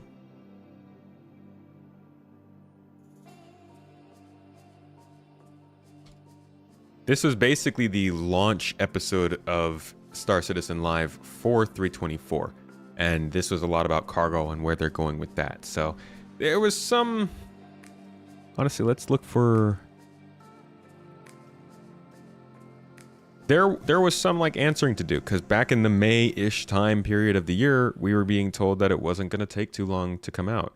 Specifically, and I quote, they said, this isn't like 6 months away or something like that. And I believe that was April, actually, either April or March. June, July, August, September. I mean, it was 4 months, so it wasn't too far off. And I feel like something happened. So it was nice that they addressed it. And this was them kind of coming back to us after a few months, that whole summer really, of frustration and acknowledging the problem. You can decide whether or not you think it was enough. In the hangars and cargo SCL 4 months ago, it was said that it just missed the release and that you were really... I'm glad you like the jersey. Mrs. Tomatoes over here, she's saying that people are already picking it up. I'm glad you guys like the jersey. I look forward to hearing how the quality is. Mine is on its way. Should be here fairly soon. But I look forward to seeing what you guys think as well. Thanks for checking it out. Close. What the hell happened? Oh, also, I'm so sorry. I keep doing this. I saw... Sorry, I gotta go back and pay my respects.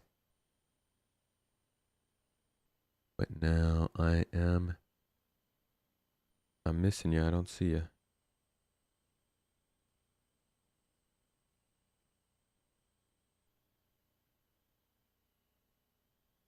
Nope. Missing you. Never mind. Time is relative. No.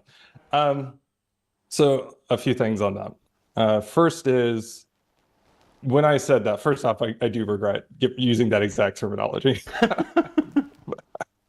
But to be more serious, when I said that, that doesn't mean we're really close to going live, right? So I think that's one thing to consider, is that there's still the whole Avocado PTU live flow that we have to go through, and there's going to be a lead time to getting that out to players, like no matter what. So it wasn't like we were so close to just like pushing the button and being live. I probably could have been clear on that point. But on top of all that, there's a lot of things that happen even still, like, in between, like what we would normally go, to live and doing further development. And in particular, some things that like ended up being especially problematic, like going long, was things in particular like ATC and transit. ATC and transit were two really critical parts of the whole hangar loop, of course.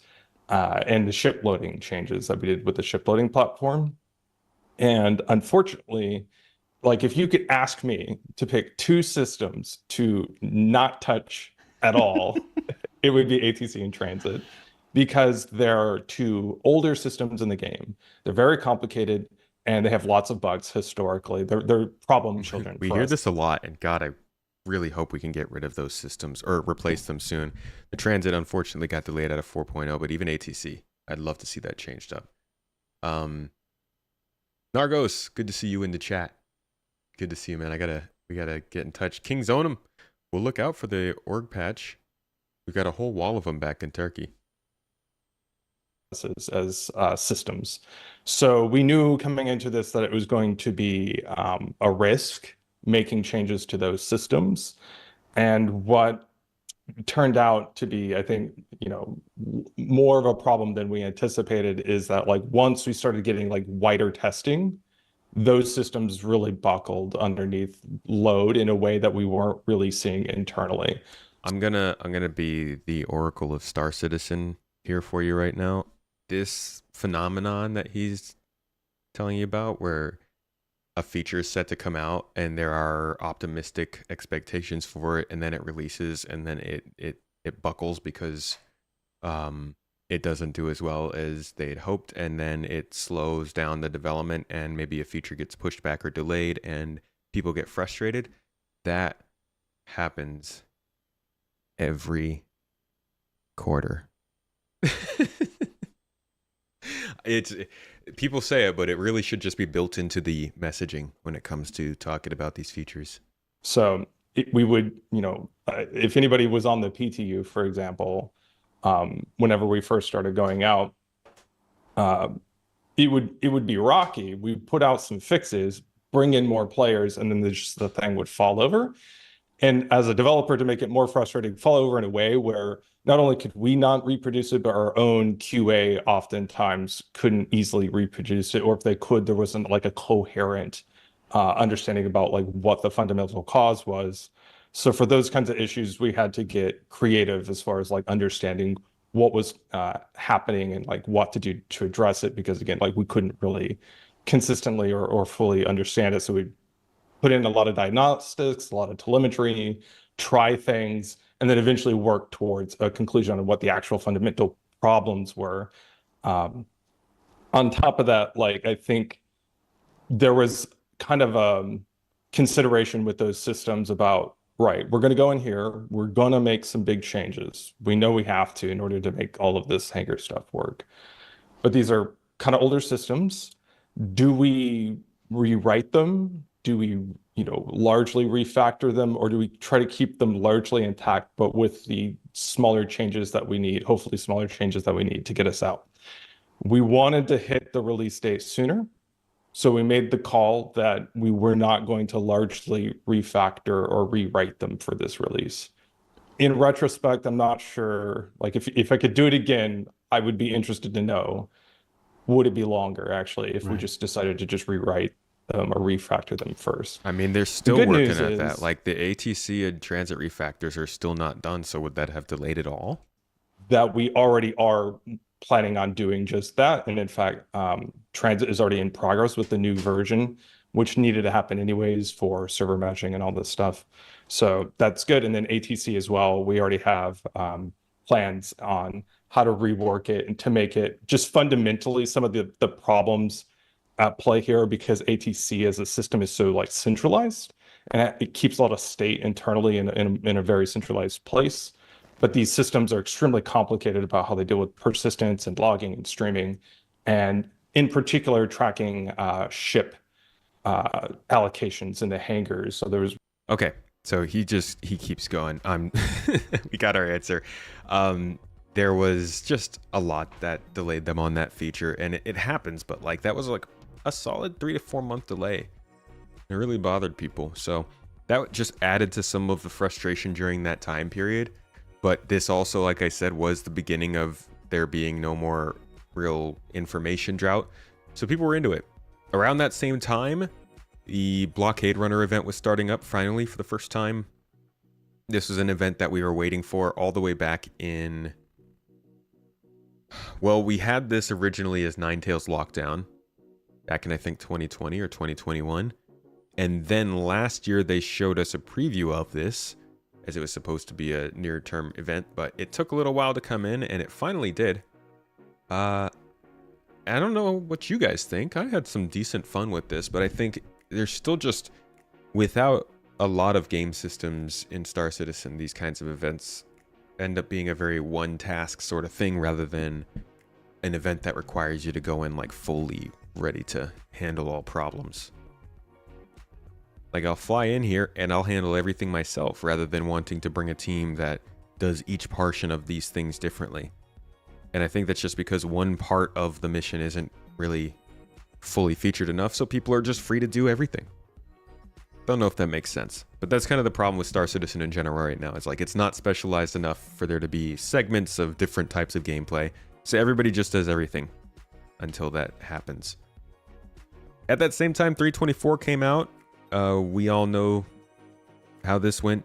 Personal hangars, freight elevators, and persistence in the hangars. This was our first home in Star Citizen, and while it doesn't seem like a big deal now, getting that getting that instancing to work, this was like probably one of the bigger parts of the update. This combined with the cargo refactor being done was huge for Star Citizen.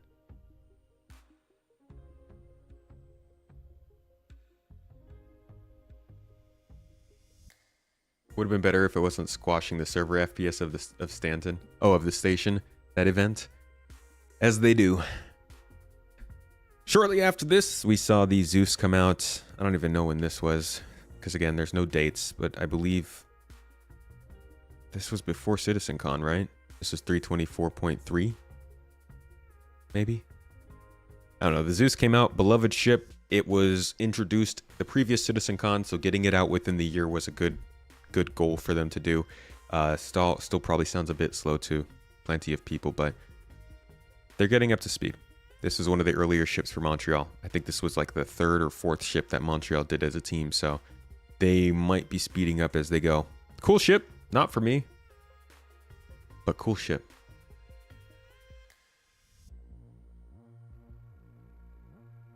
Oh wow, just completely skipped over CitizenCon here. Yeah, wasn't that important. All throughout the year, we were hearing about CitizenCon coming up, seeing schedules, little teases. They were telling us that things were being saved for it, and we should be keeping an eye out and looking out for it. And, oh, wait, hold on. I can't just skip this. 324.2. New MFDs and the Zeus. That's right. That's what it was. But we can't leave September and October without talking about the Argo Atlas. A new vehicle that came to Star Citizen that, oh, people were in love with. Yes, they were. Well, some people were in love. Man, emotions were mixed around this. So, a lot of people will tell you this vehicle was brought in because of the changes that came in 3.24. I doubt that. I think that this is definitely taking advantage of changes to the game, and it's coming in at that time in the same way a lot of the other vehicles do. But I don't think that this was the reason for those changes. That being said, I really didn't expect any sort of exosuit to come out anytime soon. I didn't think that the game's freaking interaction system worked well enough for this kind of thing, but it actually works quite well, and it fits into cargo hauling in an interesting place. Kind of works alongside vehicle tractor beams, a little bit above your normal tractor tools. It comes with a different style of moving the boxes around, and that was a big part of the controversy as well surrounding this. So for those who have never used it, the way that tractor beams generally work is you point your gun at it, you press the button, and it picks it up. It doesn't do anything else besides that. Then you control how close you bring it, how far you push it, and where you aim it. With the Atlas, what you do is you aim the gun at the box, press the button, it picks it up, brings it to you, and holds it above your head. So it's taking multiple steps for you.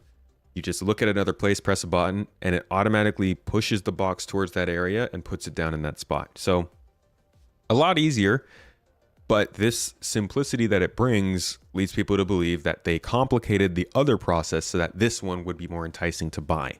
That would work for that time, but for the rest of the course of Star Citizen's lifetime, they're kind of going to have an answer for this. So even no matter what the reason might have been for creating this vehicle, I think it covers an interesting spot in the ground vehicle logistics category with other things like the Rock or the Mule or is there anything else?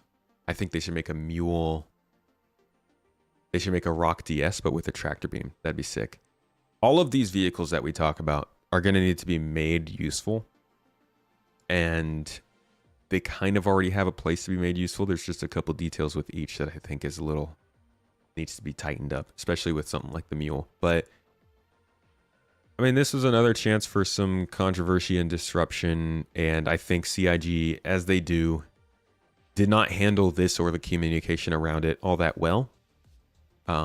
But as far as like the actual vehicle itself goes, this thing's pretty useful in the game.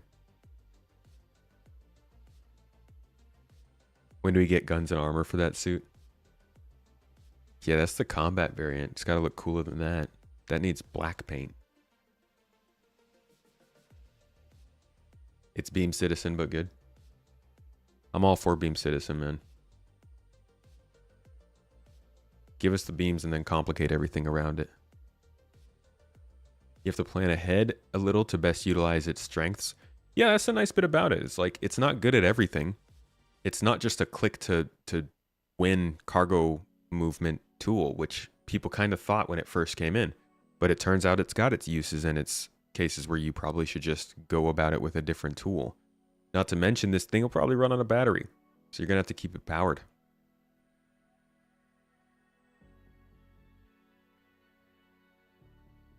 I mean, technically everybody benefits from a little bit. It's like splash damage engagement, right? Even if you're not talking about the drama, you still see some of the food on your table. I don't know what the term for that would be. Anyways, this was the Atlas. Again, I believe this was an early October sort of thing. And you can buy it in game. I wouldn't buy this outside of the game. Get it in game if you're a cargo hauler. It will generally help with the larger ships, but honestly, you shouldn't get this until you're like at least at a Cutlass Black for hauling. Maybe a Nomad or something, but I think for smaller ships you don't need it and you're not going to be able to carry it around. So I wouldn't even think about this for a while if you're on the smaller side of hauling. Now, after that, we got to CitizenCon. We're at modern times now. The Atlas is out. And then we saw an Inside Star Citizen about engineering. And then the Zeus came out, and then CitizenCon. But I actually forgot to... So I forgot to talk about the fact that we did get the Hornet Mark IIs this year. I just want to like combining the Hornet Mark II talk with the Zeus Mark II talk.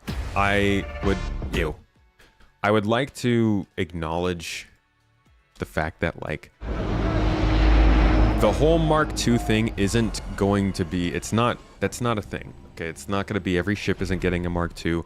In fact, it's likely no other ships are getting Mark IIs. Rather, they'll just get different models completely. The Mark II thing is particular to the Hornet because, well, if we go back, I could just show you this one in real time. Let's try that. The Hornet had Mark II planned for years. Dang, it doesn't come up. They planned the Hornet Mark II all the way back when they split Star Citizen and Squadron 42, I believe. Yeah, it's not on here. But essentially, they wanted to have the Hornet have a different model that would be perceived as newer because the idea was the first Hornet was used before all the stuff. And then the second Hornet was like the newer upgraded version for military and things. So they specifically already made two different ships called the Mark I and Mark II Hornet. They're not replacing the Mark I by bringing the Mark II in. The Zeus is not replacing a ship either because there is no Zeus in the game. This is a Mark II for a ship that never existed. The Mark II part is just the lore inclusion.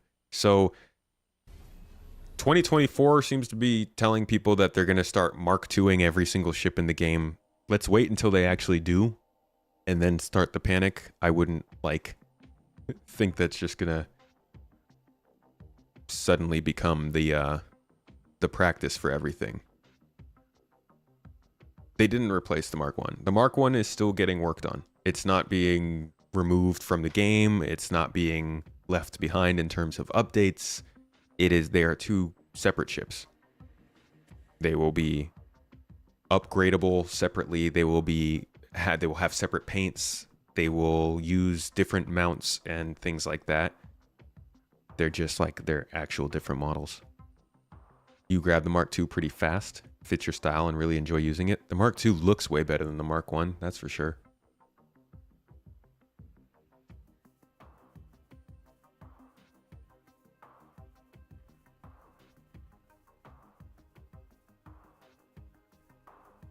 Okay, CitizenCon. Like I said, that is what we came to next. Where the heck is CitizenCon? Too many tabs, man. Too many tabs. I am getting lost.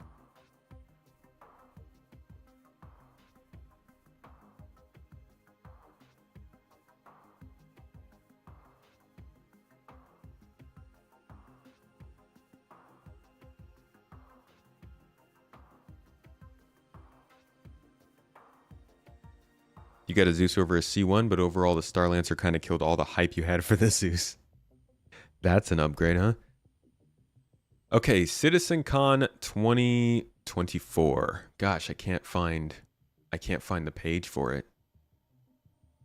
I won't get too deep into CitizenCon because it was not that long ago. But there was a lot. It's a lot of news. I think the biggest thing that came out of CitizenCon was the Squadron 42 gameplay and the Star Citizen 1.0 panel.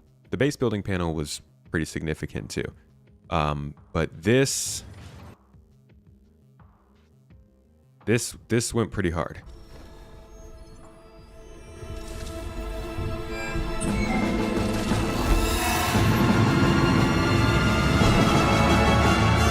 All right, people. 5 seconds out to the fray.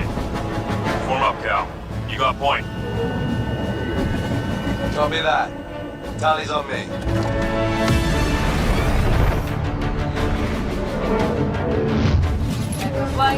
Echo flight, prep for boost.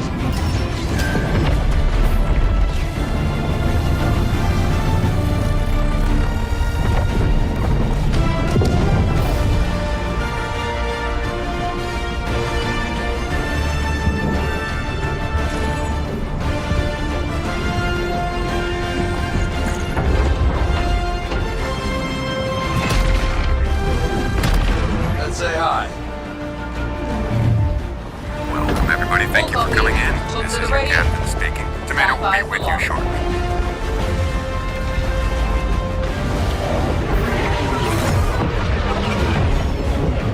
Ready up, people. Enemy vectors inbound. Copy, Doug. You can cover. I can make a run at that shield, Jenny. Copy. Yo, Detox, what's up, man? Welcome in, folks. How you guys doing? We are reviewing the entirety of 2024 in Star Citizen. Right now we're at the CitizenCon part. Basically wrapping up the last couple of months. Hope you guys enjoy. Thanks for coming through, Detox, guys. If you don't know who he is, give him a little follow. Maybe a little sub, poke him a little bit, annoy him in his chats. All that good stuff. Appreciate that, man. Thanks for the raid, my dude. We gotta do a freaking talk soon. Cal, I don't think your ship's got the firepower to take that emitter out. You might be right.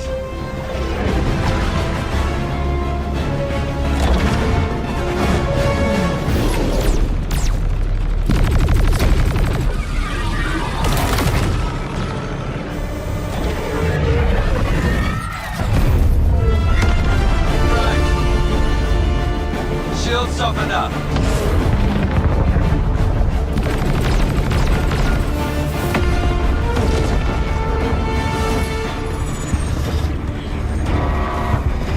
So, I mean, we don't have to watch the whole interactive movie, but this was the Squadron 42 gameplay reveal. It crashed like 3 times, which was kind of funny, and at the end we didn't get to see the ending. But this was, I think, another addition onto 2023's Squadron video as like a little bit more confidence that this game could be fun compared to what we do in Star Citizen. In a scenario that's like largely broken a lot of the time, this feels like a much more easy to palate or easy to digest, I guess, kind of experience, and looks a little bit more like a traditional project that they could deliver in some time. That being said, we have to see how it actually goes, and they've still got, you know, a lot of time until this game is actually ready to release, but I look forward to seeing how it does. The other part of CitizenCon that hit pretty hard was the 1.0 panel, which was just kind of like a here's the plan for the actual game. Because we've been in this state of progress this whole time, or of like building this whole time, yet they don't ever fully lay out for people in one place all the things that they had to drive that idea of Star Citizen. Up until then, it's like whatever features you may have heard about, just kind of build the idea of Star Citizen from that. So they needed to make a talk like this where they actually told us what the game was going to look like, how it was going to play, how the game loops might actually work with each other. I think they missed out on some detail here, but they did get to insurance. They did get to the first 5 star systems, the main story, the guilds, the factions, some economy stuff.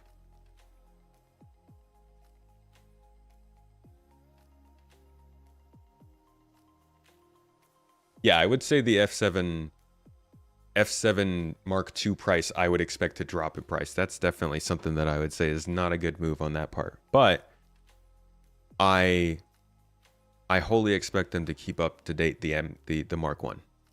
Otherwise, then I'm with you. That's not a good practice to bring something in and just not update the previous one. But again, just to emphasize, that having a Mark II and the Zeus having a Mark II do not indicate that the other ships will have Mark IIs. They could. I would say over the course of the next 10 to 20 years, if we last that long, it's more likely they will than they don't. But I think that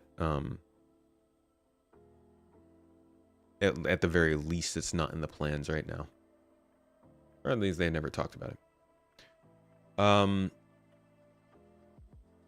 You think they're pushing Squadron to 2026 to have 1.0 release at the same time? Gee golly, gee willikers, I hope that 1.0 is not trying to come out in 2026. The pain. The pain. But yeah, CitizenCon was good fun, and we saw some decent boosts to excitement from that. I've got an interesting one for you guys. I've been running a poll on my channel. You may have seen this. Asking people how they feel about the current state of Star Citizen. The first one I ran was 2 months ago, back in, I think this was... Man, doesn't tell you when it was. I think this is September. No, this would be October. This one I asked in October, early October, before CitizenCon. So what are your overall feelings towards Star Citizen at the moment? I'm going to save these and tabulate them over the course of the years. I'm going to ask this every month. Now, the first one I messed up because the first choice I chose was I'm very satisfied, when it should have been I'm happy. Very satisfied is not opposite of not happy, so it confused people as to what to pick. And I think that may have skewed the results a little bit. But I had 4 choices. I'm very satisfied, I'm just coasting, I'm not happy, and show me the results. 5,000 votes, we got 8% very satisfied, 63% coasting, 22% happy, or not happy, sorry, and 7% basically didn't answer. How do you guys think those will change over the next couple of months? I asked this again in October and in December, and I'm about to show you those results.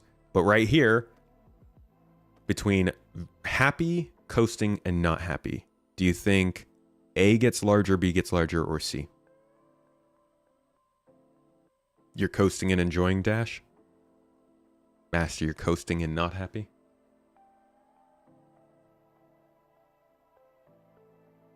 We will be in 2026, saying Squadron will come out in 2030.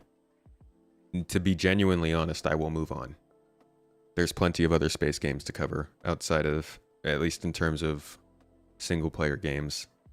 Because by 2026, like, we're looking at stuff like Exodus, Outer Worlds 2 is coming out. You've got some interest around Interstellar, Heretic, something. The next Mass Effect is being worked on. There are like single player space games coming up, space-based games, space-themed games. They can't go and just delay again in 26.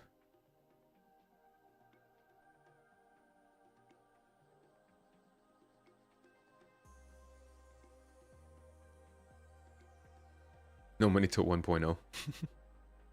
But why? Why not just say no money at all? You don't have to spend money at 1.0 either.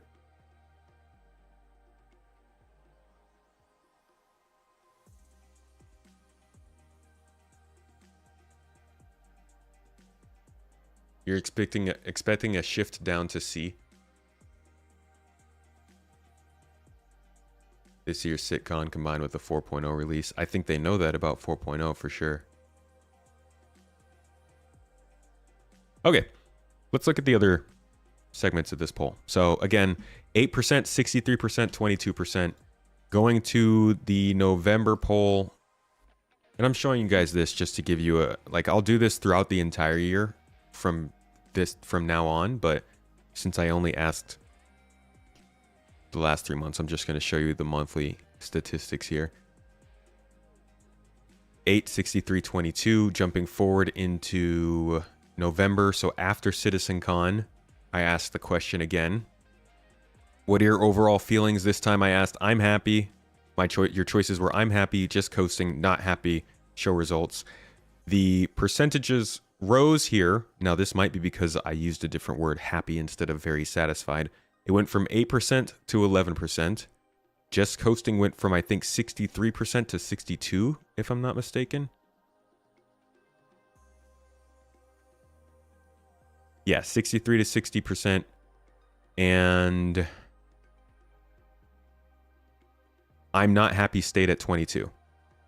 So that means, I guess, more people answered that they were happy. And I guess maybe a few less people just looked for results. So more people might have just been interested in the poll in November. I asked this again in December, just a couple of weeks ago. This was, 6 days ago I asked this again. 14% said I'm happy. 63% said I'm coasting. So this has been about the same the whole time. 17% said I'm not happy. So there's actually been a shift. Now, this is a small subset of the community. This is only 5,000 people who are watching my YouTube channel and looking at the community tab. But the happiness aspect went from 8% in September saying very satisfied to 11% in November saying happy to 14% in December saying happy. So it might be the oncoming of the 4.0 update. It might be that IAE got people's a little bit more satisfied. Maybe it's that they made changes to master modes. I don't freaking know what it is, but there was a little bit of a shift there. Coasting stayed the same. As far as the not happy metric went, now that one never changed, so at least that helps us a little bit with consistency. It went from 22% in October to 22% again in November to 17% in December. So I don't know what it was. I don't know what causes that change, but I will be doing this every month, and I'll probably start to chart these down, and we'll go over it every year, maybe every quarter, just to keep a tab on the community and how people are feeling. Everything's always changing, so it's not like don't base your entire perception of the game on this, but I thought it would be interesting to do. How many answers every poll? This last one was 5,000. The one before that was 7,000. And the one before that was 5,000 again. So the first one has the least amount of votes, I guess, but the most amount of comments. That's funny. Hope for Pyro actually being released. It might be, yeah. As the idea of 4.0 got closer, people got more interested. It'll be interesting to see what people say in January, for sure. To wrap up the year, like we just said, IAE brought in the ship sales. It was a rather disappointing IAE for a lot of people, just in terms of CCUs and stuff. They released a couple ships, like the Intrepid, which was initially met with quite a bit of criticism, but we'll see how it is received in the long term. A lot of people like it, but man, people were dogging on the Intrepid for a little while. The Star Lancer came out. Actually, I guess it came out at IAE, which is a pretty cool one. That was people like the Star Lancer. I think the Star Lancer fits a pretty cool spot, but it also has some issues, which we've gone over on info runners, on launch sequence, all over the place. I won't bore you guys with those details now, but it was the Star Lancer, the Intrepid, the Polaris. Were there any other ships for IAE? I'm missing one, aren't I? Medical Turtle. Right, that's right. So yeah, we had 4 ships at IAE. One was a variant, and the other 3 were not. The Polaris being the biggest one. And the Polaris actually came out, funny enough, I forgot to go over this.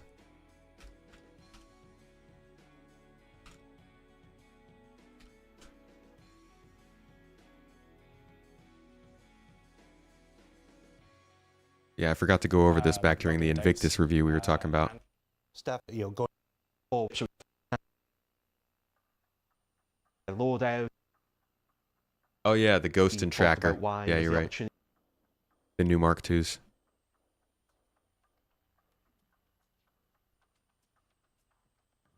Not 4.0. But so yeah, this was the big thing that got said over the summer. This is why we knew for a fact the Polaris was coming, whether it was finished or not. And as you've seen, it could probably use a little bit of polish. Release to the backers. Yep. They can fly it and use it this year. Yes.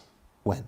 Which one on the camera? I'm going to recreate what we'd filmed for ISE. That's now redundant. That one. You're looking at this one. That one. So the Polaris is going to be flight ready, fully released at IE this year.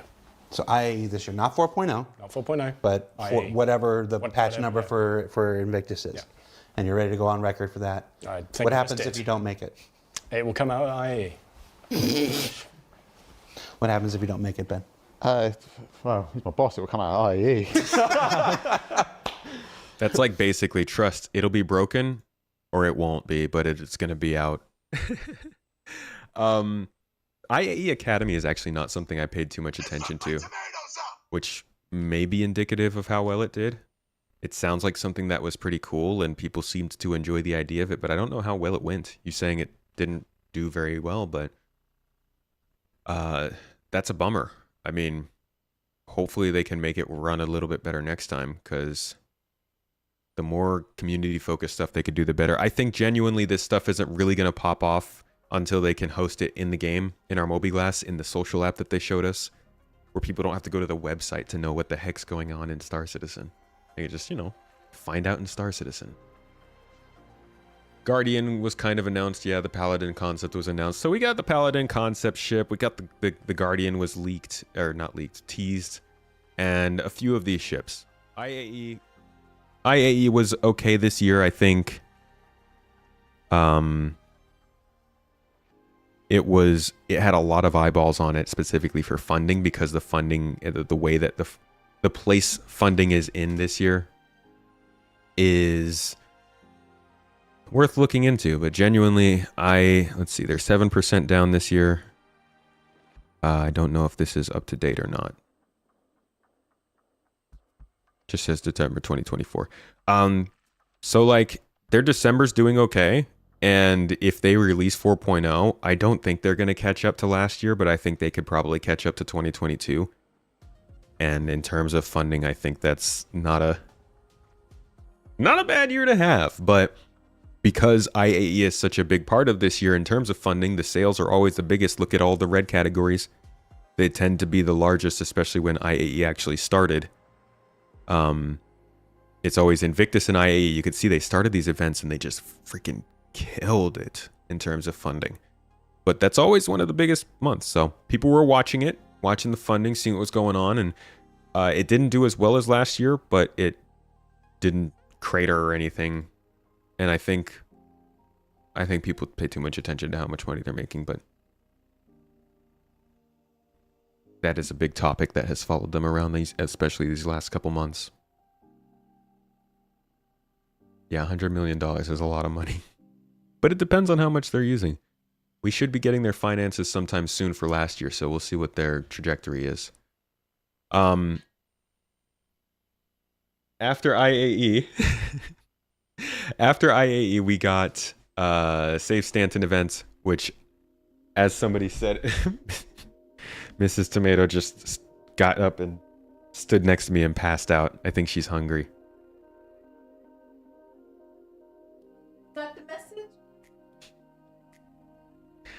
I am personally keeping her from eating. She walks in with food, I slap it out of her hand. No, but Save Stanton, cool event. Sounds like it's been a lot of fun for people, but I'm sorry. I've been really, really busy with videos over the last month, so I have not been playing very much. But I hear this one is pretty fun. I just haven't been able to do it just yet. So I can't really comment too much on it, but it's another global event, and it's good that they're now getting a solid catalog of global events that can run throughout the year that offer distinctly different experiences and can attract people back to the Stanton system. Maybe if they find people are spending too much time in Pyro or something, they want to tip the scales. But this is a cool one because it also gives you an in-game reward, something they've been starting to do a little more over the last couple years. Doesn't matter what the reward is. I think the more stuff they bring into the game, the better. And it seems like they're starting to do that a bit more. While they said they would do last CitizenCon, they've taken a while, but they're starting to. It's not in cargo like they said it'd be, but it's a little bit more. A little bit more. Hopefully we see more of that next year. This push post 4.0 is going to allow the teams to gain some ground on wider loops and get their performance up. That's what's needed now. Stability would keep players engaged. The rest is icing. I'm going to say something controversial, and it's probably a hot take here, but I would rather have a crappy 4.0 release in the end of December so that they can get started on the next round of stuff to release in March than a delayed 4.0 in OpenPTU until March, so that we can get 4.0 in March. Because I really don't know if them pushing 4.0 to March means they'd add more features to 4.0 or if they just push things back more. So, sorry if that's evil to say. But after IAE and Save Stanton, right now we're just chilling in Luminalia. That really kind of wraps it up. We're in the final weeks, hoping that 4.0 comes out. CIG is basically done with all of their videos. They did a couple of Inside Star Citizens and IAEs answering some cool questions about capital ships, getting that more into the limelight in the conversation. I think next year is going to be very multi-crew and larger ship gameplay focused, while also still including the smaller ships and things. So they kind of finished out the year with that, talked a little bit about the freaking amazing, absolutely, stop this. Absolutely amazing music in the Pyro system. Pedro is just dude, Pedro is out here messing things up with this music. Oh my god. Can we just listen to a little bit of this real quick? Just some of it. That's not it. Hold on.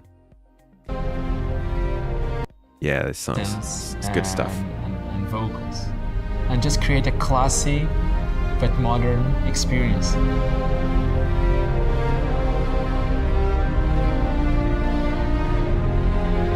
There's some eerie sounds in it, but everything very subtle. I don't want people to feel, oh, this is so beautiful, or is it so scary?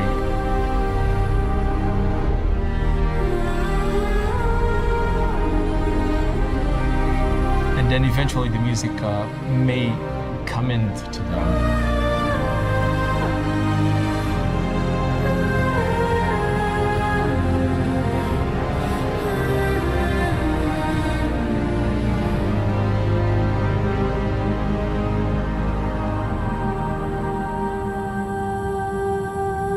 Okay.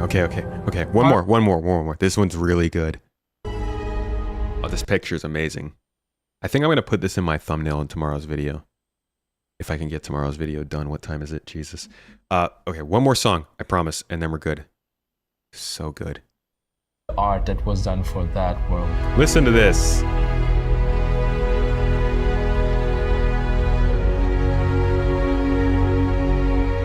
And then in the second part of the track, I'm a pianist, so I tried to use the synths, but in a pianist way, which is not so often used, because many times when you hear synth, either they are doing very long lines, like the old classics, or ARPs, which are automated arpeggios. And I try to do it just freely, without any tempo. Just me playing the synth. This next part is like the perfect combination It gives me like, I don't know what it is. It's like if you took, I guess the like chanting voices kind of have a lot of the sounds you'd hear from like Elder Scrolls Skyrim's soundtrack. But then the vibes this hits, the part we're about to hear, I don't know what it is about it, but this is one of the most engrossing, like space-based songs I've ever heard. I love it. I want people, when they go to Pyro for the first time, I want people to feel that it's a completely new system, and it's a beautiful system. It's probably some of the best art I've seen for a planet in any game. Oh, and like, why is there a trumpet in here, dude? Why is a trumpet giving me these feelings? Good Lord. I don't even know if it's a trumpet. I wanted it to be experienced. I hope people enjoy that. I want music just to be a companion to your adventures in this new system. Thank you, Pedro. So yeah, we got to see some of that towards the end of the year, and then they gave us a little bit of a 4.0 patch watch of what's coming there, and now here we are. We are waiting for 4.0 to drop. Hopefully, I think it's going to be this Friday. And then we'll see if anybody stays over the holiday to keep it from break. I mean, somebody has to obviously be there, but we'll see how much they put into keeping it running over the holidays. If they do, they better be getting paid. But we will be reconvening probably around early to mid-January. I mean, I'll be going. We'll be doing our streams and videos consistently for the next couple of weeks. We'll take a couple days break here and there, but until probably this time next month or so, CIG is going to be away without any news. Max player count's looking like 500.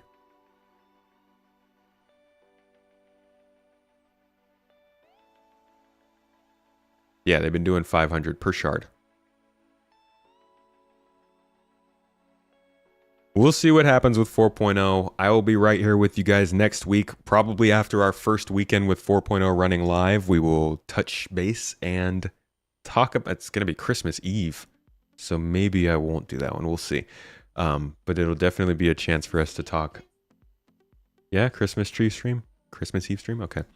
And we'll talk about it, how it's going, whether it's dying, what's happening with Star Citizen, and if it's going to get any better. Like I said, we are in the midst of Luminalia, so make sure if you haven't already to go to the Star Citizen website, hit this little thing here, light the lamps, go to the Luminalia page if you have an account, scroll down, and click the little, these cards, click them. If you click these cards, you will get these items attributed to your account forever. It's literally free stuff. So hop in here, get in on these. If you don't have an account already, go to www.jointomato.com and you can use one of our supporters referral codes. Not only will you get some money added to your account in the game, but I think you also get this vehicle. So if you sign up, do we have a command for that? ! join tomato or something? Yeah, or you could just go to jointomato.com. True. If you make an account using that, once you do actually jump into the game with like a game package, you'll get one of these hover bikes and you will get a couple of monies. I don't know if there's a free flat going on right now though. I don't think there is. But yeah, that's Luminalia, last event of the year, and this has been your year in review 2024. See, I didn't do it, so I thought maybe we should give it a go. Hope you enjoyed this. It was a freaking long one, that's for sure. Release plan. I hope you got some entertainment or information out of this. I am tired. I did not expect to stream for 6 hours today. But here we are. So we're all done. We're going to go eat some food. I'm going to work on a video. Hopefully I can get out to you tomorrow. Probably Wednesday. And I will see you all on Wednesday to talk about whatever's going on with 4.0. Keep an eye out. Look for what happens on Tuesday. because that should be a big notification as to how they're feeling about the patch going live. And enjoy y'all self. Thank you for the birthday wishes, everybody. Thank you for joining me for this lovely birthday stream. Use the best.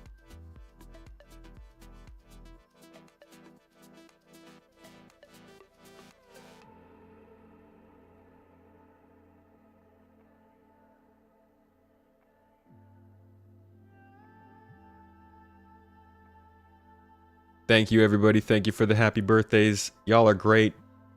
Again, hope you had a good time today. Remember, we're going to be switching things up next year. I'm excited to go play Elite Dangerous some more in X4. It's looking good. Anyways, appreciate you all. I'm going to send you over to Burks. Give them some love. Drop those tomatoes in chat. Toes gang, you know how it is. Let them know where you came from, where you're going. And you guys have a great week. Treat yourselves well. Eat something yummy. Do something great for yourself. Hug someone you love. You know, all the things, all the ways, all the places. Bless yourselves. You're good people. All right. Bye-bye.